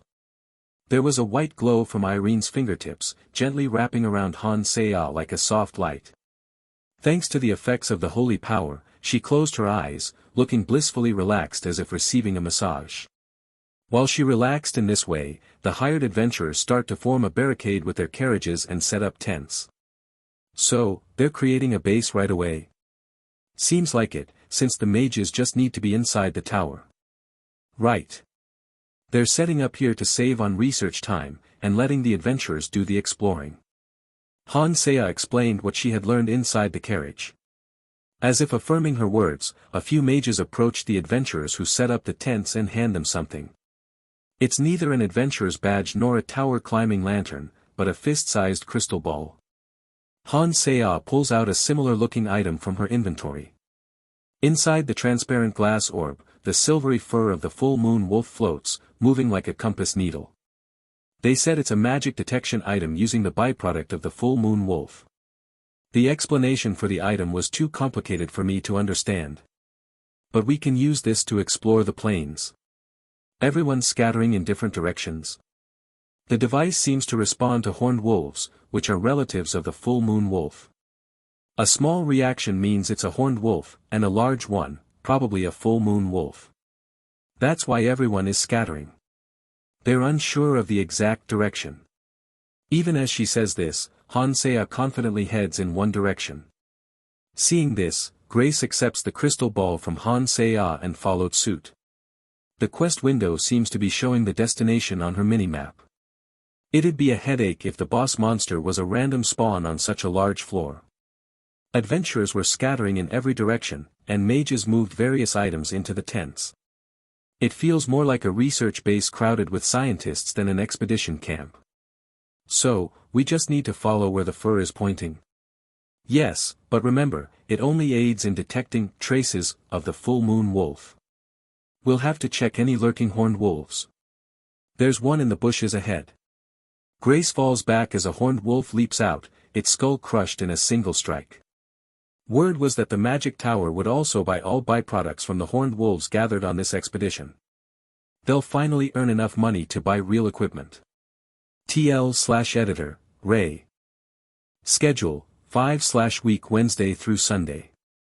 Illustrations, here. Discord, here. Holding the crystal orb, Grace stops and glances around, as if something is wrong. We all gather around her, curious. What's up? The orb, it's glowing. It seems we've reached the quest target area. The trace of the full moon wolf in the orb begins to sparkle, its silver fur glowing like a light bulb.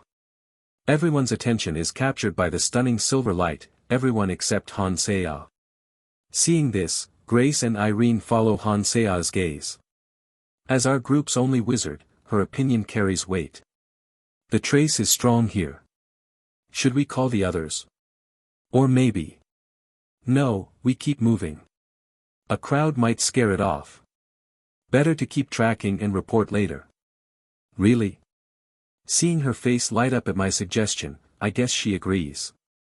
Hansea, nodding her approval, adjusts our path slightly, grabbing the orb with both hands. Each step brightens the glow of the trace. As we press on, I sense something different. It's a foreign sensation, something my superhuman body picks up. The air doesn't smell like the grasslands I'm used to, it's different. This feeling grows stronger as we continue, and soon, Grace whispers.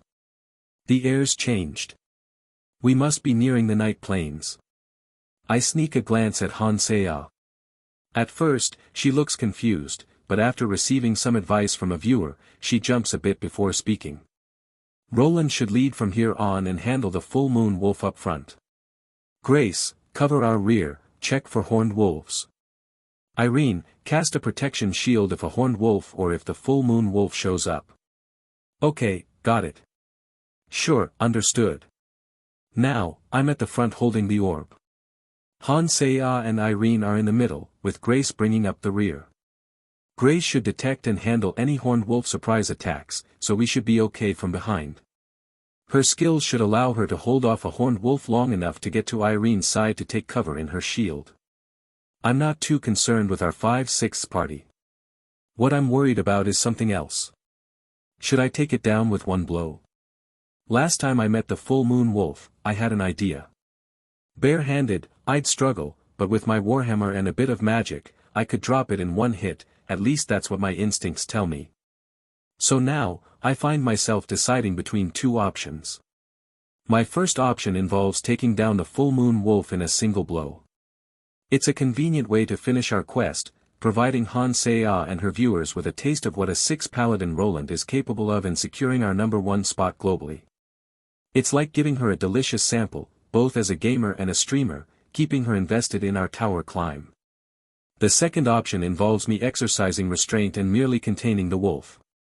Given my role as a tank, our party is rather defense-heavy.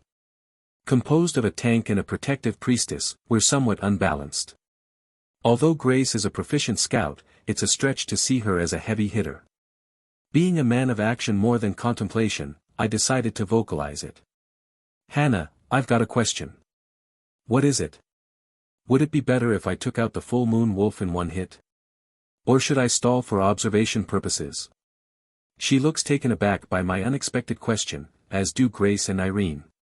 Apparently, novice adventurers and temple-raised priestesses don't quite understand what a senior adventurer is. I can crush any skull, provided they don't know how to counter my warhammer. I can break the shin, cripple the leg, and shatter the head of an ogre, a creature known for its thick skin and typically avoided by even knights. A 10th floor boss hardly compares to the most formidable monsters outside. Just take it down, it's only a monster. The byproducts should suffice for research, right? Without missing a beat, she replies to my question. Her pitch-black pupils bore into me with certainty, seemingly without consulting her viewers. Whether it's selecting skills or making decisions, she's pretty headstrong. Naturally, she doesn't disregard them completely. She opens her mouth to address them, not me. We have a 6 in our party. We should utilize him fully, shouldn't we? If you guys were fortunate enough to kick off the game with a 5, you'd base your party around them. You're saying we'll eventually run short on damage because we're tank heavy? Wasting time fretting about potential future issues like that is pointless. Should we jeopardize our leading position? So, Hansea's stance is to seize the present, prioritizing our current lead over future concerns. As I've established before, I'm sticking with the ice or shock magic for crowd control, so I won't take any advice on this. Honestly, it's a little interesting to worry about lacking damage after witnessing a character one-shot a 10th floor horned wolf with just a reflective damage passive. From her words, it seems she's been planning a development route with her viewers when offline. Given my fighting style, a crowd-controlling mage aligns better than a purely damage-oriented one. Throughout my climb to the 37th floor of the tower, there was nothing that could withstand my warhammer. It's a warhammer that can even shatter an ogre's famously tough skull. As long as my hits land, there'll be no lack of attack power. It's somewhat laughable to fret over potential bosses on the 70th or 80th floors, which might or might not exist, while we're about to tackle the 10th floor boss. But unlike the busy chatting Hansea, Irene and Grace are stiff. As I press on, a pungent scent of beasts assails my nostrils. Get ready, something's here. Yes. Irene, palpably tense, replies quietly. The other two stand by Irene in silence. Huh. Oh, it just got dark. The crystal orb flashes dazzlingly, like a flash grenade. As I squint against the excessive light, the surroundings seem to shift. I shielded my eyes with magic just in case, but the three girls behind me lacked the know-how and skills to do so and consequently shut their eyes tight. Reopening their eyes, it must be startling, having the world transition from day to night. Oh whoa. It's here. The weeds that had been ankle-high has now grown to knee-height. A nocturnal meadow beneath a risen full moon, replacing the sun. Like last time. The silver full moon wolf, previously encountered in the alley, flexes its large body, inching closer. Bathed in moonlight, its stunning silver fur, its grand size, and its sharp horn, as proud as a knight's lance. Amid an intimidating atmosphere incongruous for a mere monster, I hear gasps from behind me. The wolf's howl shakes my eardrums, and Irene's steady incantation rings out, echoing like a scream. Hold on, the timing of this mission, what? O goddess, grant us your protection. Inhaling deeply, I stir up all my magical power. A torrent of information floods my heightened senses. One step, the fading voices of party members, the whistling wind in my ears. The guttural breath of the full moon wolf cutting through the wind, and the suppressed breaths of the lurking horned wolves. 2 steps, the sound of gravel dislodged from the torn earth echoes. Stones and grass rustle, parting the menacing wind. The startled horned wolves move abruptly, rising through the knee-high grass. 3 steps, the full moon wolf's jaws, now directly in front of me, bristle with magical energy. Gathering magic on its sharp fangs, it appears ready to unleash a breath attack. But it was a futile struggle. It knew how to handle mana, and it could lead subordinates, but there's one thing it can't comprehend even with its boss monster intellect: just how formidable a 6 gotcha character who has broken through the 37th floor of the tower truly is. This was something its horned wolf brain would never understand. Iowa. There's no war cry to unnerve the enemy, no grandiose skill name to flaunt. It's merely a repetitive movement that has protected my life for a decade. Swinging the magic-filled hammer down with brutal force, disregarding magical efficiency and physical overstrain. I raise my arm high above my head and strike down like a whip. My elbow felt as if it was about to dislocate due to the centrifugal force. I can hear my wrist bones grinding from the rotational stress. So, the full moon wolf, just one hit. No refunds for this mission. As my hammer, undiminished in power even after smashing through the horn and obliterating its skull, strikes the ground, I hear the sound of dislodged dirt hitting Irene's protective barrier. The tower is a considerate place. After a creature's death, no bloodied bodies remain. Well, anyhow, the 10th floor boss, the full moon wolf, is cleared, yes. The landscape where the full moon wolf once stood now lies vacant. No one, save for Hansea, uttered a single word. In the plains where the full moon wolf vanished, only the sorrowful howls of the horned wolves echoed through the air. As the sun replaced the full moon, adventurers from every corner began to gather around the scarred clearing where the horned wolves remained. They were hired by mages and effectively dealt with the horned wolves in the field, tearing them apart brutally. Their numbers may have been great, but there was no chance they could bridge the significant difference in ability. The day's expedition wrapped up with a bang, as adventurers looked to profit by selling the materials of the horned wolves. Mr. Roland? I'm not sure if there will be a next time, but... Yes, I see. I understand. In the midst of busy adventurers, a mage awkwardly converses with me. As adventurers dealt with the remains of the horned wolves, the mages were collectively scouring the ruined clearing. This was to find the loot of the full moon wolf that disappeared, buried under piles of dirt. I'm relieved there's no bloody corpse, but I don't appreciate the loot being blasted away by the shockwave. I admit I struck down too hard because I was fighting a boss monster, but I didn't expect the loot to end up hidden in the dirt. I found one. Me too. No, wait, this just looks like one from a regular horned wolf. While the novice mages, much like graduate students, crawl on the dirt floor looking for loot, Irene also lends a hand, sifting through the soil. How can I just watch while a party member, and a saint candidate at that, lend a hand? Irene's protective shield easily blocked the dirt explosion, but sadly, nearby horned wolves died from flying gravel. This mixed the loot of the full moon wolf and the horned wolves. In this ridiculous situation where digging the ground is like looking for buried treasure, Han Sea's face turns a shade darker. As expected, all the full moon wolf loot seem like unsellable quest items. If the tower takes them all to construct the 10th floor gate, there'll be nothing left. You guys should quit dreaming about slaying a full moon wolf and buying gear with the money. Of course, they wouldn't give players loot that could easily bring in hundreds of gold coins. She'd dreamt of striking it rich, mumbling to her viewers with a pout on her face.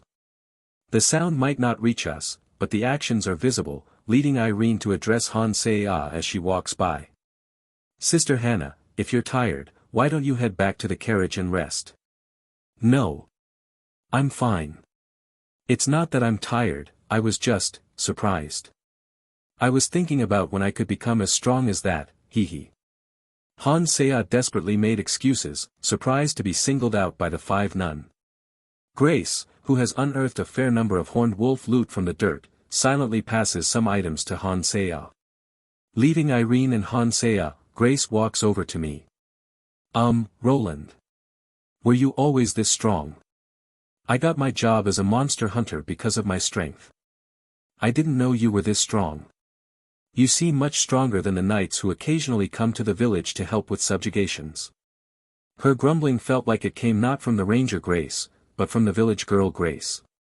A hint of embarrassment mixed in her eyes, and I had a hunch about what was going on. Why? Did you think that I risked my life in a desperate, hard-fought battle to protect your village? Really? When I asked with a smirk, her face fell as if she'd been hit square on. Leaving her village to become an adventurer, joining my party at first sight, drunkenly latching onto me. Her unusually bold behavior seemed motivated by a mix of affection and a sense of debt.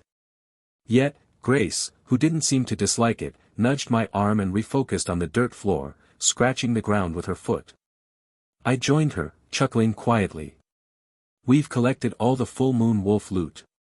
Han Sea announced, brandishing her staff. She confidently declared that there were no more loot, perhaps confirmed through the quest window. The novice mages sprung from the soil upon hearing her, their faces lighting up with relief. They were understandably thrilled to be freed from their dirt-digging duties. Of course, their break wouldn't last. Now, they had to construct a gate connecting the 10th floor to the city using the full moon wolf materials that Han Sea had diligently collected.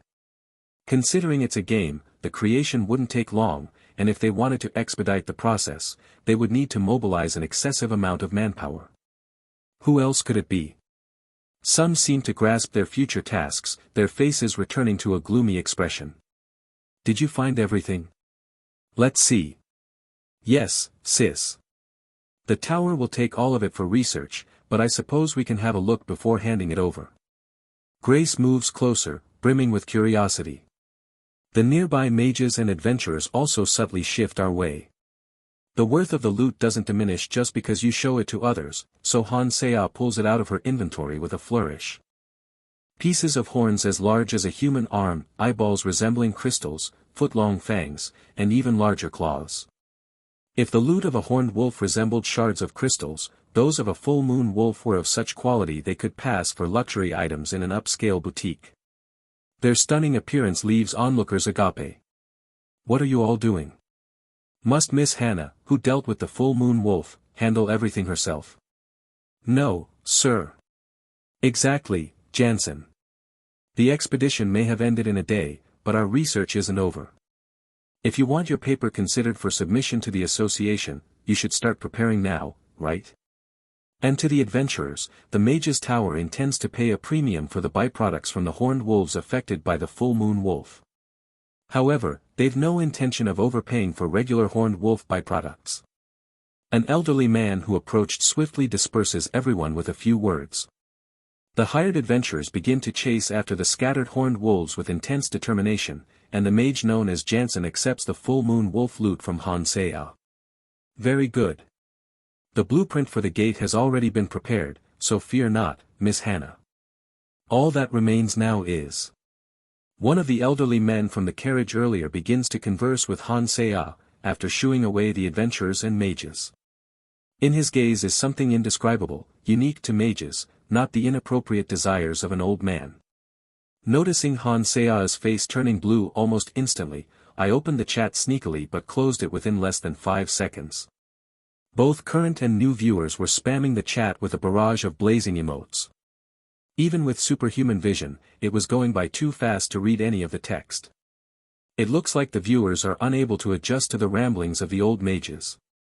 Even Grace, with her friendly disposition, ran from the inn before, unable to contribute to the conversation. Roland. We have to report to the Adventurers Guild, don't we? Han Seya, frantically thinking, casts an anxious glance at me as she blurts out a hastily fabricated lie. There's no need to separately report that the full moon wolf has been exterminated and that the tower has purchased all its loot. Her blue-tinged face was rather endearing, and I wanted to tease her a bit by feigning ignorance, but what concerns me is the chat. While climbing the tower, what happened inside the carriage that made not only the regular viewers but also newcomers, even foreign usernames, flood the chat with emotes. Viewers are literally spamming as fast as they can, even at the risk of getting banned. Alright. We need to report to the Adventurers Guild, and considering the kids under Irene's care, it might be best to head to the temple right away. But, Miss Hannah. Yes. We can't show off the full moon wolf loot, but everyone will enjoy hearing the tale. The children were frightened when a horned wolf appeared from the alley behind the temple. Well, we have no choice. Even the unabashed old man seems defenseless against Irene's innocent smile. There's nothing you can do if even the priestess declares she'll escort Han Seya to the temple for the sake of the orphans. It seems I'll be spending tonight at the temple rather than celebrating. Han Seya latches onto Irene's arm as if she fears being hauled off to the tower if she lets go. Oh my, you must have been terrified. I was shocked myself when I saw the wave of dirt covering the shield. Yes. So, how about we go faster? Come to think of it, are all mages, including Charlotte, fond of chattering? Reflecting on the mages I've met during my 10 years of adventuring, about 70 to 80% of them appear quite talkative. Anyway, aren't these viewers a bit too transparent with their desires? As Han Seya clings to Irene's arm and quickens their pace, Irene's figure naturally comes into view. The thick and plain nun's robe is pulled slightly, inadvertently revealing her shapely silhouette. Her ample bosom, rivaling Grace's, sways as the fabric of the nun's robe is gently tugged. The emotes in the chat, which I reopened out of curiosity, quickly transform into hearts. Really, they're brutally honest. Han Seya slipped away to the temple to dodge the mage's endless prattle. A lot changed overnight. The most noticeable change was the imposing stone gate that stood tall in the morning light. Whether it was the work of magic or the system's power, the gate was built in a single night. It was so large that it could swallow not just people but entire carriages. So, what did we get for taking down the full moon wolf?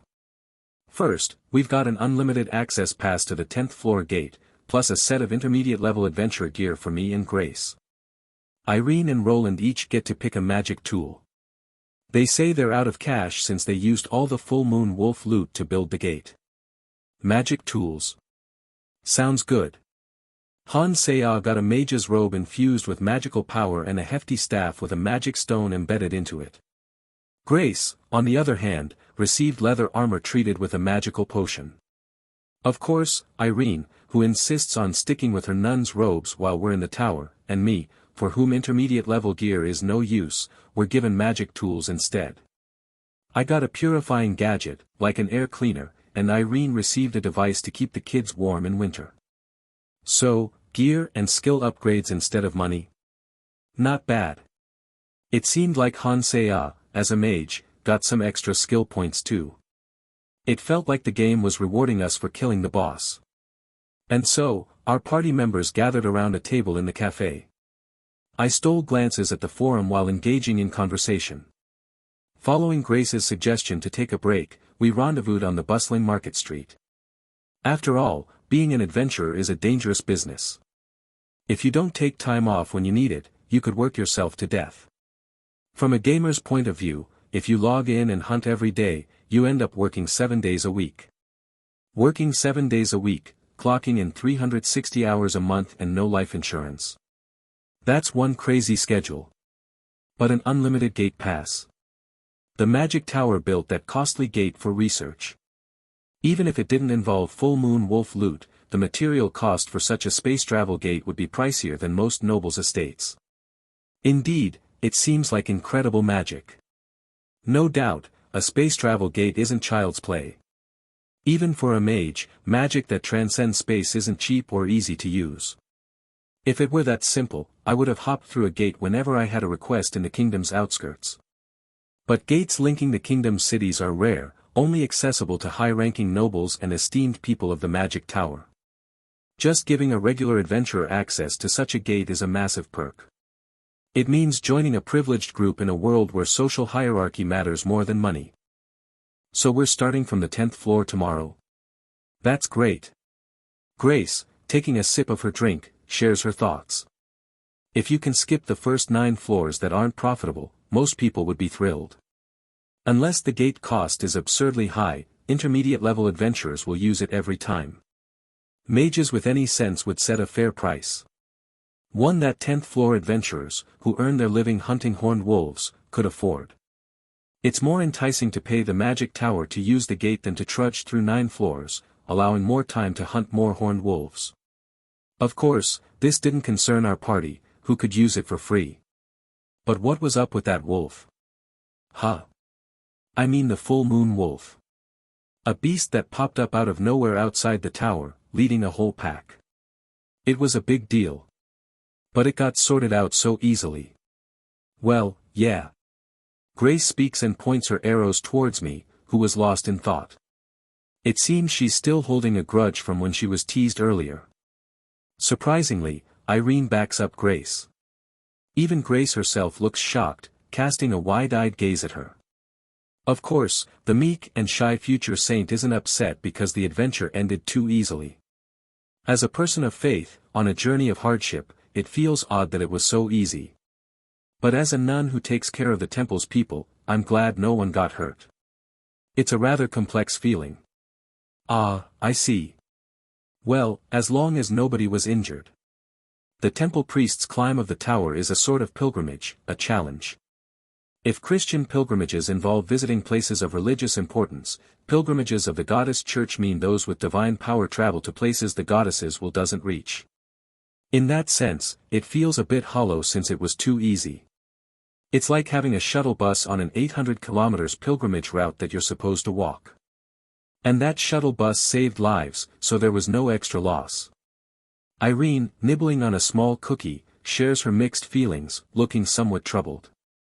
Of course, it was Han Seiya who comforted her. Well, isn't it positive that we managed to spread the goddesses will more widely because we resolved the situation easily? In that light, it's okay to feel good about it. That's true. Hannah, you have such a knack for words. 3 gorgeous women, all blessed with good looks and enviable figures, one of whom modestly hid hers, were chatting and laughing, naturally catching the eye of everyone nearby. Suddenly, someone smacked the back of my head. Hey, kiddo. Your tastes have certainly changed since I last saw you. Huh. This woman spoke with a blend of brashness and cheerfulness. Even the others were taken aback by her boldness. However, the reason for my surprise wasn't her lack of manners. I didn't notice her until she hit me. Despite striding across the CAF and approaching me from behind, I hadn't sensed her presence. I may not be a professional scout, but failing to notice her until she struck the back of my head, at my level of ability. Turning around in surprise, I saw a tall, slender woman with long red hair cascading down to her waist, looking down at me. Her hair was glossy but slightly frizzed, reminiscent of a wild beast's mane. Did I know someone like her? Who are you? Huh. Kid, you've learned how to joke. When you first arrived at the tower, you were shaking like a leaf.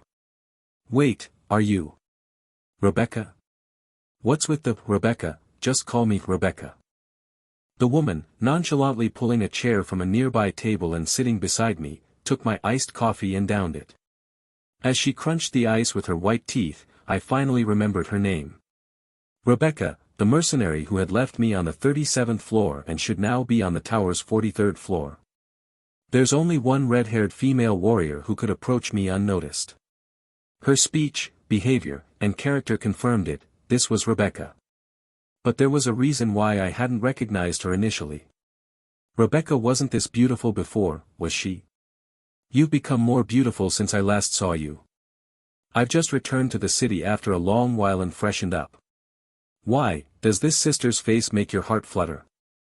Nonchalantly crossing her legs, she made quite an impression. Unlike Grace and Irene, who seemed bewildered by the situation, Hansea, her mouth agape, was awkwardly talking with her chat. Rebecca hadn't just become prettier, she'd also received some stars.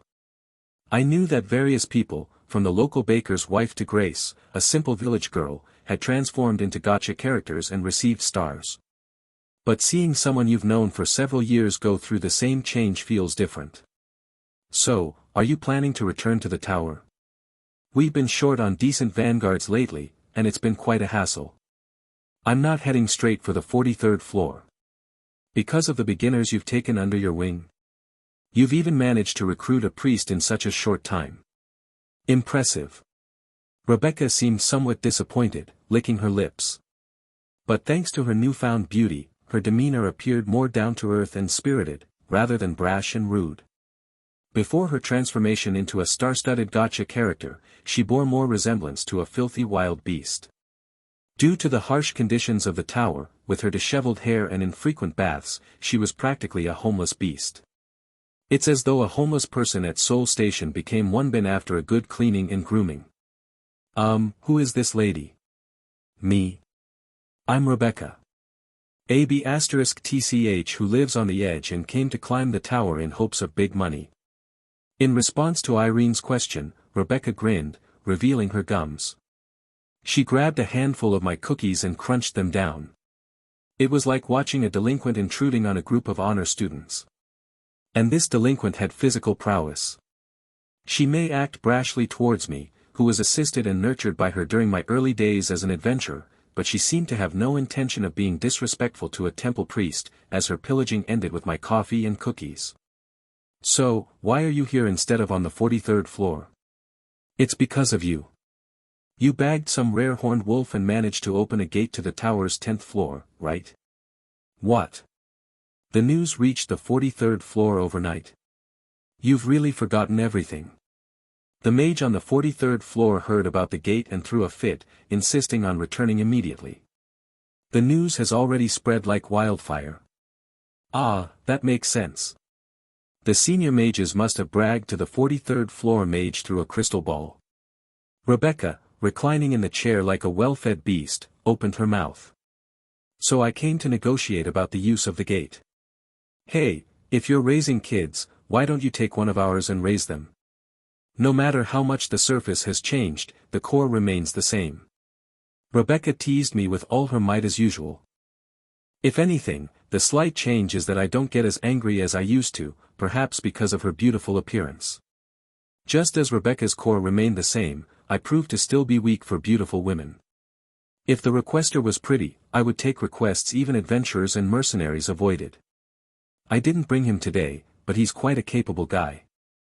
I don't know where he picked up his skills, but he's above the novice level. So, what floor is he on? He's soloed up to the 14th floor. As a mercenary porter, he made it to the 20th floor. Perfect for joining your party, don't you think? What about his equipment? He wields a slightly longer one-handed sword. It's a bit unusual, but he's skilled. Ah, that's a shame. He uses a one-handed sword but doesn't use a shield. He's unique. Sometimes he even swings it with both hands. An attack-focused vanguard, not bad at all. Depending on whether he has any exceptional abilities, making it to the 14th floor alone is worth considering for an interview. Rebecca may be straightforward and outgoing, but she never lies about someone's skills. I sneak a glance at Han Seya, who can't seem to take her eyes off Rebecca. Judging by her looks and abilities, she's probably a 4 at least, and skilled enough to avoid detection by me, so I'd say she's likely a 5. Of course, Rebecca wouldn't ignore such a passionate gaze. What's the matter, Miss Mage? Are you interested in me? It can get quite lonely in the tower, and I welcome the company of women too. No, no. That's not it. Han Seya's face turns red at Rebecca's words. She openly intertwines her index and middle fingers and shakes them in the air in an inappropriate gesture. Grace and Irene are also taken aback by her audacious actions. Rebecca is truly a free-spirited woman. She wasn't one for innuendos or beating around the bush and spoke her mind directly. It's surprising that she manages a mercenary group so effectively. She's our party leader, so he should ask her. You're not the leader. I'm not known for using my head, you know. I see. Anyway, I'll send him tomorrow. With that, Rebecca, who appeared as swiftly as the wind, vanished. Her hand, covered in cookie crumbs, patted my back before disappearing out of the CAF.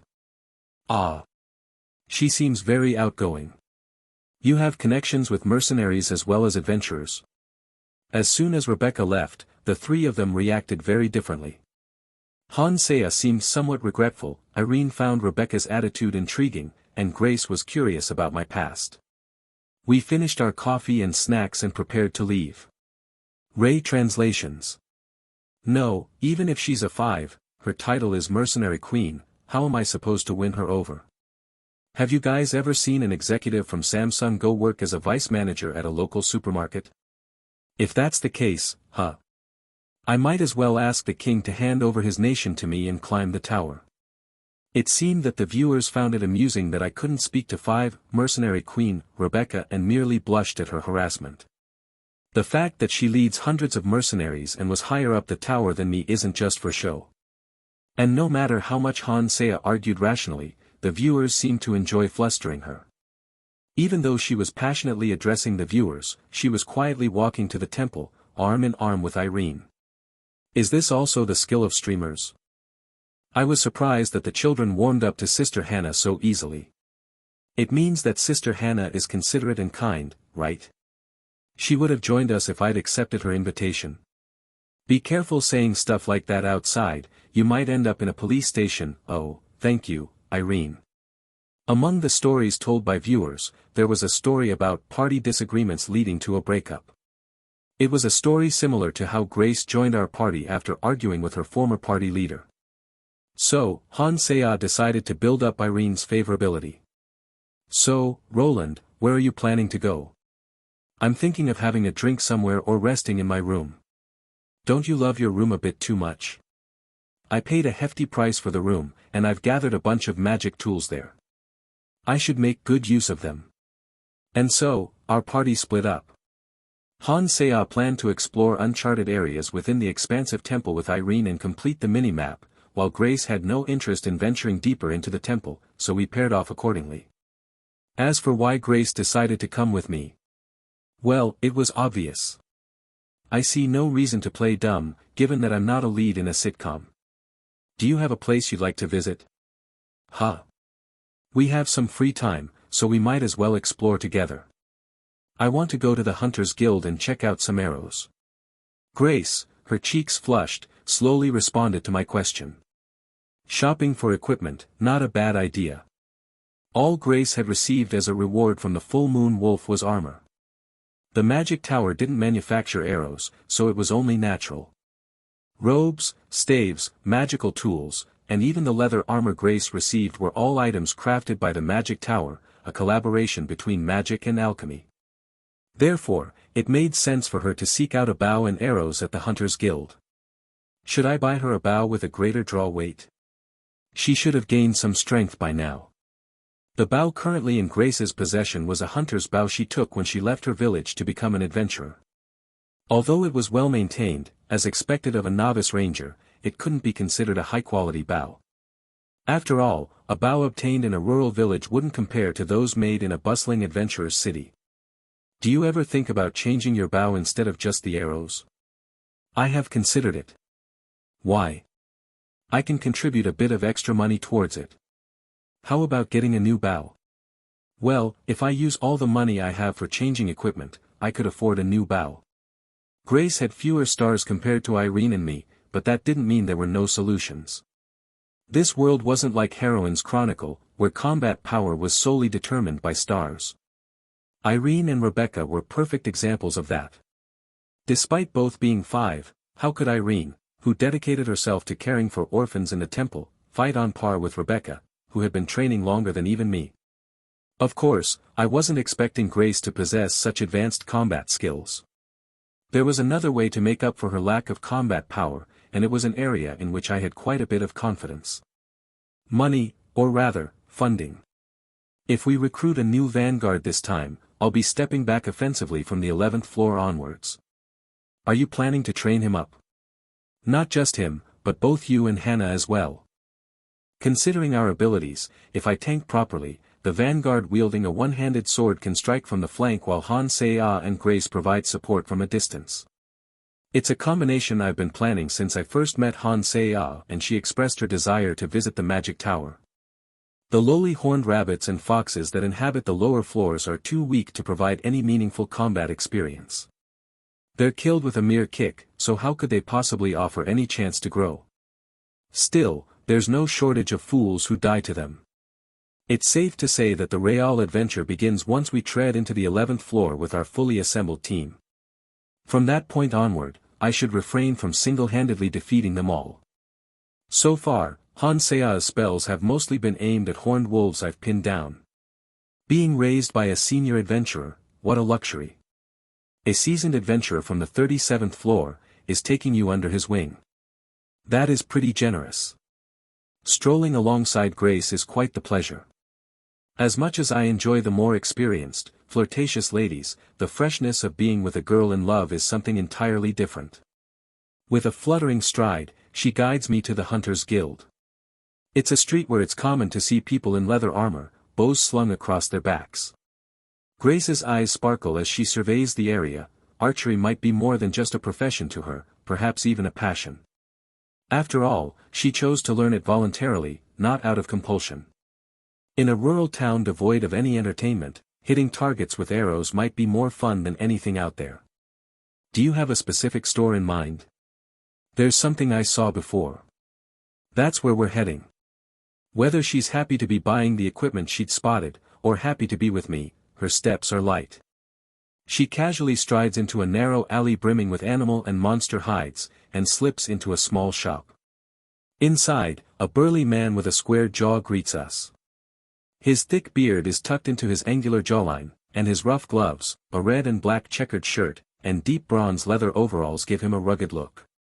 Excuse me, do you still have that compound bow from last time? That one?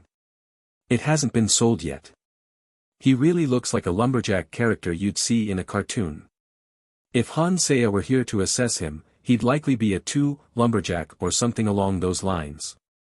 Watching the shop owner pull back a leather curtain to reveal a longbow, I couldn't help but feel that the city was growing more and more enjoyable.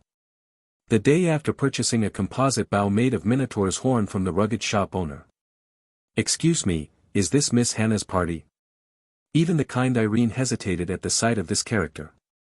Shrouded in his robe, the boy's face was nearly impossible to see because of his hood. His peculiar outfit would have warranted a call to the city guard if it hadn't been for his youthful voice. Adventurers usually don flashy equipment to showcase their physique and carve intricate designs on their gear. A striking appearance brings popularity, which in turn, generates money through personal job requests. That's why a figure wrapped in a cloak like this in broad daylight draws suspicion. Did Rebecca send you here? Yes. Leading the conversation was Han Se-ah, the party's modern-minded leader.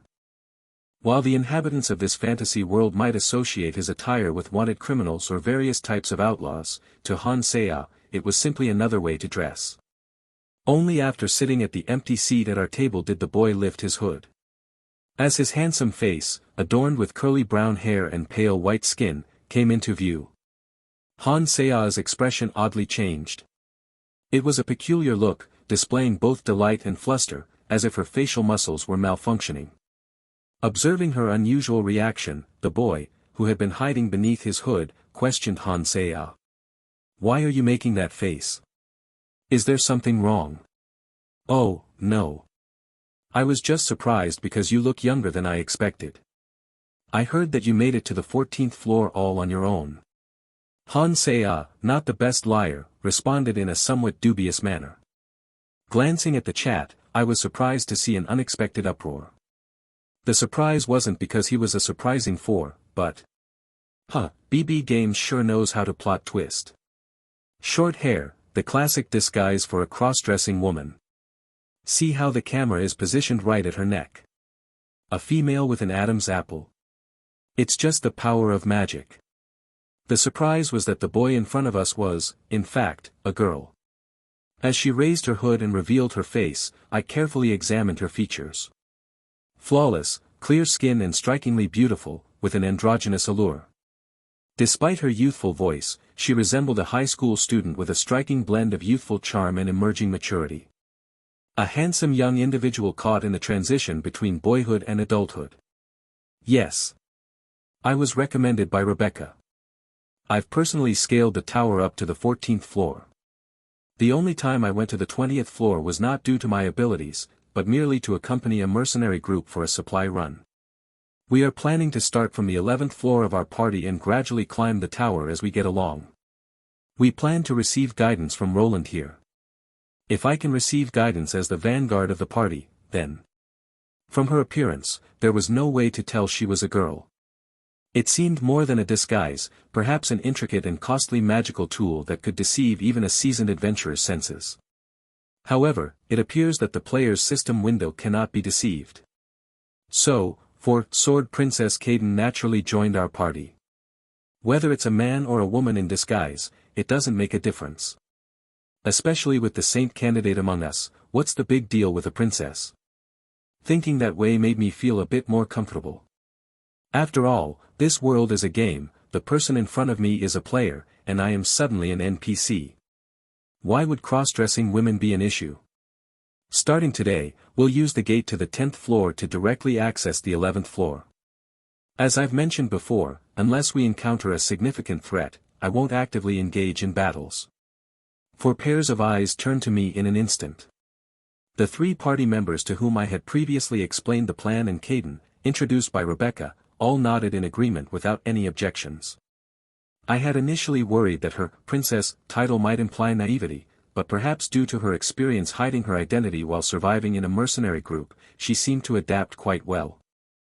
In case of medium-sized monsters like helmeted deer or moss wolves charging at us alone, I plan to hold them back moderately. I won't completely pin them down, I might let some slip, so don't let your guard down. After wrapping up the explanation, we got up from the guild table, grabbed a few requests that I had seen in advance, and headed for the tower. To be precise, it was towards the gate created by the tower.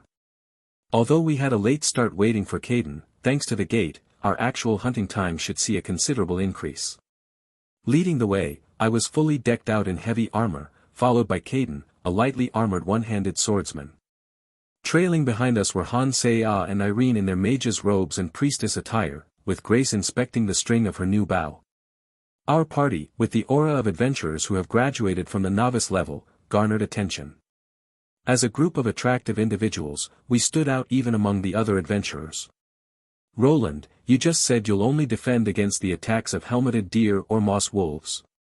Yes, why? As the gate came into view, Han Se-ah asked from behind. Knowing about my passive skill, she seemed a bit apprehensive.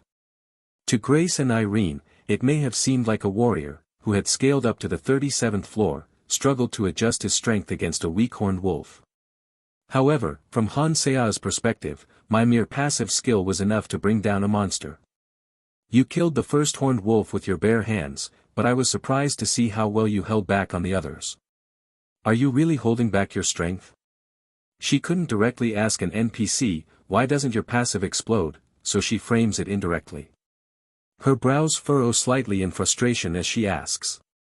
Naturally, my ability to restrain a horned wolf while possessing a reflective damage passive would seem strange. So, to quell her curiosity, I also answered indirectly.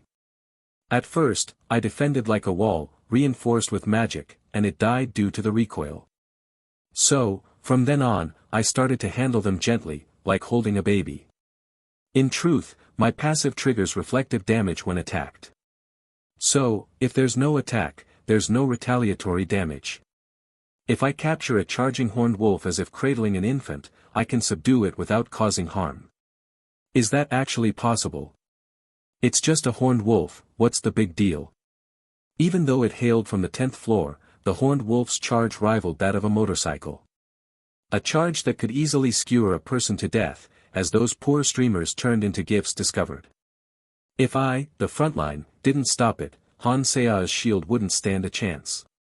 She must have found it peculiar that I could catch such a creature as if it were a dodgeball. Caden, who was eavesdropping on our conversation, also seemed intrigued and subtly joined in. You catch a horned wolf with your bare hands? Are you surprised? That woman, Rebecca, can do far greater things. Well, I guess so. A newbie mercenary named Caden and the mercenary leader Rebecca. And myself, who used to be Rebecca's teammate. Due to this intertwined situation, Caden naturally started using formal language towards us. She feels like she should since we were introduced by her boss. Despite Caden's fours and her considerable talent and skills in swordsmanship, she hasn't ventured past the 20th floor. This is likely why she hasn't fully grasped the caliber of superhuman high-level adventurers who have gone above the 30th floor. Caden still hasn't fully comprehended the concept of superhumans. Even those who aren't adventurers, such as famed Knights of the Kingdom, can wield magical enhancements to their physicality, going on rampages without the aid of game skills. They can battle creatures towering over 5 meters high, larger than elephants, relying solely on brute strength. Faced with wyverns, creatures heavy as tons that soar in the sky and spew fire, or ogres that crush armored knights with their hands as if swatting mosquitoes, and giant worms that can bury a small village by merely burrowing through the ground. In this world, to battle such outrageously formidable creatures, humans have evolved to an extraordinary level of power. And with Han Se-ah and the players crossing over introducing S, our strength was likely enhanced even further. If you look at our party composition, it's the most ideal for adventurers. 2 vanguards handling attack and defense, a ranger to scout, a priest to protect our allies, and a mage providing varied support. Yes. Indeed. A substantial crowd had gathered at the gate. It was unlike the tower's entrance, where entry is unrestricted. The congestion here is likely due to the requisite payment for passage. We're not exempt from waiting, even though we're exempt from the fee, so I continue my explanation while we wait. So don't just focus on improving your individual skills, try focusing on coordinating with your teammates. Since we have an ideal combination, there's a high probability that we'll all stick together as we ascend the tower's upper floors. Han Se-ah wouldn't abandon me, a 6, and Irene, a 5. Caden, a 4, given her unique background, is likely to stay with us for the meantime. The only potential change could be Grace, who stands at a mere 3. However, Grace was a scout, not a professional combatant. If we were able to designate Grace's skills, like how mine were assigned, there was a possibility that Grace would also accompany us until the end. After all, being a 6, I was capable of both tanking and dealing damage. One extraordinary character fulfilling both the role of main tank and main damage dealer, with Irene as the secondary tank, Caden and Han Se-ah as secondary damage dealers. Considering this composition, it would be best for Grace to focus on pathfinding skills, for both her passive and active skills. Of course, this is merely my personal opinion, and Han Seo might have a different perspective. Adventurer, Hannah's party members increased, 5/5 clear. Reward, permission to post on streamer Han Seo's forum. Perhaps, I might be able to guide her thoughts. Crackling branches disturb the quiet forest. Grace lifts her hand slowly. In response, we all grip our weapons, preparing for the incoming battle. Then, a mangy wolf leaps out from the forest's shadows. Rayahak. Its mouth brims with razor-sharp teeth, capable of shattering bones with a single bite. But, those fearsome fangs find no target to sink into. I've got it. Stand back. Right. It's not a beast attacking, but a woman falling into my arms. To prevent any reflected damage, I hold its gnashing mouth under my armpit and tightly grip its clawing front paws. The wolf's hind legs kick the forest floor in desperation, but with its mouth secured, it's helpless. A thin one-handed sword cuts through the rising dust, swooping in. It pierces the wolf's front leg, scrapes a long line across its chest and belly, and moves past. At the same time, an arrow whizzes from behind, slicing through the air. The arrow pierces the moss wolf's nose right between my armpits. Following it, slower than an arrow but with unrivaled destructive force, Han Seo's magic missile streaks through the air. So, moss wolves are this easy to kill. As the magic slams into the moss wolf's side, it lets out a dying cry, leaves behind a mana stone, and vanishes from my arms. It's not much stronger than a horned wolf. It merely possesses superior stealth abilities and enhanced intelligence due to the moss on its fur. However, its combat prowess is not particularly high. If we target their weak spots and work together as we just did, we'll breeze through these forest monsters. I understand. With Grace's self-bought bow, Han Seo's staff, and additional skill points from the full moon wolf hunt, plus Caden's skilled swordsmanship befitting a for their combined strength can topple a named monster, not just the normal mobs. Caden, who'd soloed up to the 14th floor, seems slightly moved. When you're alone and your scouting abilities aren't strong, you end up falling into moss wolf ambushes, leading to intense fights. Having a scout who can spot the moss wolf's stealth and a tank to physically stop its charge must be a whole new experience. Han Seo nodded in agreement and continued the conversation.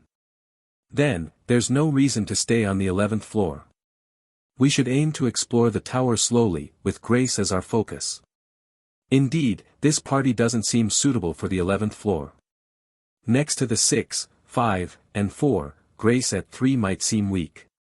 But considering most players start with 2 party members, Grace is an above-average member.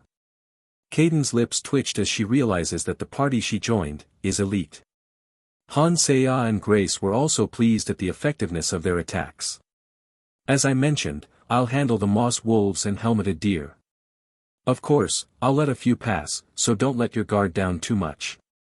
Yes. So I'll protect my sisters then. Irene, who had nothing to do, immediately responded to my instructions. As a member of the temple, she seemed to dislike having it easy. Yet, if we bump into a mob of kobolds or goblins and things get messy, she'll have her hands full. After collecting the magic stone from the moss wolf, we resumed our exploration of the dense forest, with Grace leading the way with her scouting skills. Unlike the plains, the forest's rugged terrain slows us down. Roots trip us up, and branches block our view. But it's not as steep as a mountain.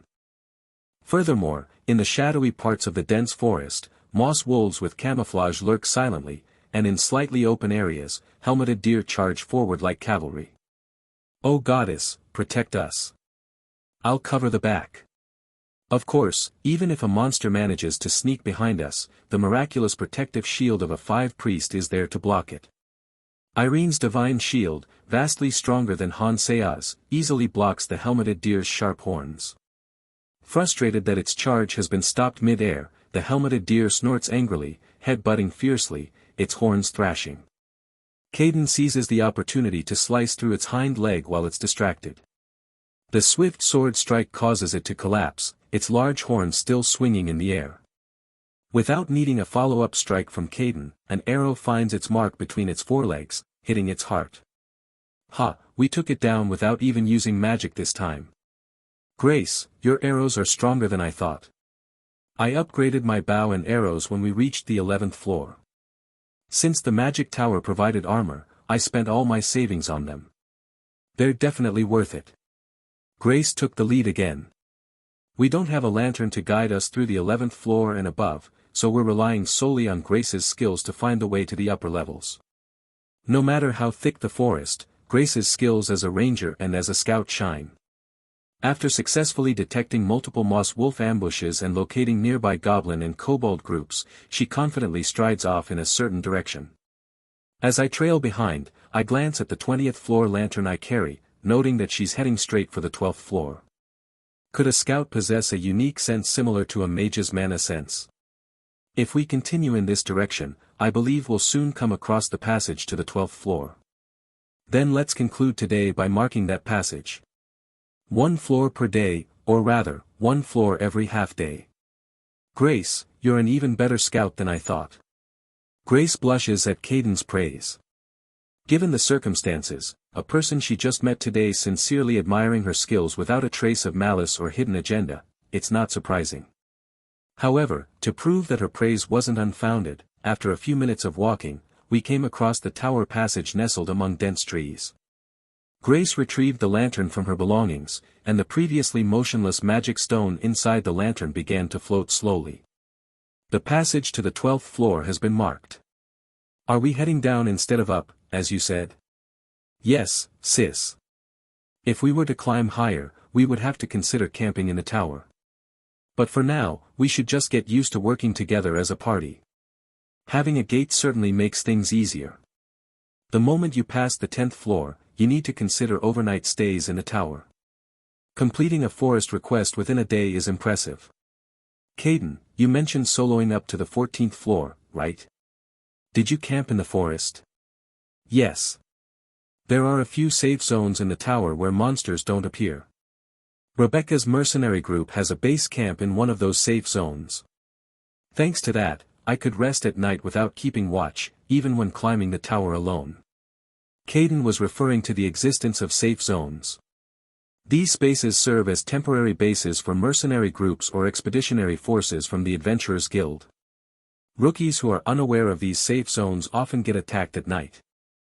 When I first learned about the tower, I thought it was like a game, from the randomly spawning monsters to the safe zones. Even though I kept yelling status and other commands, there was no response, so I moved on. Thankfully, I didn't embarrass myself by yelling in public, only in my room. Then let's call it a day and return to the 10th floor. Just as we can exit from the same location we entered on the 1st floor, we can now leave through the plains on the 10th floor. So convenient. I wonder if similar gates will be available on the 20th, 30th floors, and beyond.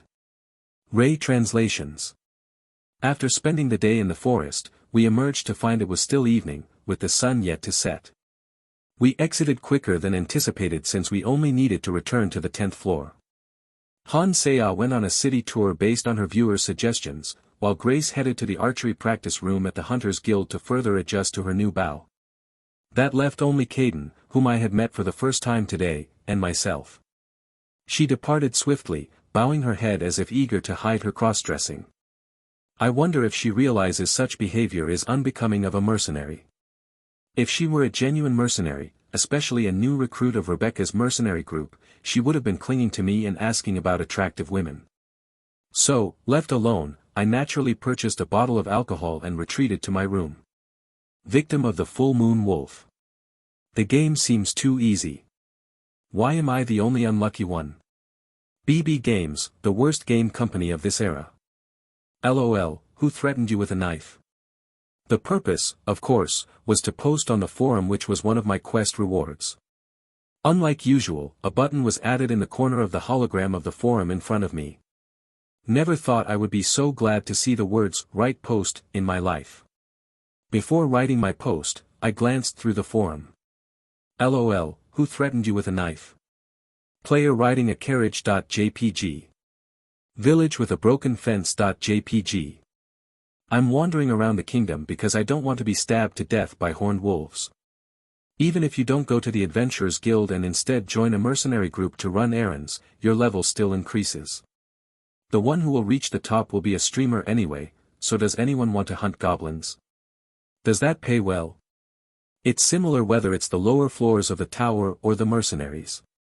I know one guy went into blacksmithing, but this one escaped to outside the city. Where do you respawn in the morning if you leave the city? In my sleeping bag at the mercenary camp.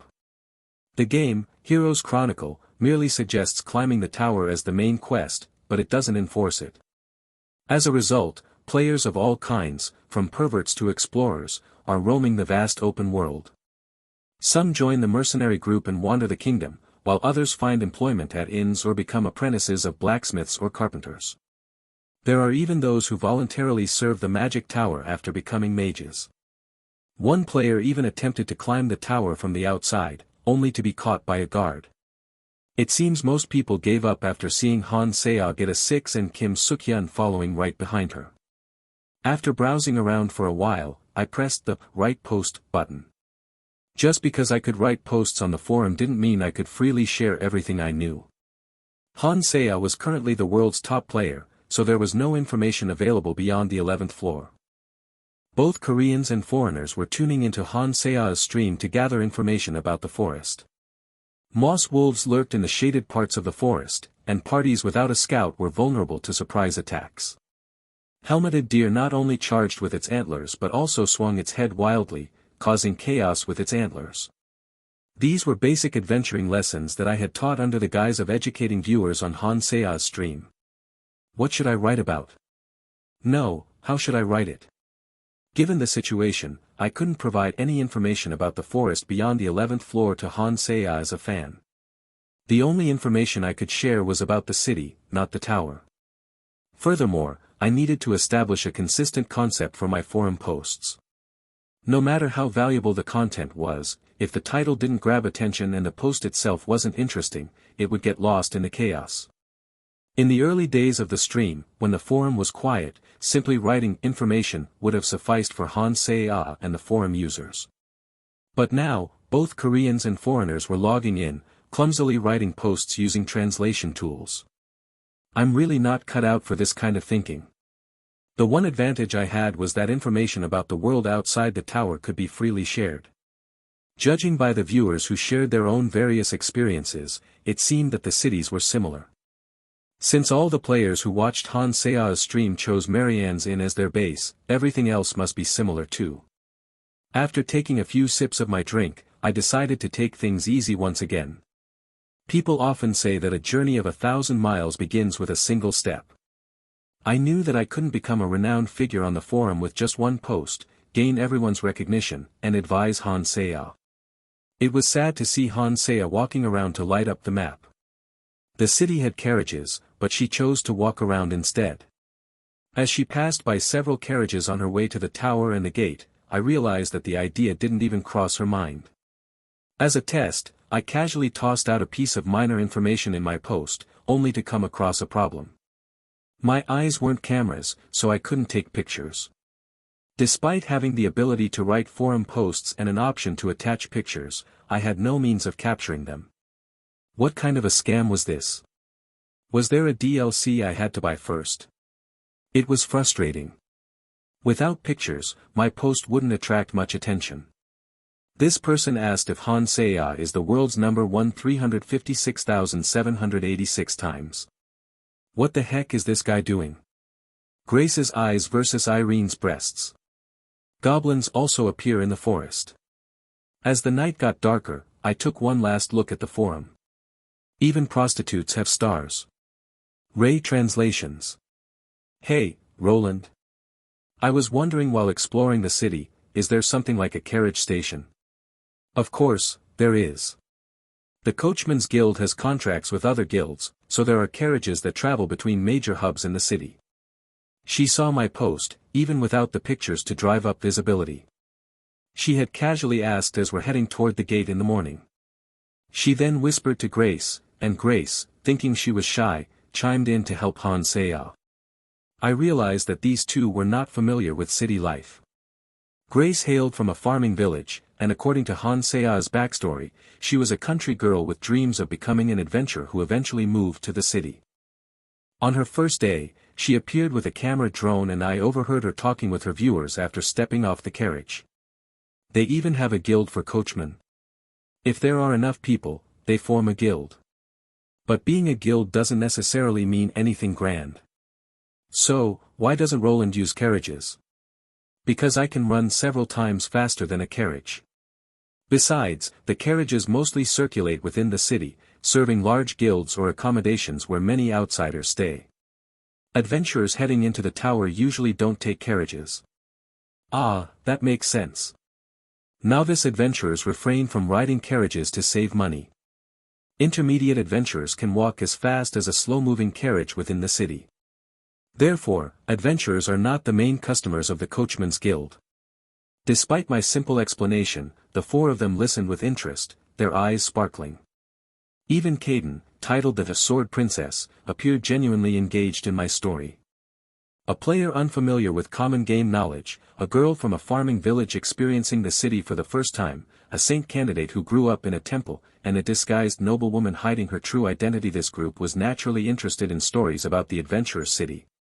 So, if you want to visit famous places in the city, it's good to take a carriage.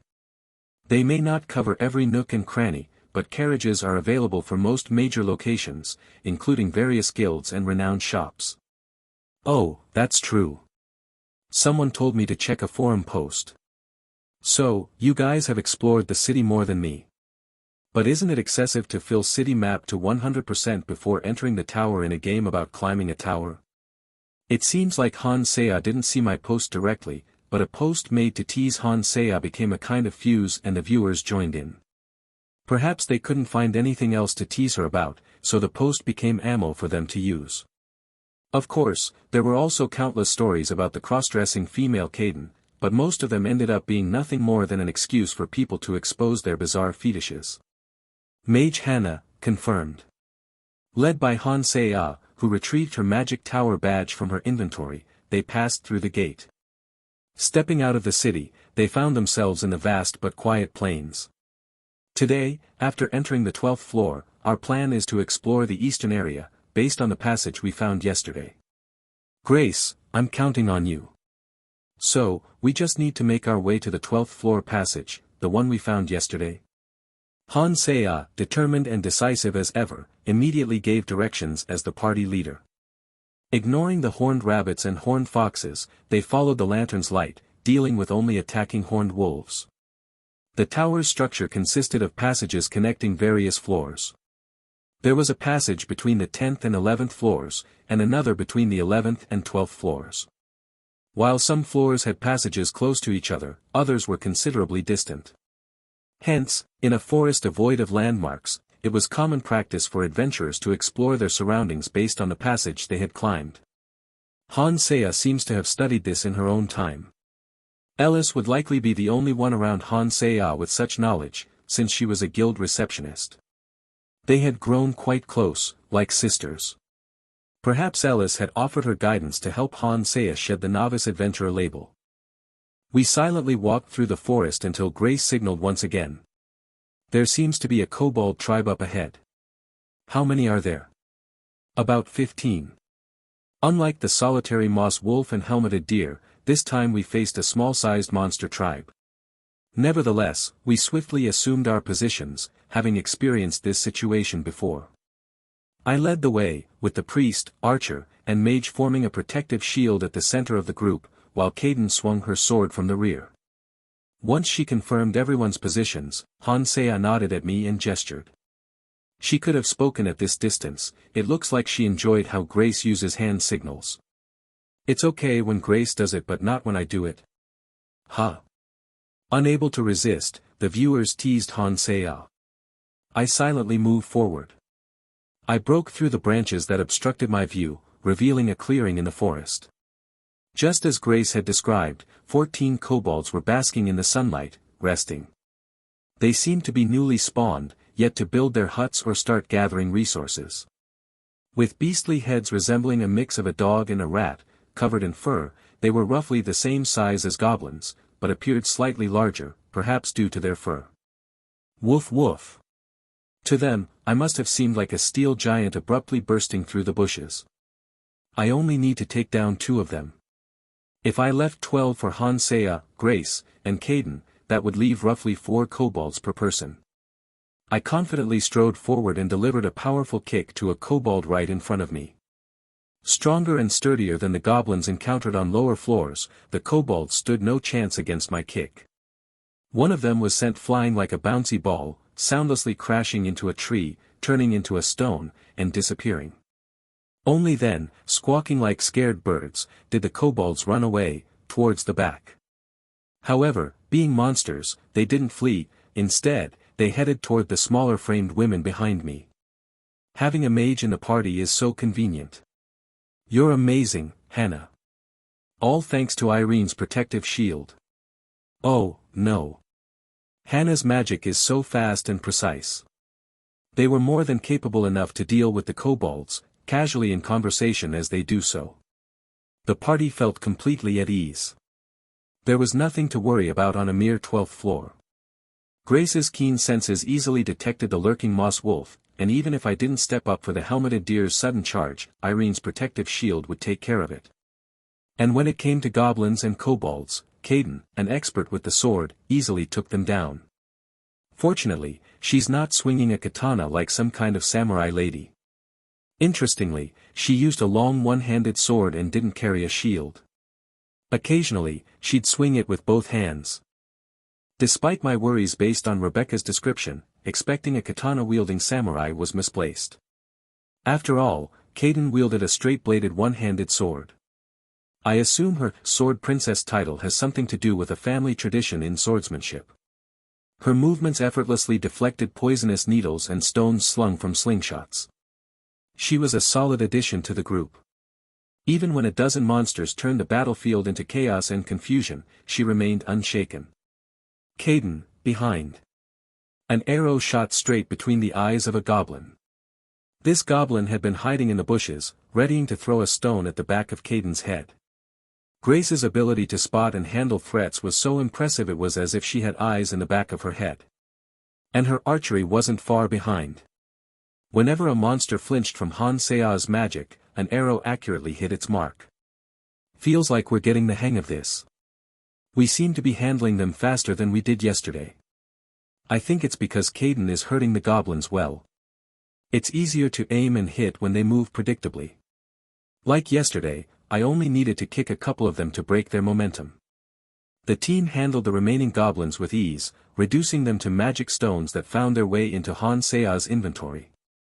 Our battles flowed smoothly, with minor hiccups like an arrow hitting the same goblin Caden was striking down. Good. If we keep this up, we should easily reach the 20th floor. Really?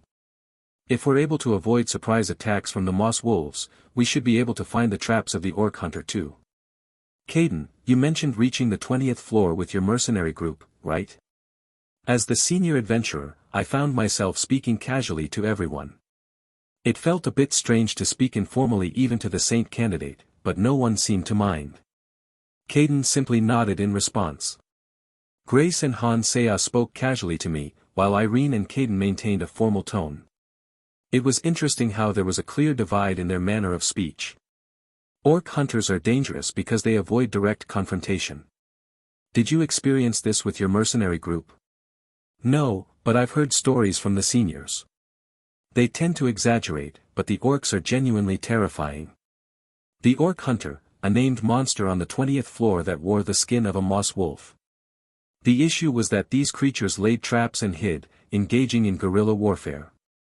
Pursuing them led you to traps, while ignoring them meant they'd attack when you rested. These creatures are cunning and wait for the perfect moment to strike. They even know how to provoke their prey. I've heard they aim at our stew pots and bonfires during meal times, to keep us from eating. They know that a hungry person is an irritable one, and they exploit that. It's their divide and conquer strategy. So, how do we catch them? After gathering the magic stones and checking our equipment, Hansea smoothly joined the conversation between Caden and me. The viewers were naturally curious about the 20th floor, a level they hadn't come close to reaching. So just continuous hunting until the 20th floor. Dash 20th floor boss special move. Why are there so many hidden monsters like the horned wolf? That's why scouts are essential. Don't they have other quests in between? Chat messages poured in like debris from a collapsing mountain. They evaluated the game, the tower, and everything in between. It made sense watching us trek through the forest could get a bit monotonous. That's why Hansea often talked with her viewers while walking through the forest. Forest traps aren't lethal. A tank has to break through and grab them, or the party scout has to find them and disable them. Scouts are more important than I thought. Moreover, from the 21st floor, it's a cave setting with minimal visibility. From there, having a scout isn't just important, but essential. Our tower discussion sparked a wave of interest as questions flooded the chat. It seemed many wanted to hear my stories indirectly through Hansea. Of course, she wouldn't respond to all the free questions. Even with the chat in slow mode, there were so many viewers that the questions disappeared before she could read them. Those who were serious about the game would ask paid questions, even if it cost 5,000 or 10,000 won. During the stream, Hansea consistently referred to me as teacher, naturally progressing to talk about charging for lessons and tuition. If this was all a grand plan to make money, she might earn herself a title like money collector, Hansea. But I'm a bit worried. What will you guys see if we're streaming from a cave?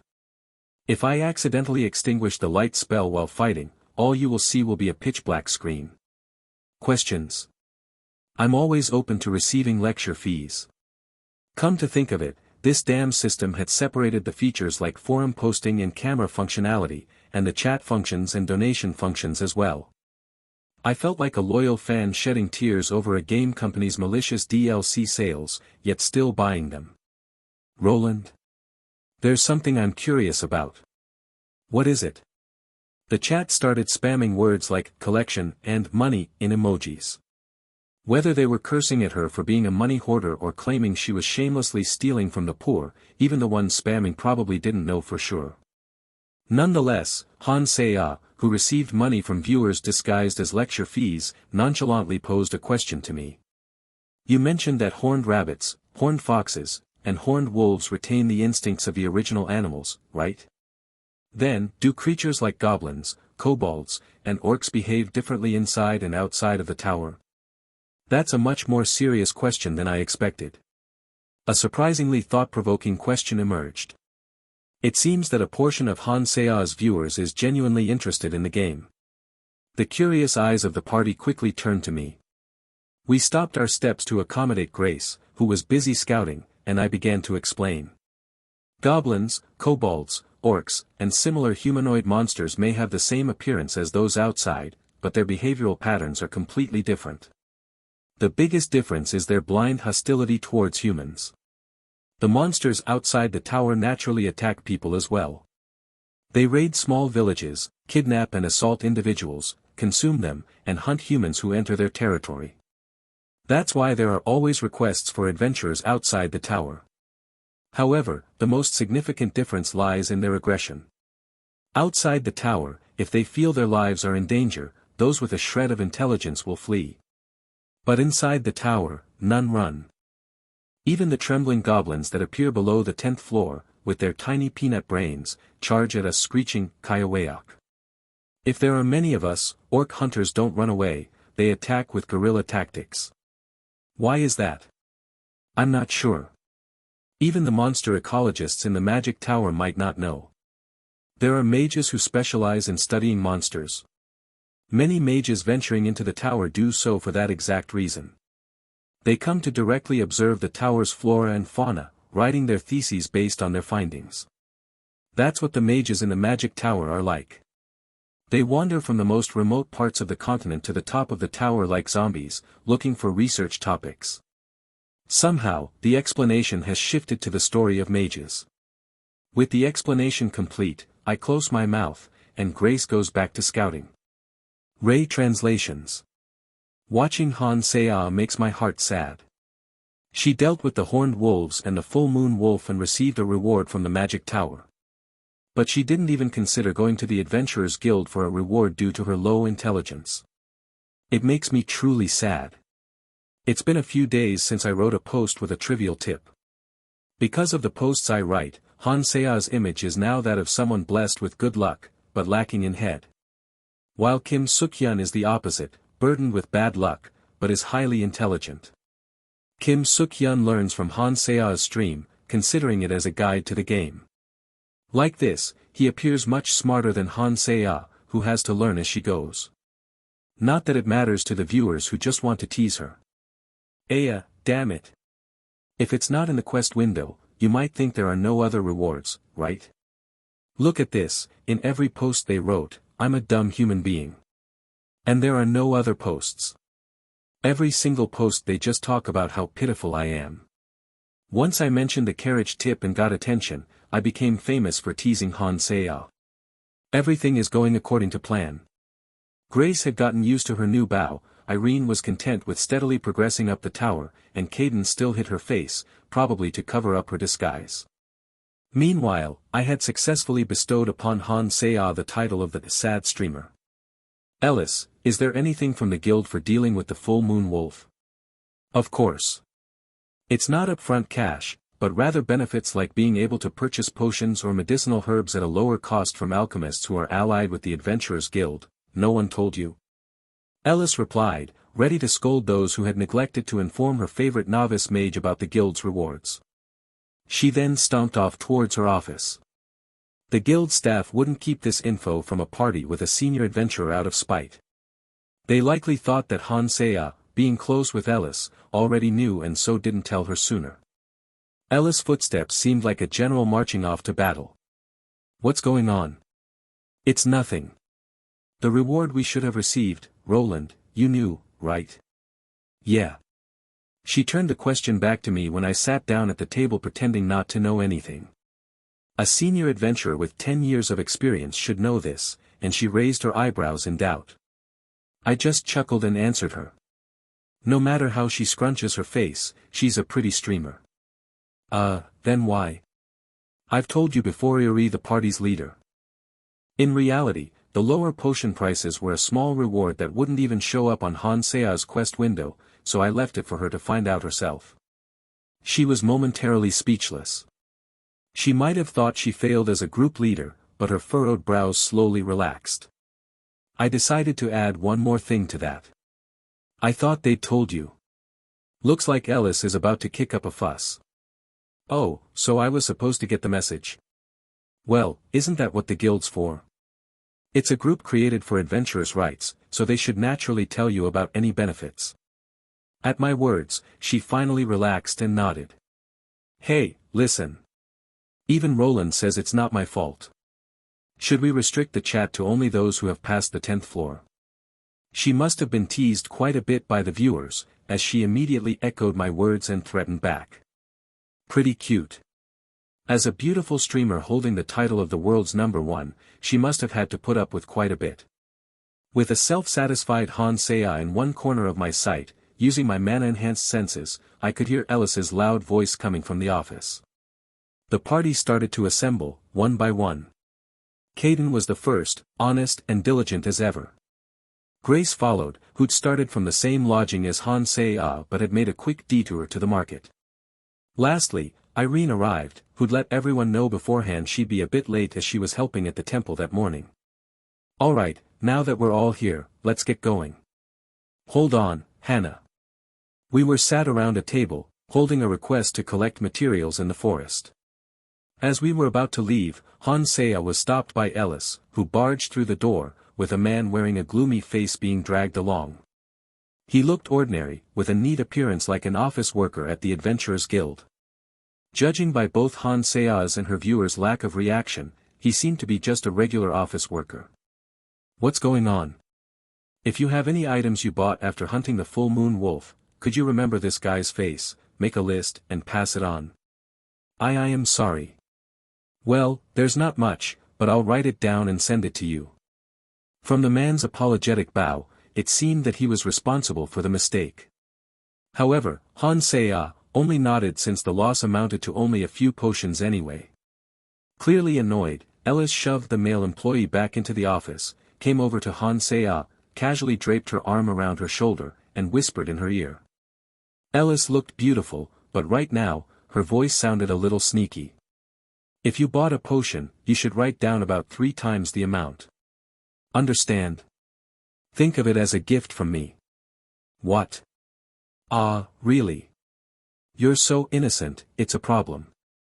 Roland, could you take care of this? The one who responded most strongly to Ellis's words was Irene, gaping in surprise.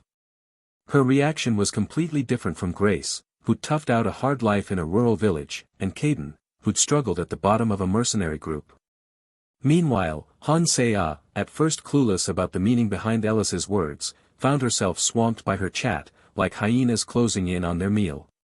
She seemed overwhelmed. Isn't that fraud? Even if the potion count went up, it would only be a few silver or copper coins.